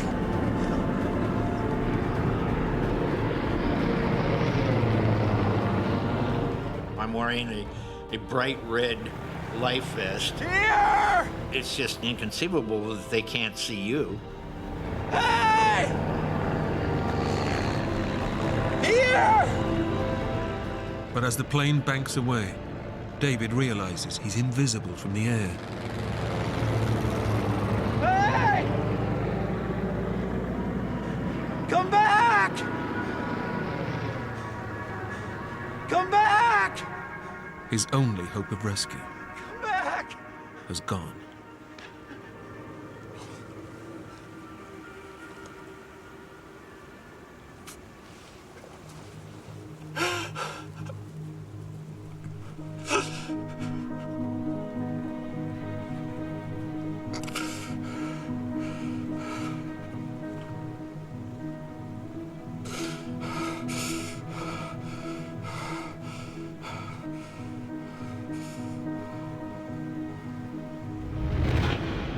As he prepares for a fourth night, David knows he's in desperate trouble. I was getting to be pretty depressed. And I realized that, something had not happened the way it was supposed to.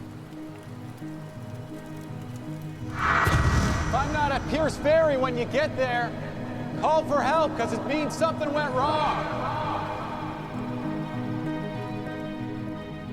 David is unaware that his friend has assumed he's just extended his trip. No one is even out looking for him.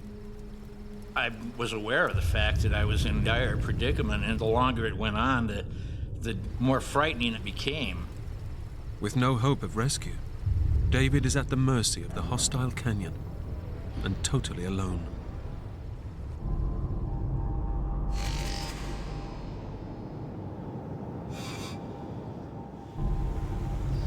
For 4 days, David has clung to the hope that his friend will raise the alarm. But he now realizes that no one is looking for him. The mental battle was probably harder than the physical battle, keeping myself from allowing myself to believe that I was really going to die right then and there. David is determined to dig deep. I'm laying there doing nothing, and you can't just sit here and do nothing. You got to try something. I wasn't going to give up and say to hell with it. But by now, his physical condition has deteriorated so far, he can barely stand. My feet by then were just totally trashed, and it was very difficult for me to walk anywhere at all.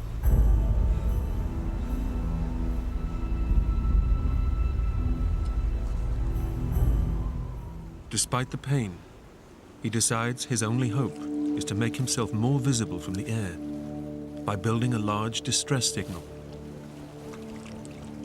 But that means shifting hundreds of rocks from the water's edge. All of the rocks were down in this drainage, so I'd have to, go down there and grab up 1 or 2 rocks or whatever I felt that I could carry, and then drag them back up on this hillside. It's an agonizingly slow and painful process.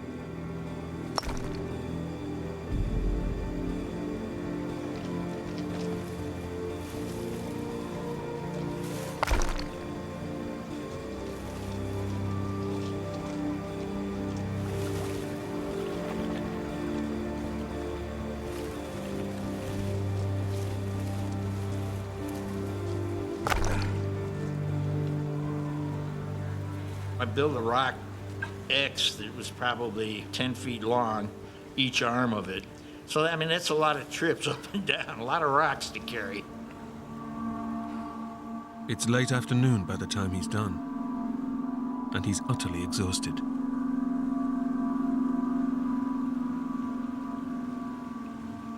It's 3 days since he last ate anything. He's now so weak, he's desperate for energy. As every barfly knows, there's a sandwich worth of calories in every can of beer.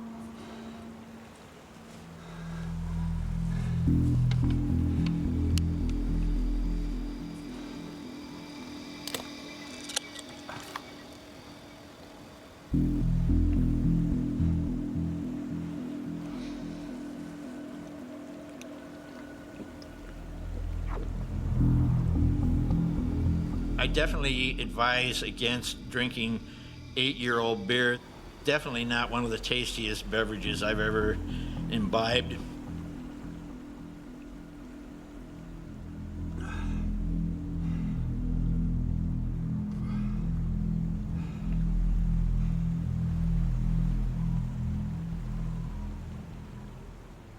Despite his exhaustion and hunger, he can't afford to rest. The temperature is dropping fast, and he's running out of firewood. I started gathering the stuff that was closest to where I was, and then every day I'd get a little bit further away, so I'd have to spend more time gathering it up and getting it there. Obviously, you're becoming weaker and weaker all the time, and it becomes more difficult to do the things that you did the day before.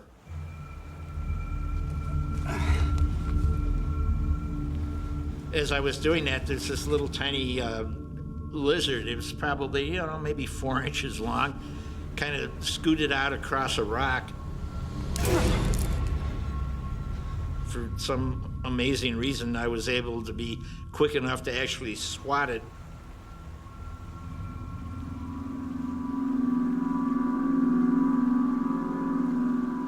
I kind of broke it in half and swallowed it down.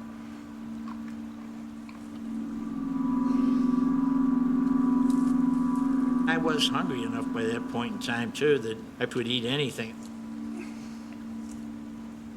I was feeling that since I have no idea how long I'm going to have to do this, any nutrition I can get whatsoever is going to be better than none. You served a good cause.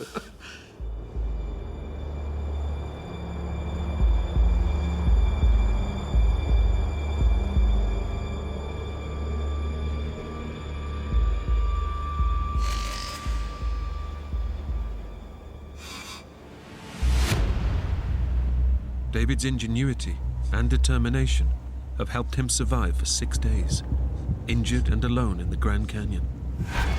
He expected to be rescued days ago. But now the hostile winter conditions have taken a terrible toll on his body. and he's beginning to lose his mind. I had all kinds of wild fantasies occurring, you know.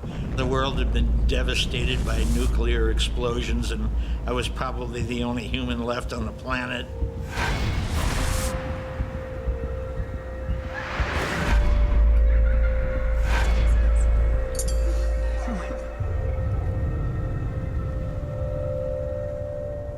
Particular incidents or scenes out of my past history would come to the surface of my consciousness. Hey!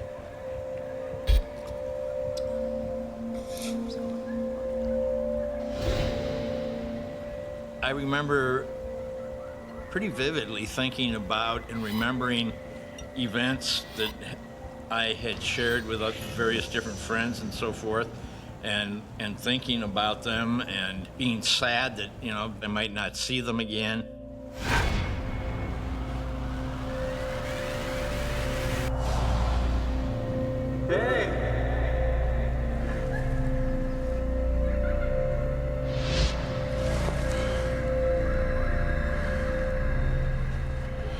Now too weak to gather wood or maintain his fire, David's core body temperature is dropping rapidly. He's losing his battle with hypothermia.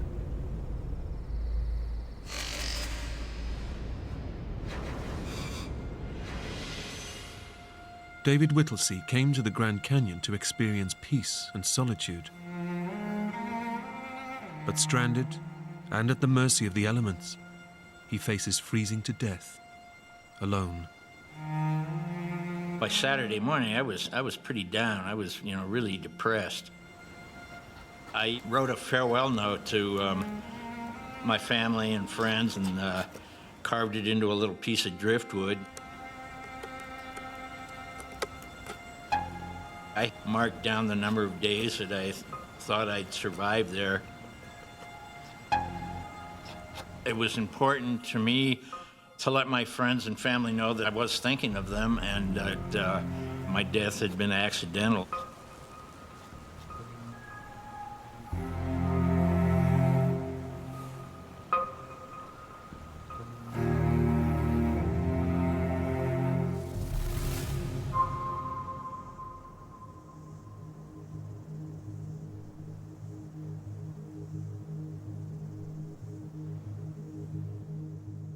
After 7 days fighting to stay alive, David has nothing left.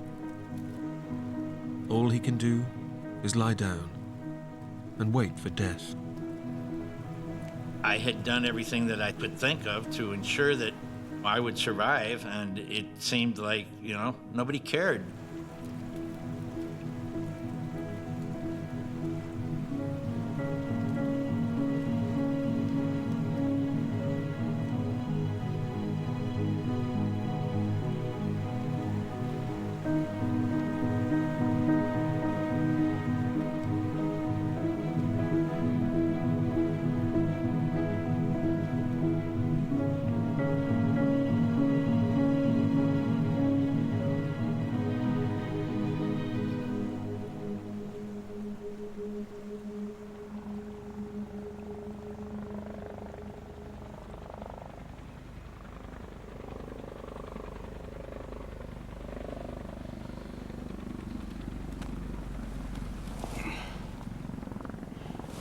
My first inkling that something was happening was the noise of the helicopter.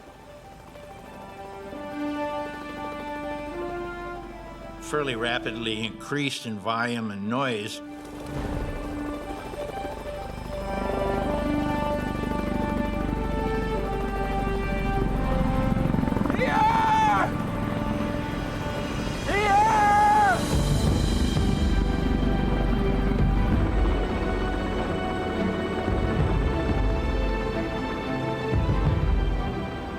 When the helicopter came around the corner, I was stood up and I was waving my arms and jumping up and down and crying and laughing. And I mean, there was a great sense of relief. And you know, I've never experienced so many emotions all at one time as I did right then. I was laughing because I was so happy to have survived the whole ordeal, and I was crying because I was so grateful for having survived the whole ordeal. It really was an upwelling of emotions that was totally beyond my normal range of experience. Having discovered David's capsized raft 20 miles downstream, the park authorities had launched a search and rescue mission. They were amazed to find me still alive. They told me that they were sure they were looking for a body. The pilot had a sandwich that his wife had made for him. It was probably one of the best sandwiches I've ever had in my life.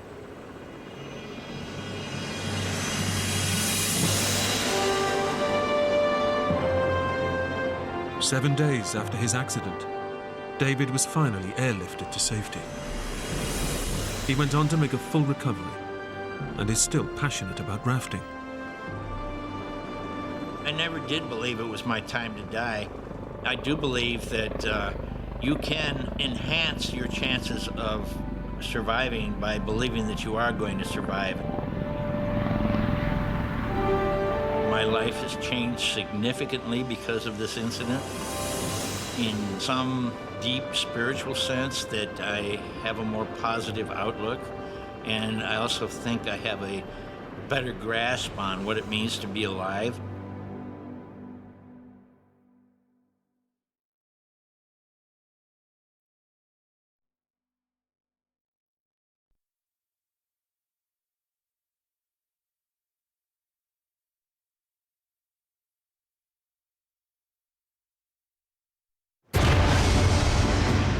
When a family's boat smashes onto a reef in the remote South Pacific Ocean, the sailing trip of a lifetime turns into a living hell. I feel like I'm in the scene from Titanic. Seriously injured and hopelessly trapped, a father can only watch as his wife and children battle for their lives. They were going to die one by one after me, and there was absolutely nothing I could do to stop it. Now, the fate of an entire family lies in the hands of their 16-year-old son. Sorry, Dad.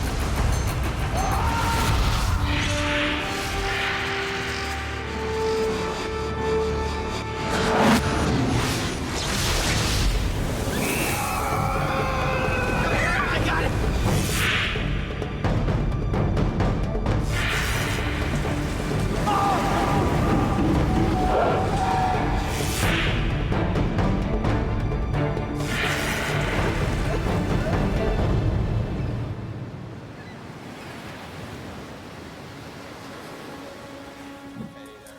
Hey, honey, do you want to grab these? Sure. The Silverwood family, from San Diego, California, is on a round-the-world sailing trip. Hey, Amelia, honey, will you come here and grab this? For Dad, John, the voyage is the fulfillment of a lifelong dream. John had always talked to me about going and doing this sailing thing. You know, he said, oh, let's just go buy this boat and go, you know, put the kids on board and go sailing around the world. There's a lot of different reasons why we went on this voyage. Probably most important to me was that my kids experienced firsthand at a young and an impressionable enough age just the absolute freedom of being out on the ocean. Hey, Ben, you want to give your mom a hand? Okay. The family has already sailed 20,000 miles. You all set? They're now on the last leg of their journey, leaving the South Pacific island of Raiatea and heading for Australia, 3,500 miles away. Australia, we were going to sell the boat and go back home and put the kids back to school and go back to work. Okay, guys, come on, let's go.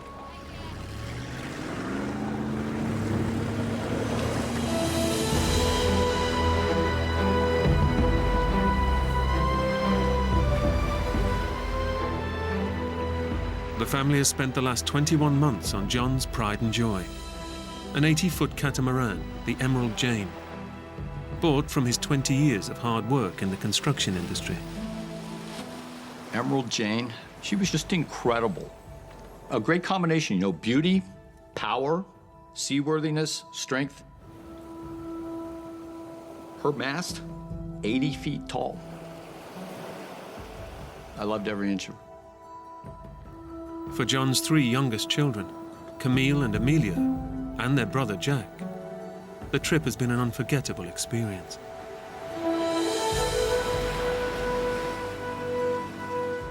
The Emerald Jane has become their family home, as well as their very own school at sea. We had all the accoutrements of life that we would need, including probably 300 pounds of school books. But not everyone on board has enjoyed the trip. Ben. What? You want to come over here and take over? I have to. John's teenage son, Ben, has found it hard going. I wanted to go home really badly because I just missed all my friends. And I was still in contact with a lot of my friends via email. So I tell them about stuff, and I really missed them. 6 months ago, Ben discovered that his dad had extended their trip.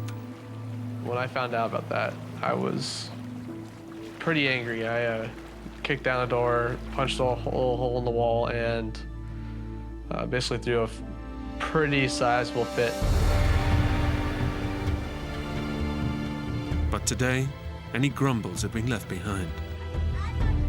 They're out on the ocean and heading home. Amelia and Camille are both playing out on the deck. Jean's busy reading a book. They're at sea, and maybe a little bit grudgingly, but they're happy.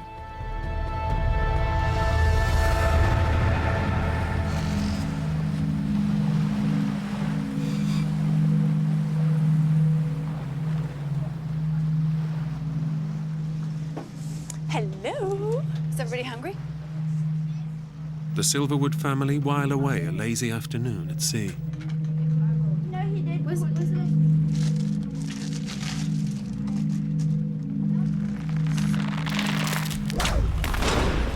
There's a clanking sound up at the mast. Something that had never happened to us before.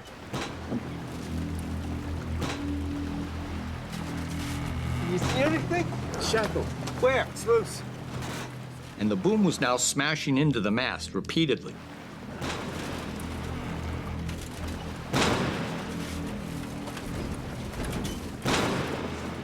And we wrestled with that problem for probably 2 hours. But John and Ben can't fix the sail. Yeah, I think we leave it for the night, Ben. I say, look, we'll fix this thing in daylight. We have to drop the mainsail down. And we continue on like that.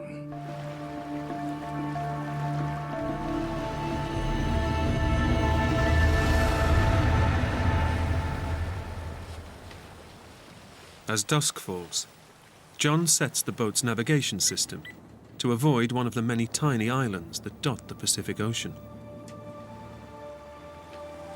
And the Emerald Jane heads into the sunset. It's glorious. It's glorious. I'm just like at one with the universe.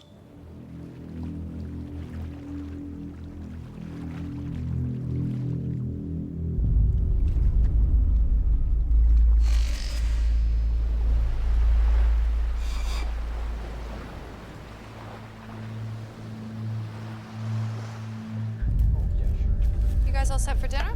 Yeah, Mom. Yeah? Below deck, the family relaxes, while Ben keeps watch in the cockpit. 1 more minute, and that's it. Okay? John takes a rest, and the 3 younger children get ready for their evening meal. It's another night at sea, just like the hundreds they've spent together during their voyage. I start to hear this scraping sound.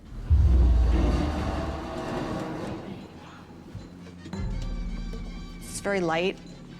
And I just think in my head, well, maybe it's a floating coconut palm or something we've just hit. Go back to your picture, honey. It's great.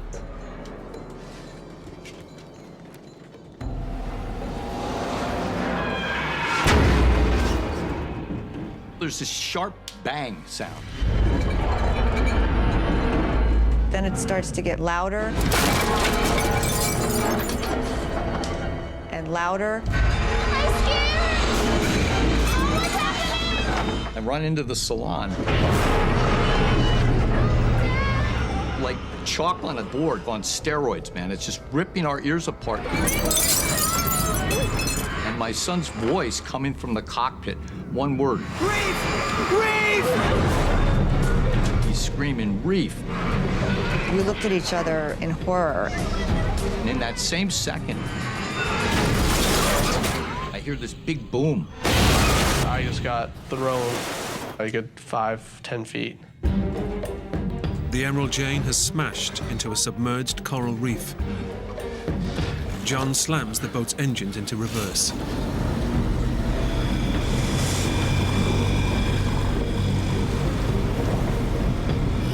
The boat grinds to a halt on the reef.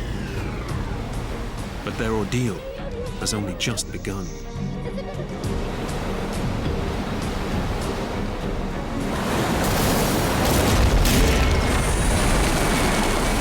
This giant wave hits the boat. The ocean has punched its way through the hull of the boat. The water just comes shooting through, exploding. I feel like I'm in the scene from Titanic.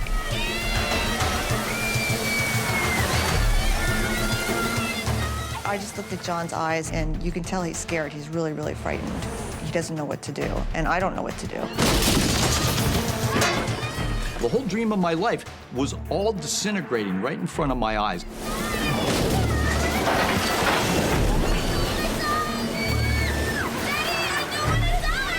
And they're screaming, I don't want to die, I don't want to die.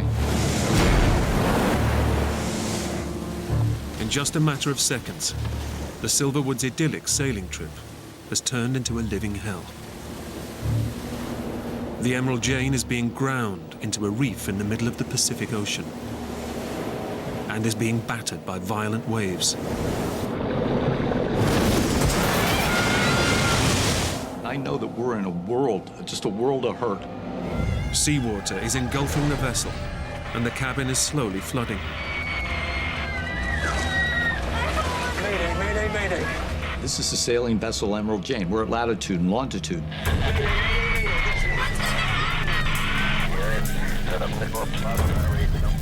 I can hear French voices, just like static in the universe.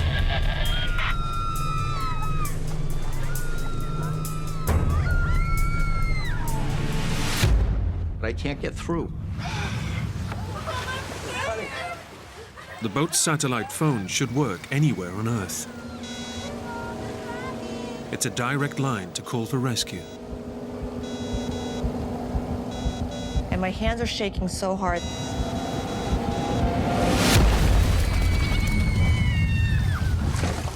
I drop the phone, so the phone just dies. John now activates the boat's rescue beacon. It's their last resort, transmitting an emergency distress signal to international rescue services. And I see that little red light blinking, and I think, is that signal actually really going way up into space? And is there anybody to hear it? Our radio wasn't working, our satellite phone didn't work anymore. We didn't know if the emergency beacon was working. We had almost no way of communicating with anybody that we were there. With the Emerald Jane being smashed on the reef, John believes they must abandon ship. I look at Ben and I tell him, Ben, we've got to launch the life raft.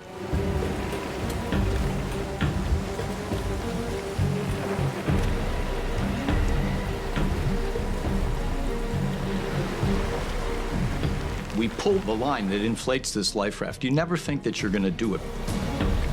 But in the next second, you absolutely want to hear the sound of that compressed air filling that life raft.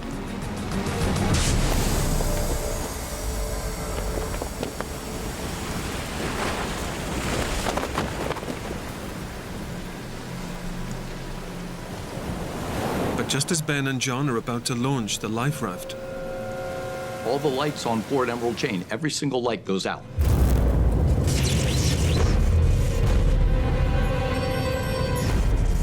Seawater has flooded the boat's batteries and cut the electricity supply. You couldn't see anything in any direction.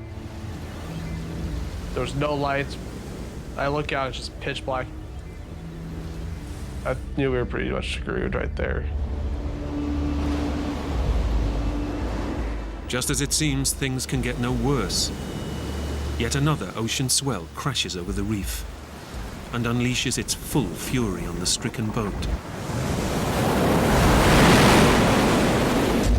One of these big waves breaks directly over the middle of the boat.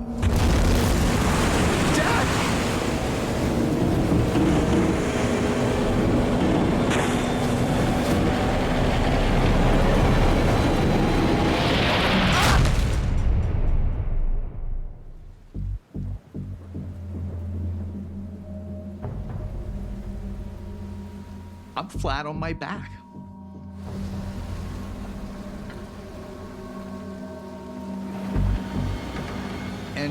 And I look down and what I see is just impossible. That mast, that 80-foot mast is laying right across my legs. The huge force of the wave has snapped the Emerald Jane's mast. This huge surge of electric pain just barrages it explodes in my brain.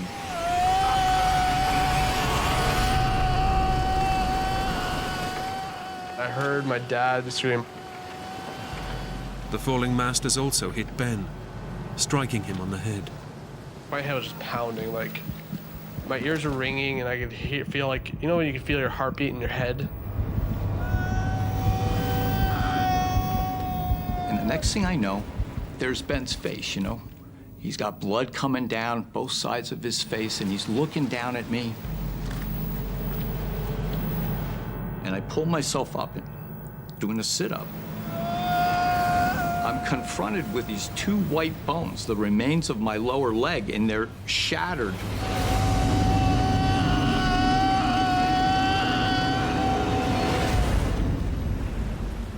You can see the bones sticking out like toothpicks almost out of the side.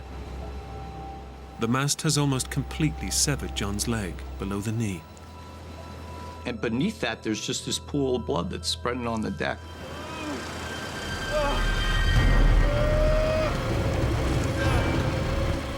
Ben tries to free his father from under the 2,500-pound mast. This thing is 80 feet long.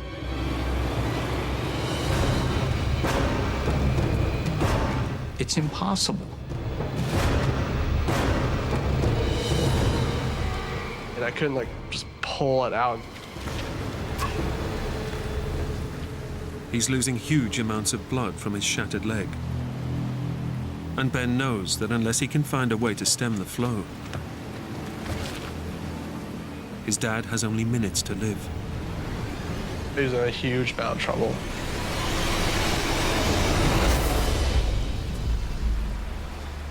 Dad! I said, Ben, my leg's broken. I'm trapped. You're in charge of the boat now. You've got to take care of the family. I watched his eyes. I could watch his expression and how it changed. Becoming a man. I could see that come over his face. And he just looks at me and he says, Dad. Dad, I'm gonna get you out of here.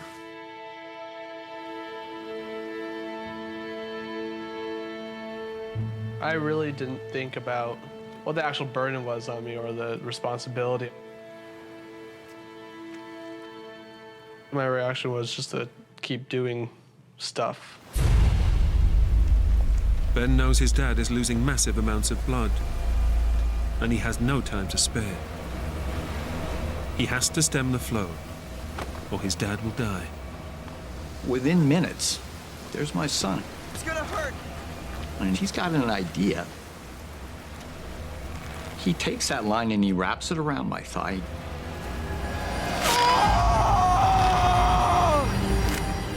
And he's got these big screwdrivers.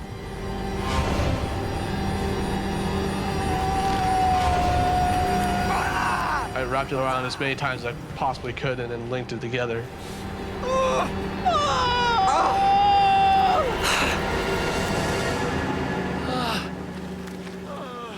Ben's tourniquet cuts the circulation to his dad's leg. Without that effort, I probably would have died within 10 minutes.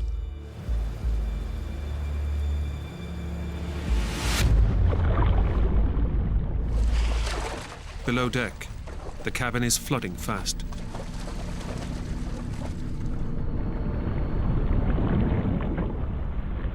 Jean has to get the kids out and leads them up into the cockpit. Now the only safe haven on the boat.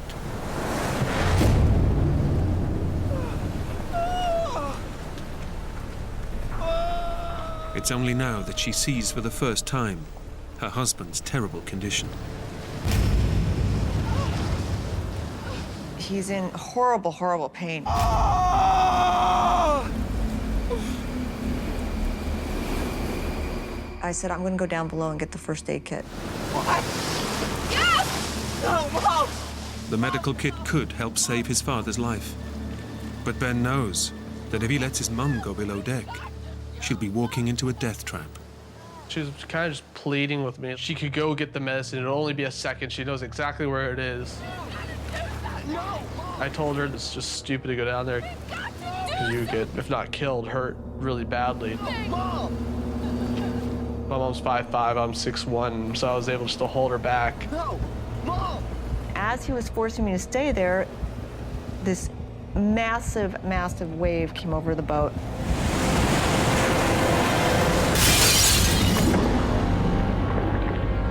Blew out the front windows that surrounded the main salon where I was going.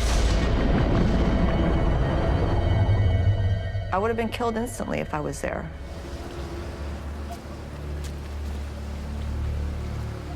So he saved my life.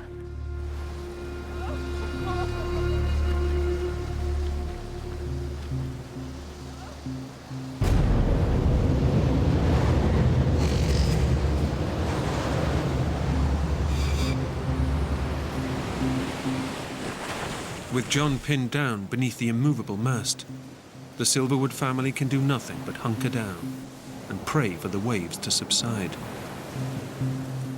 But there's just no let-up.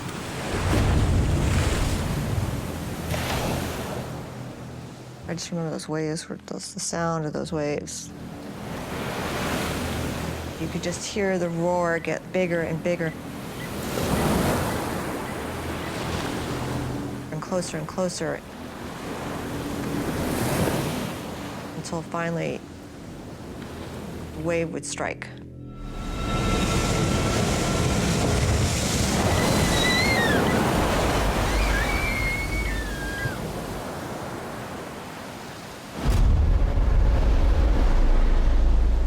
John has now been trapped under the mast for 2 excruciating hours.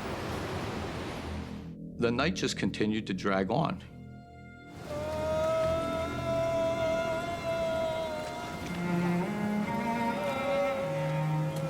It seemed like an eternity. I'm fighting with all I've got against this pain. The temperature is plummeting, and he's battling the onset of hypothermia. I'm shaking, I'm shivering. My teeth are beginning to chatter uncontrollably. He's hemorrhaged more than 50% of his blood and can withstand little more. I recognized that my ability to act, to do anything to save myself, were slipping from my grasp.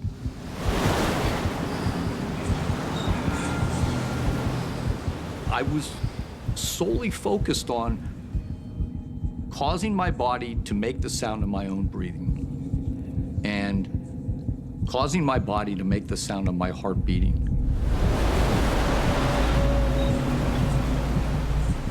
And mentally, I'm one with my heartbeat.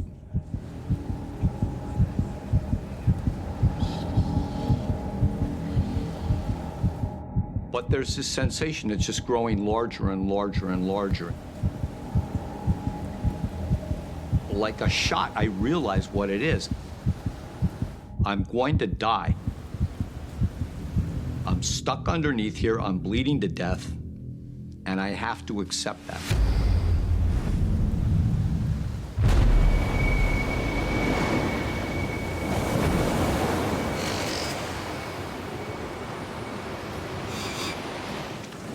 This torment, it just didn't seem like it was going to have any end.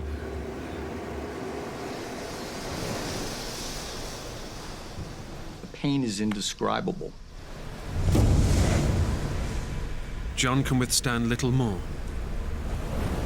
And Ben and Jean make one last desperate attempt to free him from under the mast.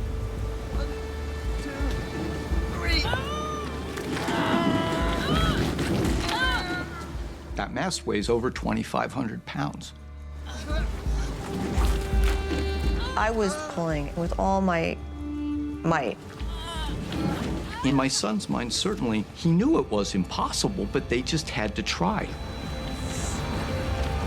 The mast is just too heavy to lift. It's impossible.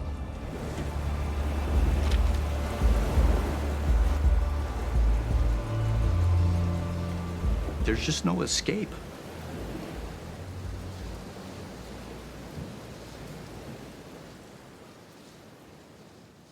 Out of that whole horrible abyss that I was lost in, there just came this single word, and that word was no.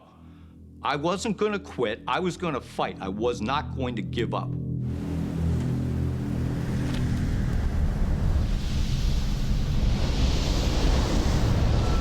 Out of nowhere, a huge wave slams into Emerald Canyon. I see the mast, it's being lifted higher than ever before. In that same second, I pushed as hard as I could. And then the mast slapped back down on the deck and I was free.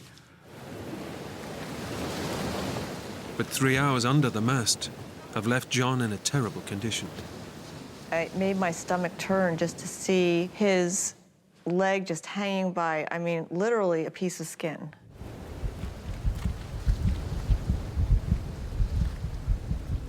I fell into an abyss of despair, like a free fall. I knew that I'd taken my wife and my kids out to this godforsaken reef.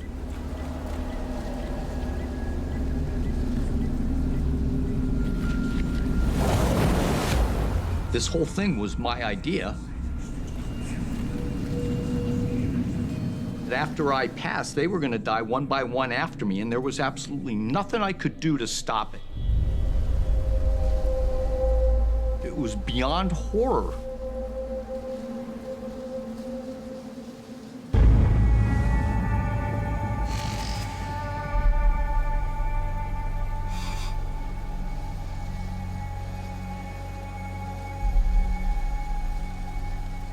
We enter a phase there.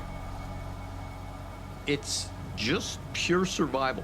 You just have to hold on and you have to survive.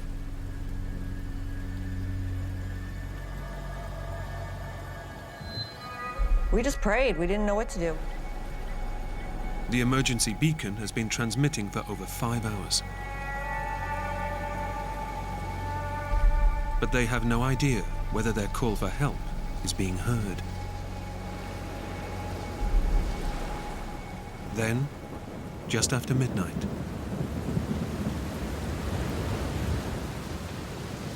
Mom! Mom! See that? We looked out off the stern of the boat and we started seeing this light. See that? Get the flare gun. The light starts getting bigger and bigger.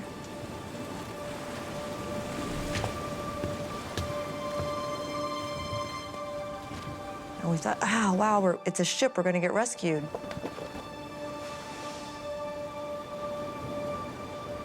And I took the last flare we had and I shot it up in the sky.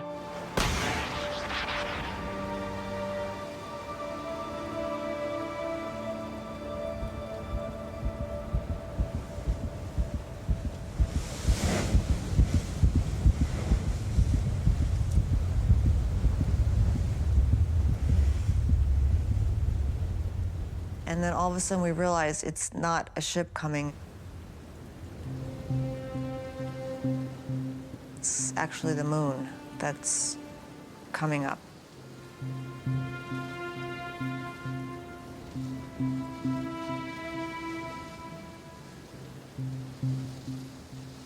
And it was such a great disappointment for us because, you know, when you think you're going to be rescued and actually now you're still in the same position you were in, what are we going to do next?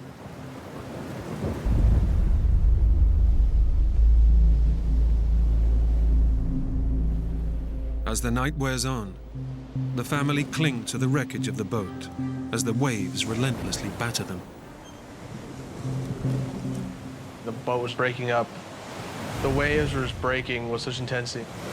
Every time I would look, there would be a new part of the boat that would not be there. That was the terrifying part because once the waves struck, you didn't know exactly what was going to happen to the boat next. Ben is the only guy on the boat that understands that since we had 60% of the boat and now we've got 50% of the boat, pretty soon we're going to have 40%, and everybody on board the boat is going to die if they don't abandon ship. Ben knows the only possible way of getting his family off the boat is in the life raft, but nothing is safe from the endless waves.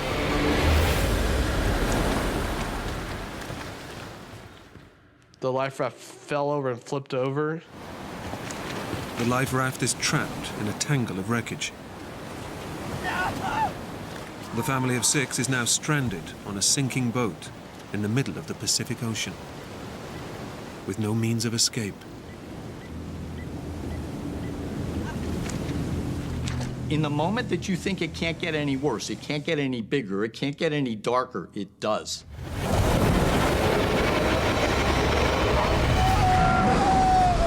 Sorry, Dad.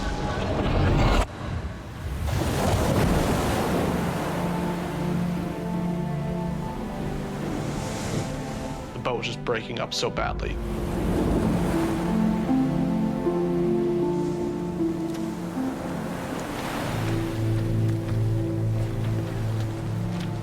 We were pretty much in the last usable, safe spot of that boat.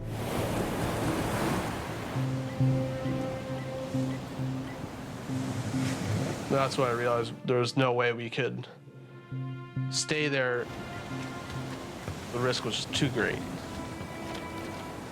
I decided that we had to leave the boat.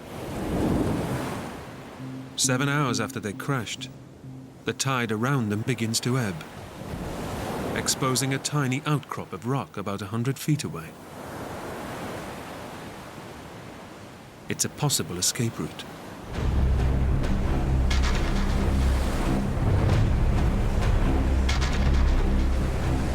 Come on! We gotta get out this boat! You see that? But his dad is so badly injured, even the smallest journey is impossible. I know that there is no way to get me off of the boat to the reef alive. I would not survive that trip. It's down to you now, son.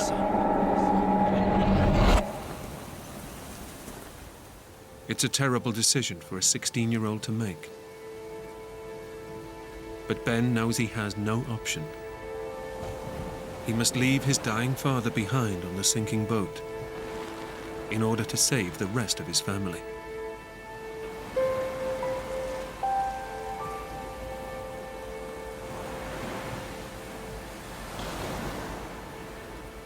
Ben is on his knees and he's crying, asking me to forgive him. Sorry, Dad. Because he sees a parting of the ways between myself and him.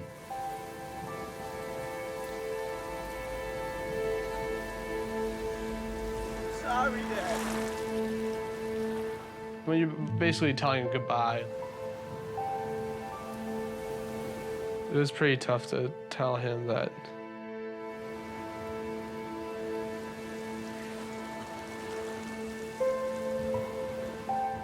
you don't ever really think your dad's gonna die. 12 hours ago, he was Dad, you know, just running around doing stuff on the boat.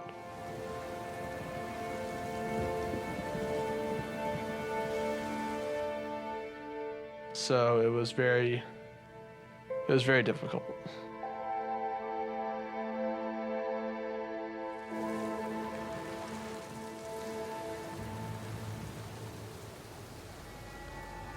I understand completely what's going on. I was not concerned about myself. If there was no way to get me in, well, that was that.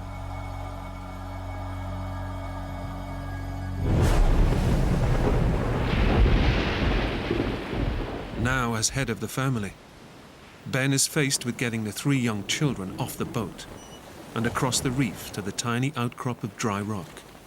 As soon as the wave broke and started to recede, that's when I jumped off the boat.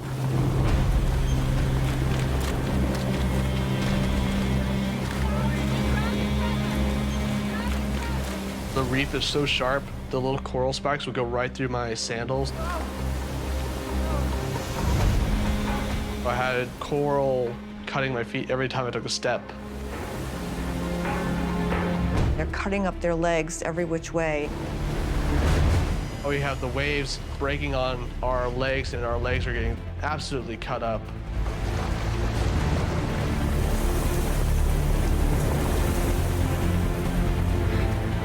At that point, I gave my brother the little emergency beacon. Hold this, keep tight, yeah. I told him, Jack, do not let go of this. This is our only way anyone can possibly find us.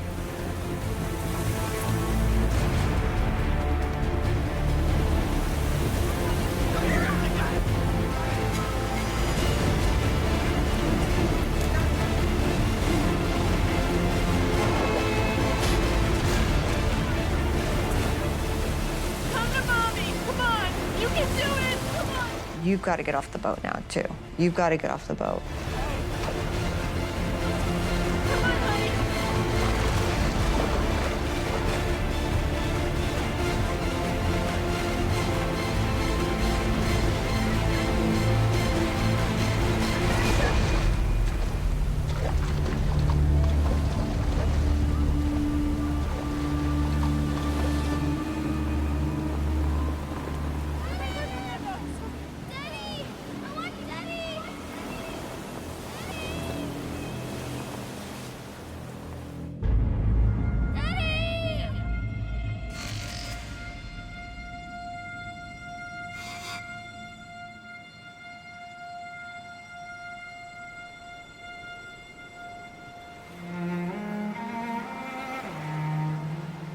Alone on the boat, John is now in the final stages of life.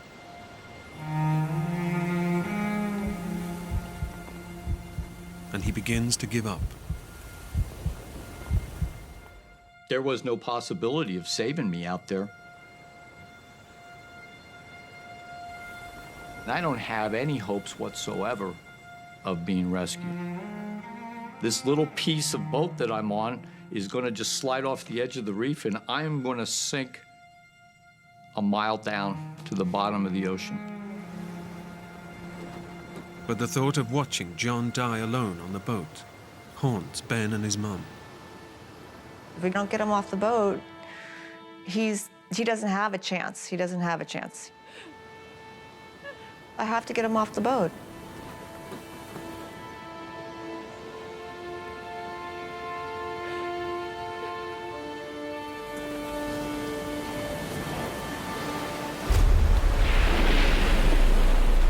Ben decides to head back to the boat.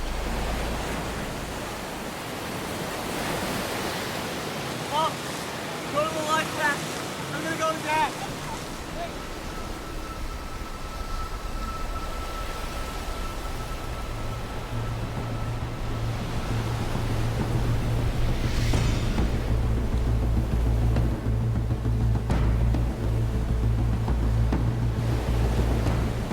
But the life raft is hopelessly tangled in a web of rope.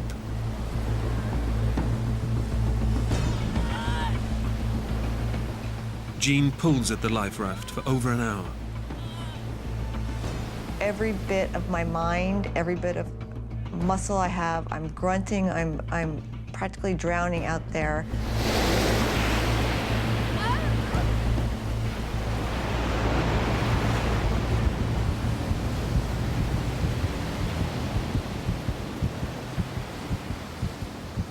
After about 40 minutes, I was completely exhausted. I couldn't do it.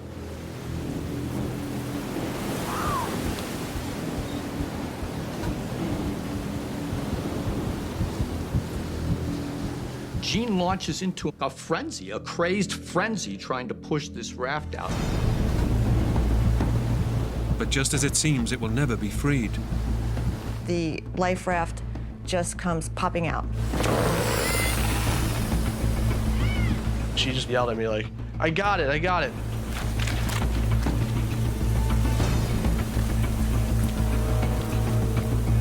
We have the waves breaking on our legs and pushing us into the boat, and our legs are getting just absolutely cut up.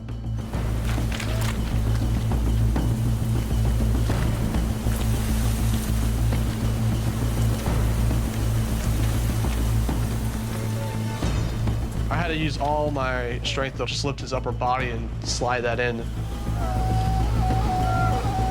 And the pain was intense. It was just a series of explosions, you know?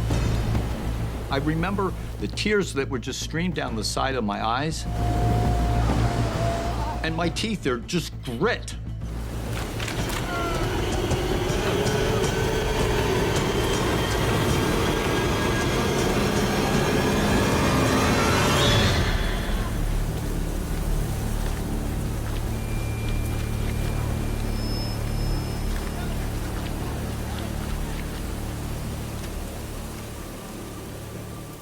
My son was the ray of hope, the ray of light, the steady hand.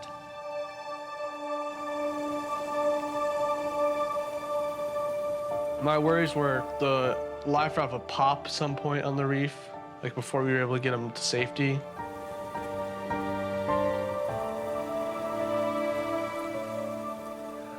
Every one of those steps, there's just these explosions of pain. It's just pure agony, you know?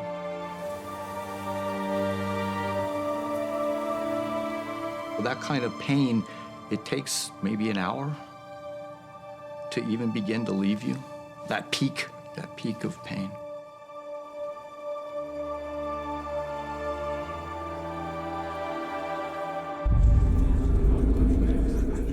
finally, the whole family is off the boat. But it's been 10 hours since they crashed and set off their emergency beacon. And John is close to death. I knew my dad didn't have very long to live. I knew he wasn't going to last like till the next day.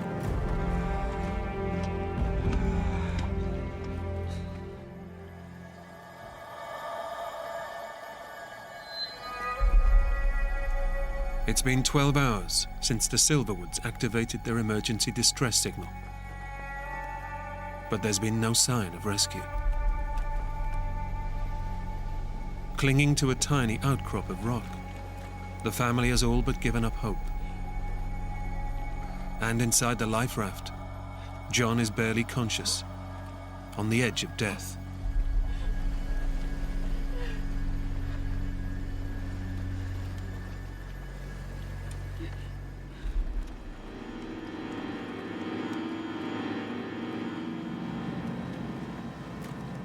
I'm surrounded by darkness. I don't have any connection with reality.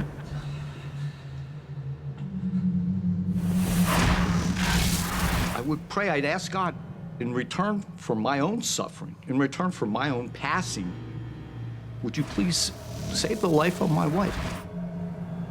Save the life of my kids.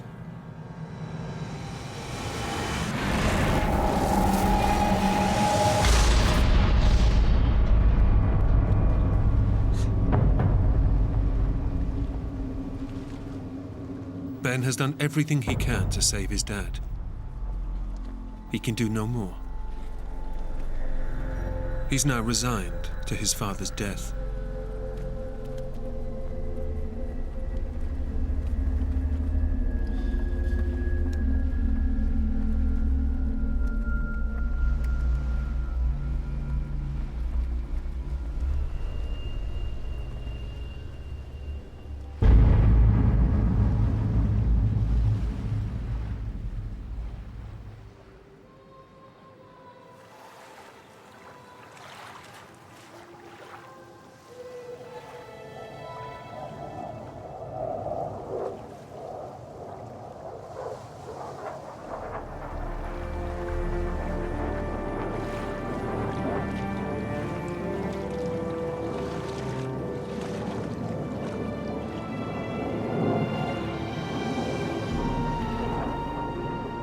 As the sun came up, I could see this little star flying on the horizon.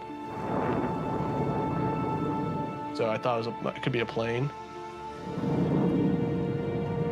Help! Help! I was ecstatic, like someone knew we were there. And it gets right over us and it starts circling, just circles around and around and around.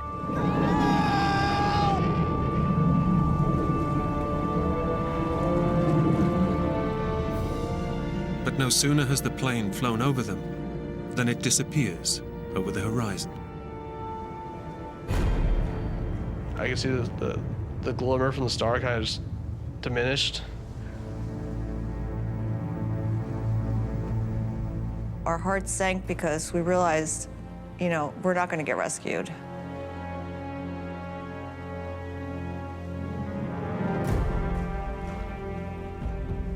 Two more hours pass, and there's no sign of the plane returning.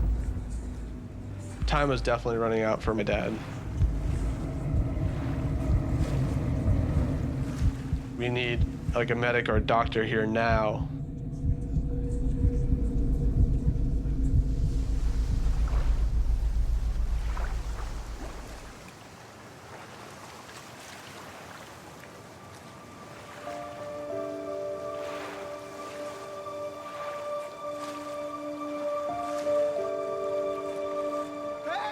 I see this boat on the horizon. The family's emergency beacon had led the plane to the reef. But unable to land, the crew alerted local fishermen on a nearby island.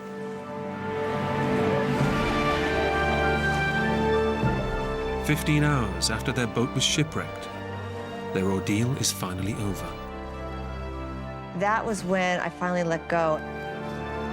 I just grabbed Ben and I held him and I cried. I can't even tell you the feeling of elation. I was just relieved, like I just dropped a huge bag or something.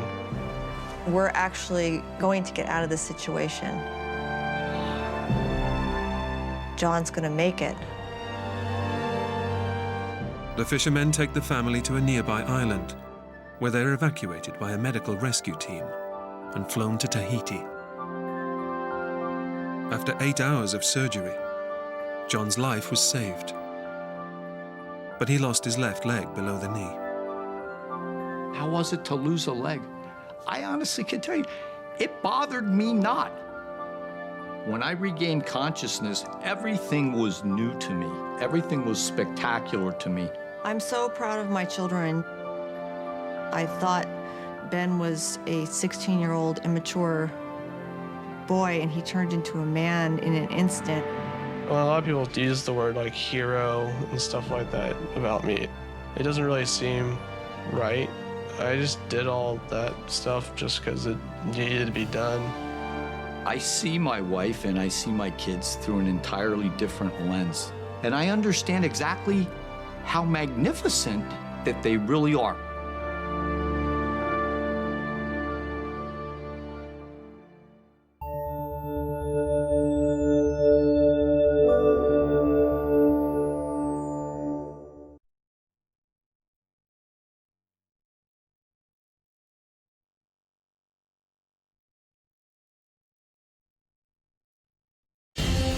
When Benedict Allen and his dog Cashew set out on the adventure of a lifetime, his childhood dream soon becomes a battle to survive. Suddenly I found the situation out of control. Wham! I was having to fight for my life. Stranded and alone, he must fight his way through 100 miles of the most inhospitable jungle on Earth. This place seemed intent on killing me.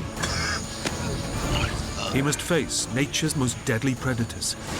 Terrifying, waiting for something that was going to spring out at me. Come on! And endure the madness induced by the forest. This was a dream that I'd followed very selfishly, and now it was going to be the death of me. Come on, now!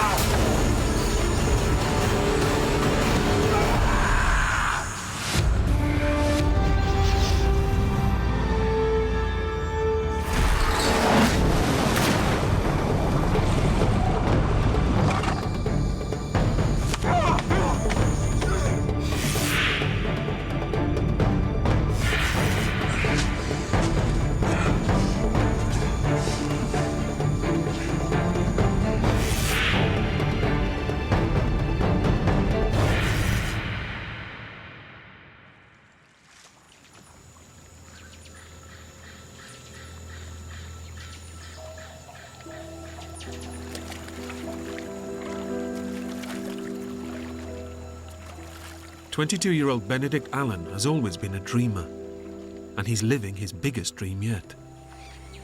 He's following in his father's footsteps and becoming an adventurer. My dad was a test pilot, and it was very exciting having this glamorous father who used to fly these planes over the house. And I just assumed that one day I'd be an adventurer of some sort, just like my dad. I just wanted to be like one of those great explorers like Cook or H.M. Stanley or Livingstone.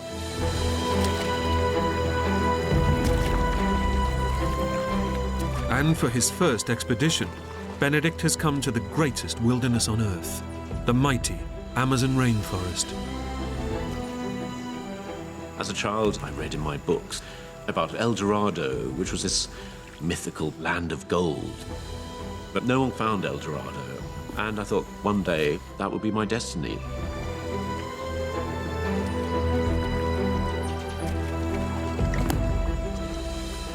His companion for this epic journey is a stray dog he's befriended along the way. I was lonely, and that dog reminded me of my dogs at home. And I called him Kashu, which was Indian for dog. So he was simply dog to me. But he began to be more than a dog, he began to be my friend. Despite his youthful enthusiasm, this is Benedict's first major adventure. He's attempting to traverse over 1,000 miles of dense, uncharted rainforest. So he's relying heavily on 2 local guides to help him survive. They taught me how to feel comfortable in the forest, which to me was a confusing place.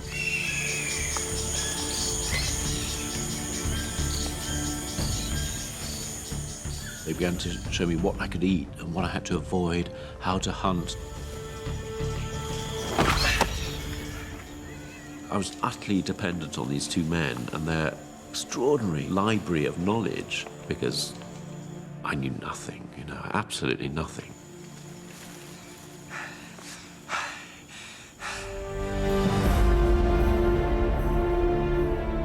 For 3 months, they head deeper into the vast rainforest and are nearing the supposed location of El Dorado, the city of gold.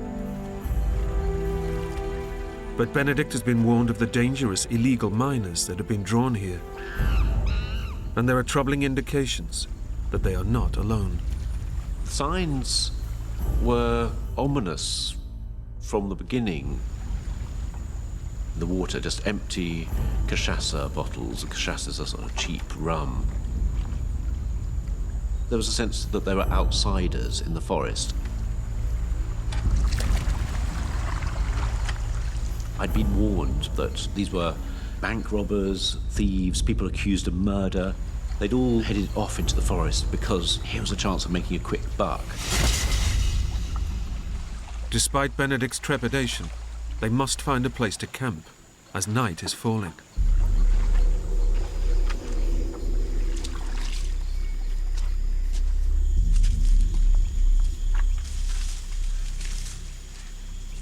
We went off through the trees, and suddenly we stumbled across this small settlement.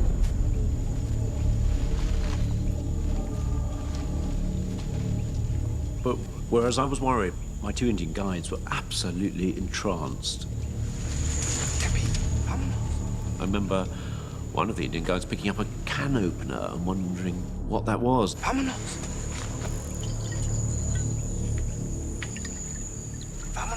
Suddenly, this character, Mendez, arrived. He was the classic gold miner. And I just felt I've got to get out of here. ¿Qué estás haciendo aquí, entonces?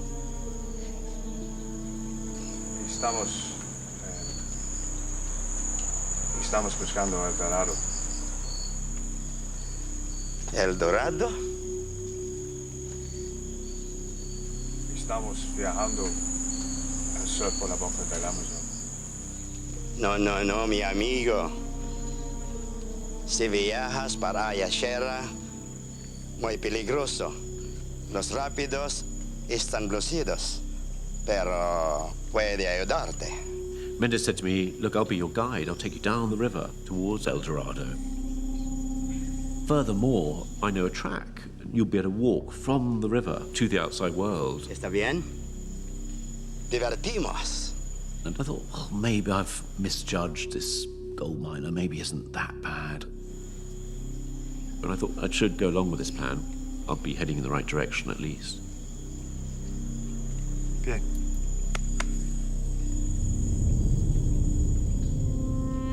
Benedict reluctantly agrees to the offer and settles down for the night.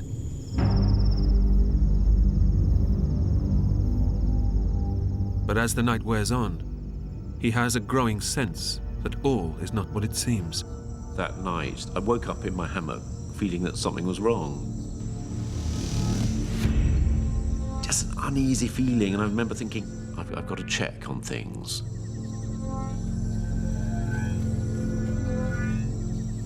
So I put on my boots, potted down to the river to see if my canoe was still there, see my supplies were there. And I think effectively I was making sure that my exit was okay.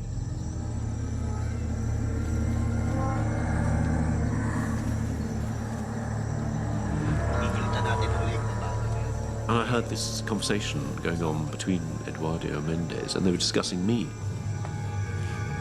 They were saying, why don't we go and slit his throat right now? Porque no rajamos la garganta ahora. Los indios que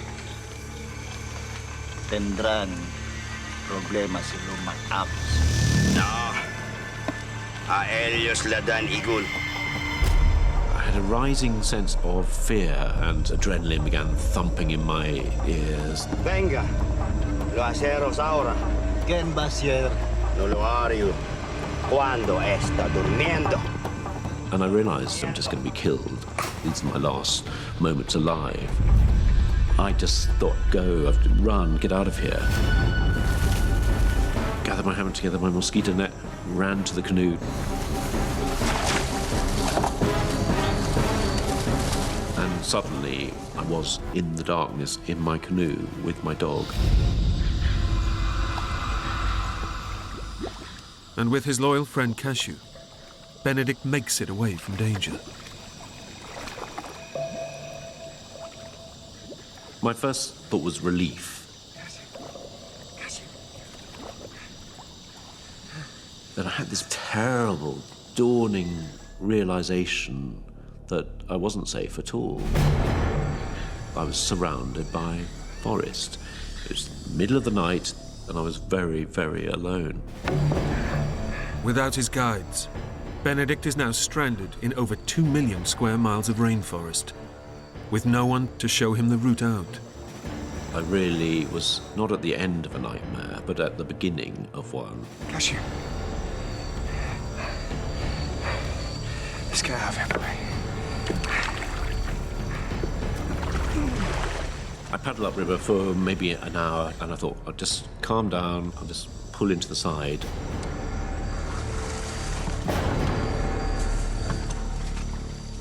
Made a little camp and thought, I've got to come to terms with this new situation. And the situation was, my childhood dreams were over. And I felt, I've got to get out of here, got to get out of here. And there was blood pounding through my head. I did not know what was out there in the forest. And I didn't know myself, really. I didn't know whether I had it in me to survive.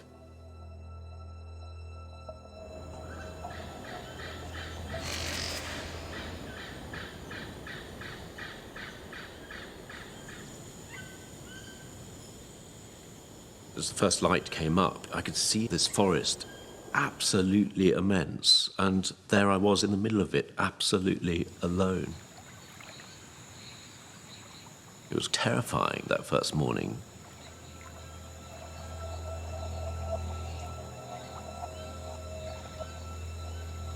But after a little while, I thought, no, come on, pull yourself together. It's the first day. So I began looking at my supplies, trying to work out whether I had enough to get me out of the forest. Good boy. And by Benedict's estimations, he has enough rice, sugar, and dried meat to last him approximately 2 weeks. And he has a mosquito net, a machete, and a survival kit. All the basics he needs to stay alive. If I wanted to see my mum and dad again, I was going to have to take a chance on finding a trail out of the forest, and that's the option that seemed to be the only sensible one. But Benedict knows that searching for a route out of the forest means heading off into completely uncharted waters.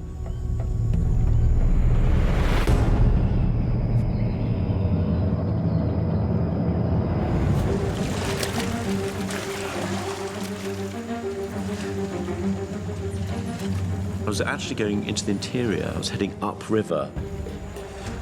So for the moment, until I found that trail, I was heading into oblivion.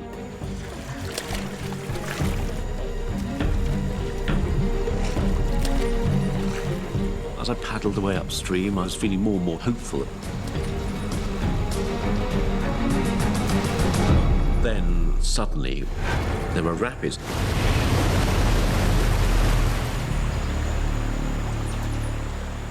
I remember thinking, come on, Benedict, pull yourself together. You've got to get out of here. Spent a lot of time dragging the canoe through the rapids.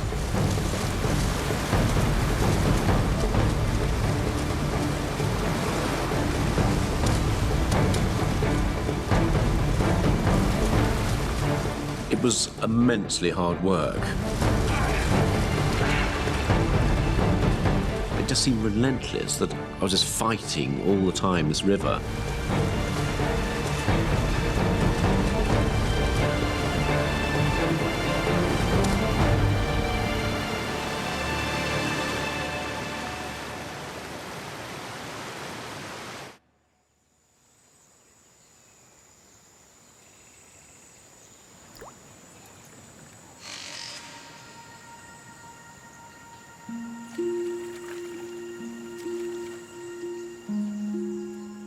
After 3 days on the river, fighting countless sets of rapids, the harsh reality is sinking in for Benedict.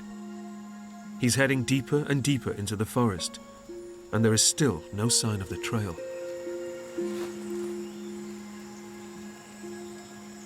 By the third day, all my early enthusiasm had drained away. I kept on thinking, how many rapids are there? They weren't marked on any map. It just seemed relentless.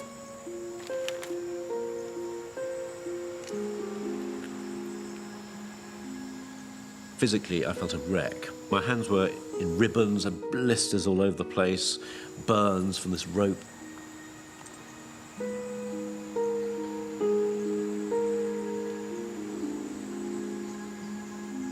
The big question mark was how long I could keep on going, and it wasn't that I was running out of food, I was just running out of belief in myself.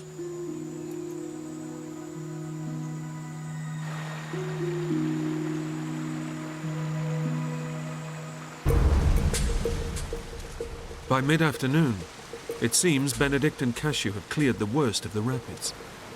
They can now continue to search for a way out of the forest. I remember starting to paddle my way into the clear water, but I hadn't quite got far enough. Suddenly I found the situation out of control. I started going backwards. It became absolutely terrifying. I realized that I was fighting for my survival. I had to keep this canoe upright.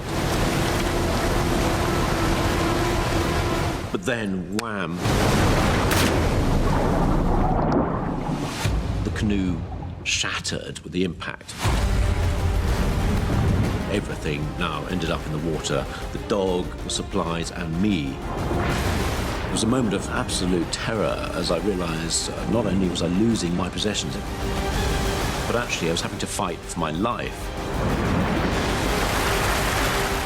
I was gagging on the water, trying to get my breath.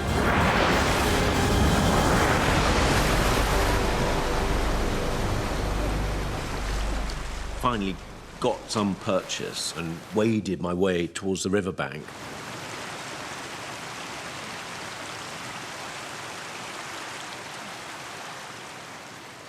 I remember just trying to take in the situation, and the situation was that I'd lost virtually everything I needed in order to survive, and lost my companionship, Cashew, the dog.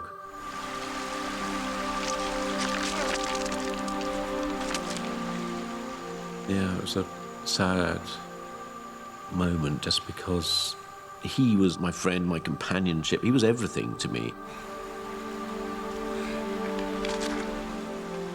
And as Benedict sits on the riverbank, he realizes that along with Cashew, his hopes of survival are slowly drifting away.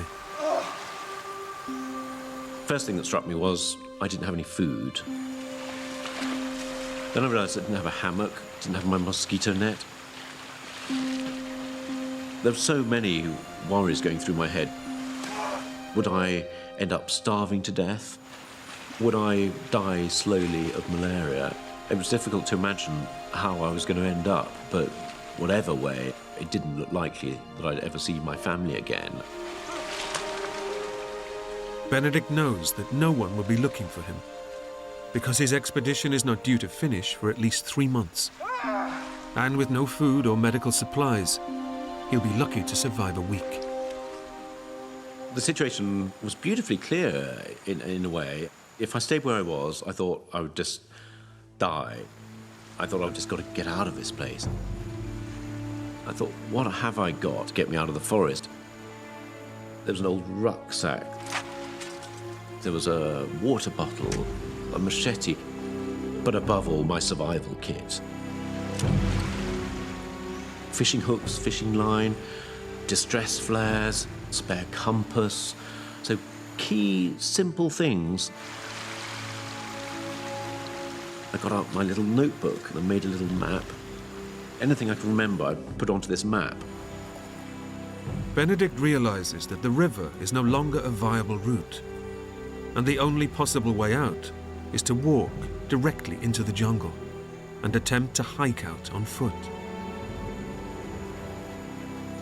So I drew a little dotted line, and that would be my route out of the forest.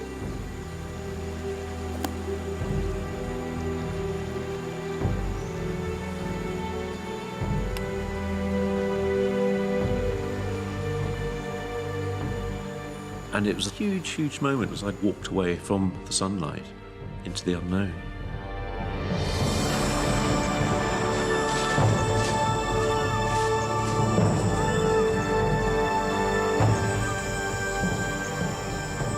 And Benedict heads into one of the most inhospitable places on Earth, the Amazon rainforest.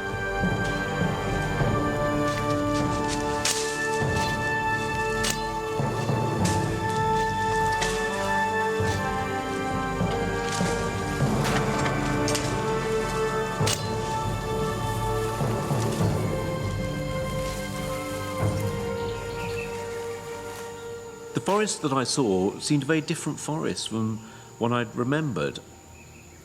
Very, very thick, difficult to get through. And so I thought, I've got to keep absolutely clear about what I'm meant to be doing.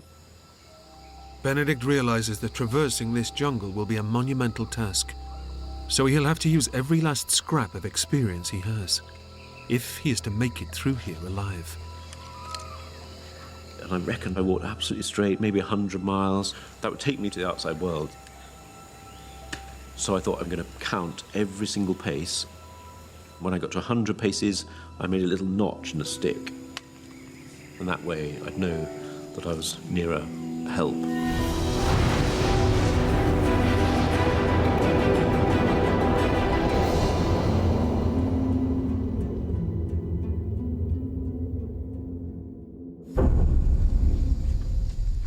For hours, Benedict fights his way through the jungle. But as night falls, he can go no further. And when the sun goes down, the searing temperatures plummet. So he makes a shelter, using a technique he learned from his guides.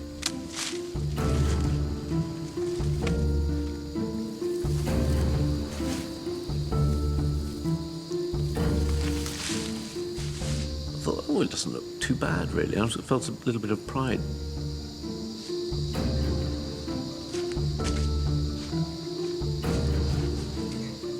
and then lay down and realised that I was wet.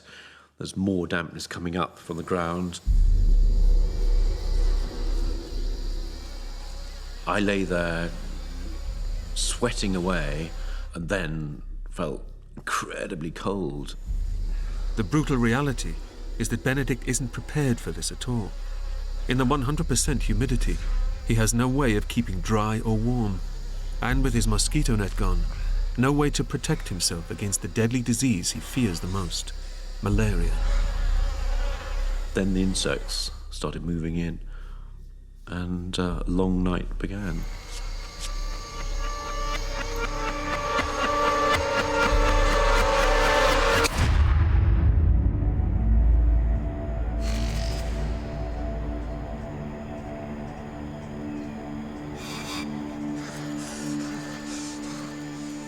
I was feeling absolutely terrible, wrung out, because I'd been awake all night with the insects.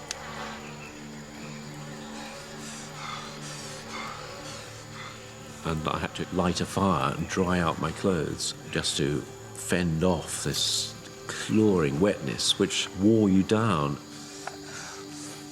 I felt very burdened by the forest. I just thought, I've got to get out. I've got to get out of this place. Benedict resumes his hike towards the outside world, but so far has only managed 4 of the 100 miles he has to traverse. It's been 4 days since he last ate, and he's beginning to weaken. I was starting to feel hunger pains. And I knew that unless I sorted out some sort of way of getting food, I was just going to die of starvation. I started to think how I could get nourishment from this place that seemed intent on killing me.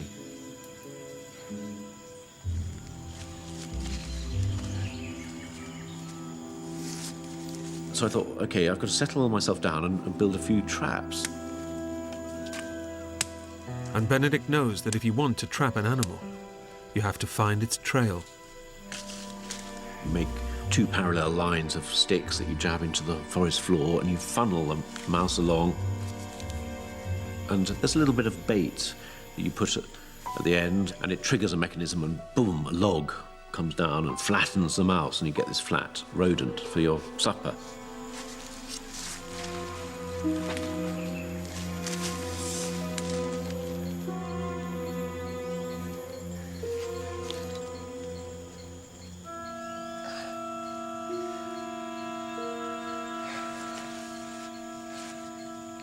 It's so time-consuming to even fashion these things, but waiting for an animal to come along, I found absolutely exasperating.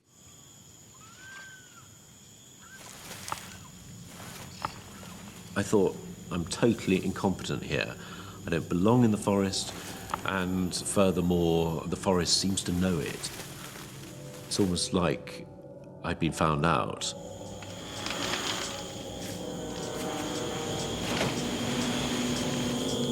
Every species here has learned to survive, and those that aren't good enough die.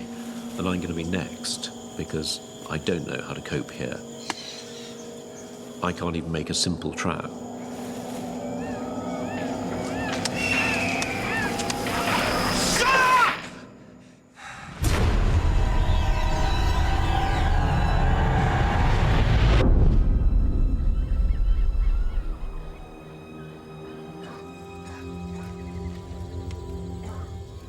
I began to dread every evening.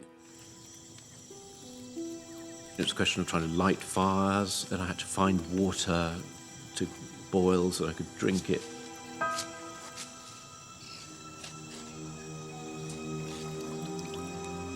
And all of this was taking time when I was already exhausted from trying to make progress through the forest.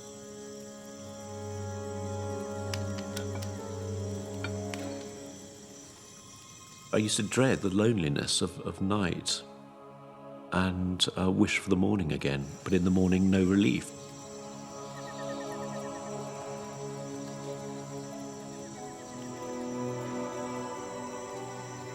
I felt like a hamster on a treadmill heading to nowhere.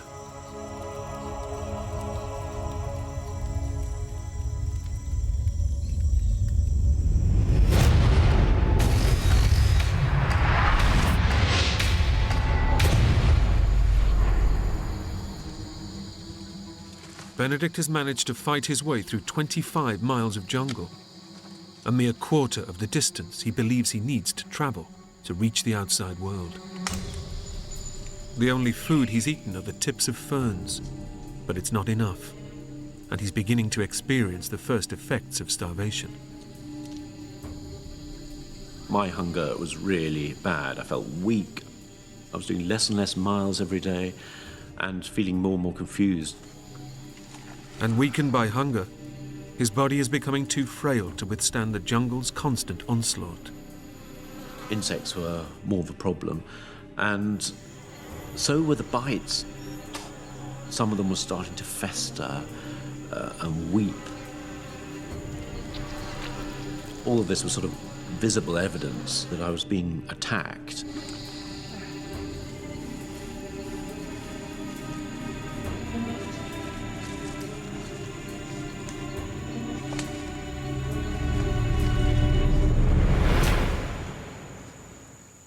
And suddenly, there was a palm tree.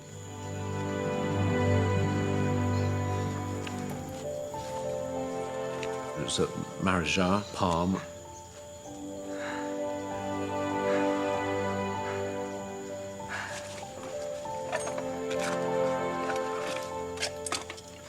And I remembered how my guides had taken the berries and they'd made a wonderful purple mush. Suddenly I had all the energy in the world because I saw hope now.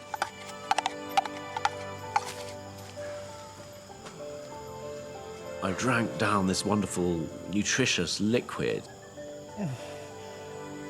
God, it felt so good to have my stomach full.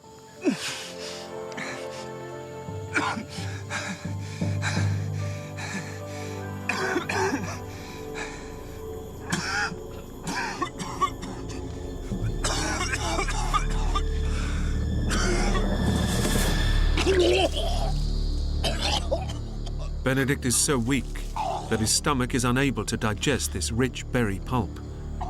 And as starvation takes a stranglehold, his body is beginning to break down. It was a terrible situation because on the one hand, I could eat, but if I did eat, I'd feel more sick. It didn't seem to be solving any problem, and it was a sort of hellish situation.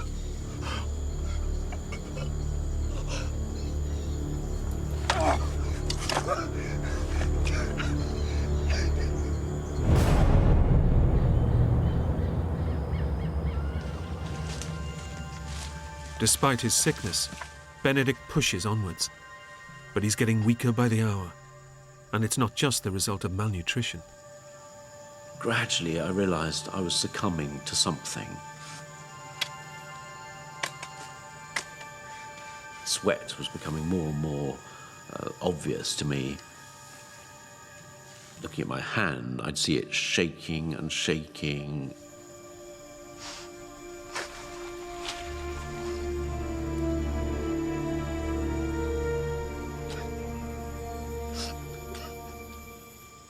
I was sinking into a delusional state because I wasn't able to control my thoughts. After almost 2 weeks of relentless attack, Benedict has finally succumbed to his biggest fear. I thought, this is the taste of malaria that I'd always been warned about. And now it's my turn to experience it myself as someone who was exhausted and starting to starve to death. The malarial parasites are destroying Benedict's red blood cells, starving his body and brain of oxygen. And knowing he faces almost certain death in the forest, his thoughts turn to his family, over 5,000 miles away. It was a sort of sadness at first, feeling of terrible defeat. I thought no one's going to be able to imagine what my last days were like. I had a feeling also of disappointment. I'd beat my mum and dad. But the truth was, this was a dream that I'd followed very selfishly. And now it was going to be the death of me.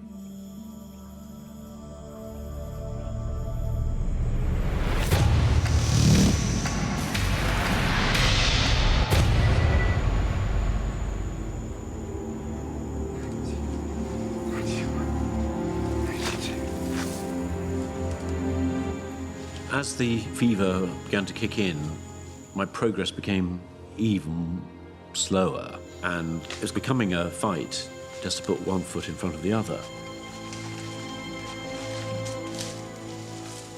And my hope of getting beyond the trees was fading away.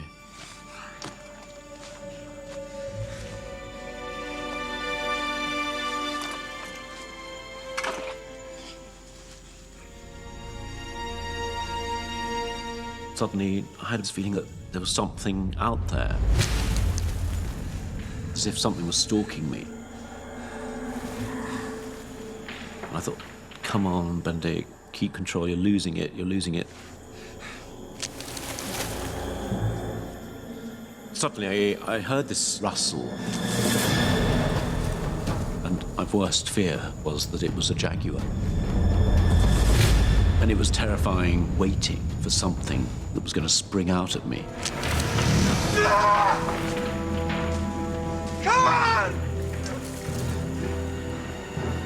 Yeah!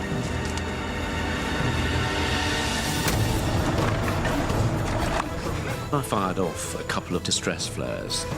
Bang, bang. Come on!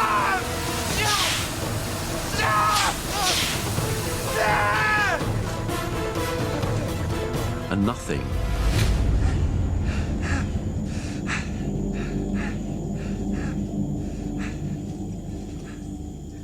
And then I heard a whimpering sound.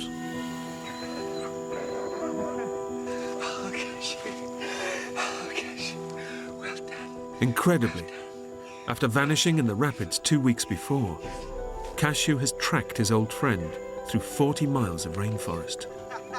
And all at once, the horrors of his situation seem to drift away. It suddenly felt like I'd been given a miracle, a sign of hope that everything was going to be okay again. I had someone who could understand what I was going through. That restored a lot of myself somehow that I'd lost, that had been taken away by the brutality of the forest. Cashew's reappearance has lifted Benedict's spirits and reinvigorated his determination to get home. But he's desperately malnourished, fighting a killer disease, and rapidly running out of time.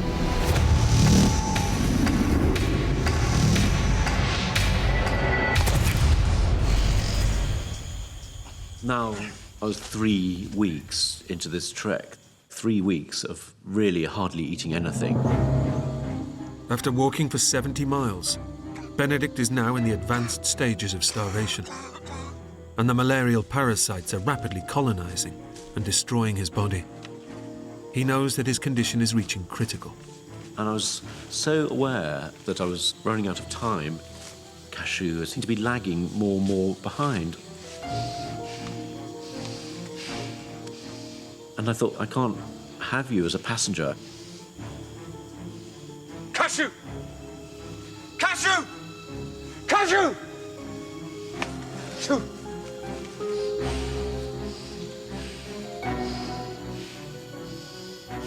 I began to think, hold on, there's all this flesh on you.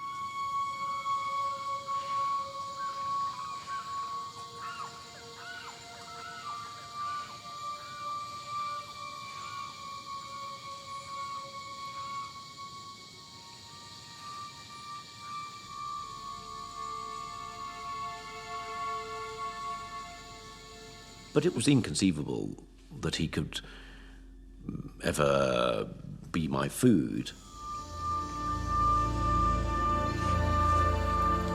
Cashew!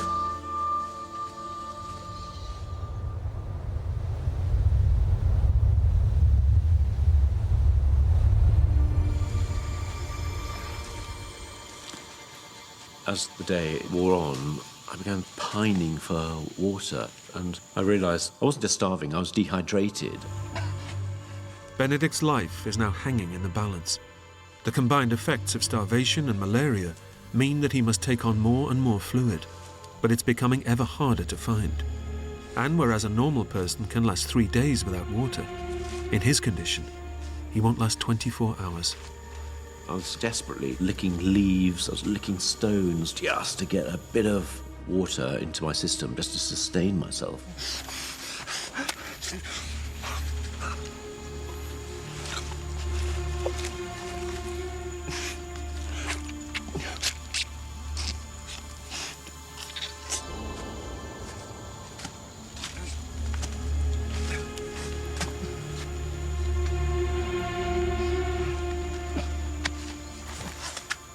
I found myself side by side with the dog, actually lapping water like a dog. I thought the animal in me is coming out in order to persevere.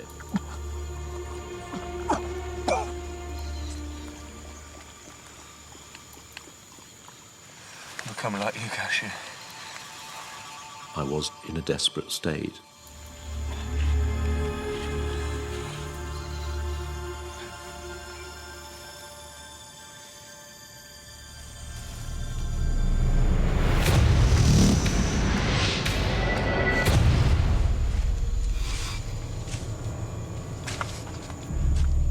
By now, it was almost impossible just to keep on walking. It was a real crisis point. Mentally, I had less of a grip on what was going on. Where I was, whether it was day or night, what was happening, what was in my imagination. It was very, very clear that I had less and less sense of who I was. By now, Benedict is so emaciated, and the malaria is so advanced, his brain is beginning to shut down. And as his clarity and sense of self dissolves, he knows that his death is creeping ever closer. I was in blind terror, really, that these were my last sane hours. I write repeatedly, no need to die, no need to die, no need to die. And Benedict realizes that unless he eats immediately, this could very well be his last day alive. One way or another, the moment came when I just thought, this is it, this is the day. The day when I can actually gather myself together, pick up my machete and kill the dog. Without the nutrition that Cashew will provide, Benedict is a dead man. He now has no choice but to kill his only friend. It felt like I was an executioner at this stage, but I remember this terrible cowardness of walking up behind it, knowing I couldn't actually face killing the dog in front.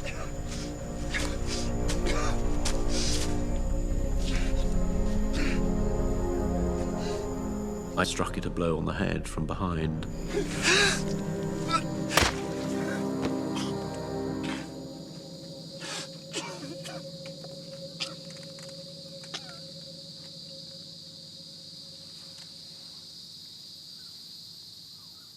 Suddenly, there was a way out of this hell.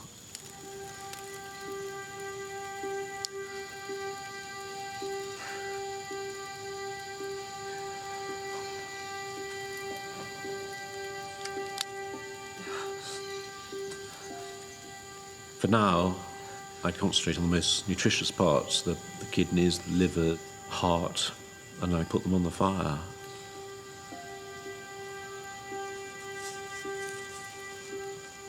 I just sort of quietly ate them, and rather sorrowfully, actually.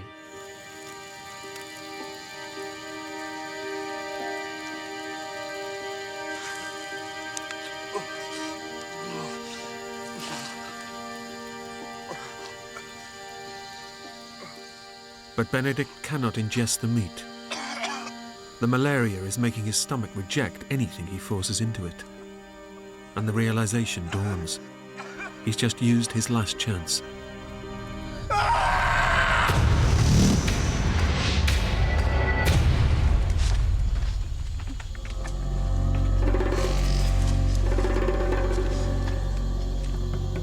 When I thought it couldn't get any worse, it did get worse. I lay on the forest floor, racked by pain. My liver, my kidneys were being attacked. I was fighting just to keep myself sane. Benedict's malaria has now reached the final and fatal stage. The parasites are aggressively multiplying and destroying his vital organs, causing his body to collapse. Within 24 hours, he will experience first coma, then death. This was the moment when it could all end very, very quickly. I had this rising sense of panic that I had to get out of the forest. I had to do whatever it took.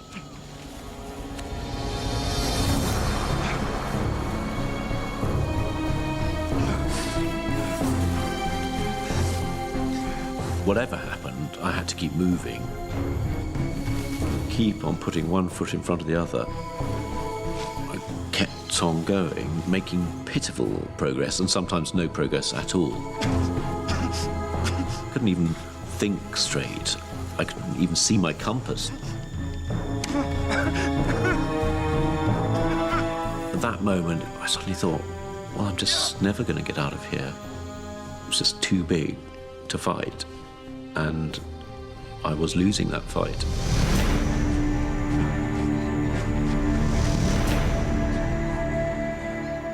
Benedict simply cannot go on.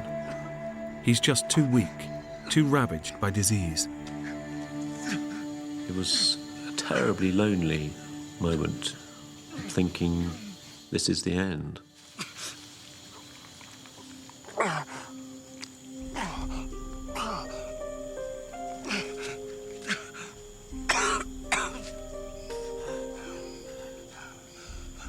And suddenly, amongst all this despair, this confusion, this feeling of being trapped in this prison, a sight that will always stay with me.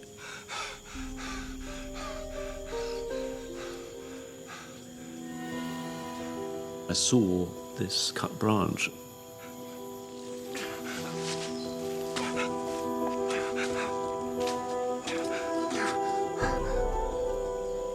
The cut itself was blackened, so it had been cut some time ago, but had been cut by a human.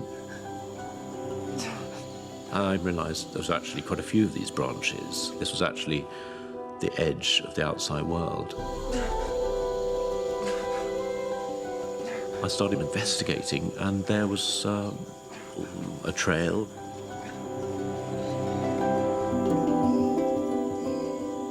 And then the extraordinary thing of just seeing daylight, and it's still emotional to me, just this reconnection with the outside world.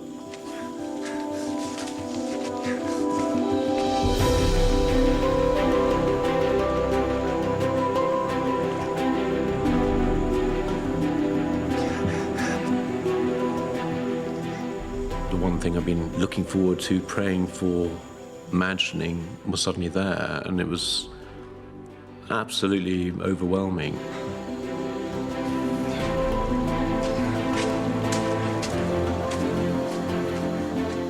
And I found myself in the back of a garden. There, ahead of me, was a little hut, and there was a little man in front. And he was just standing there with a look, not of welcome, but of horror.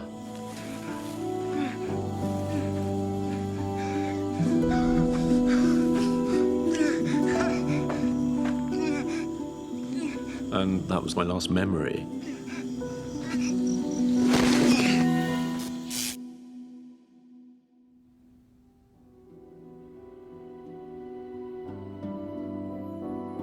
Having recognized the symptoms of malaria, the farmer nursed Benedict for 3 days before he was driven to a hospital in Macapá, where he made a full recovery. Benedict returned home to be reunited with his parents 1 week later. My life was never the same again. And Benedict has been exploring the world ever since, fulfilling his dreams of becoming a renowned adventurer, just like his father. I've been going off to the jungle, going off to the desert, going off to the Arctic, pushing myself to the limit, trying to touch that experience that I had that was so profound. That has always haunted me, and it's something that'll always be with me, and it's steered the rest of my life.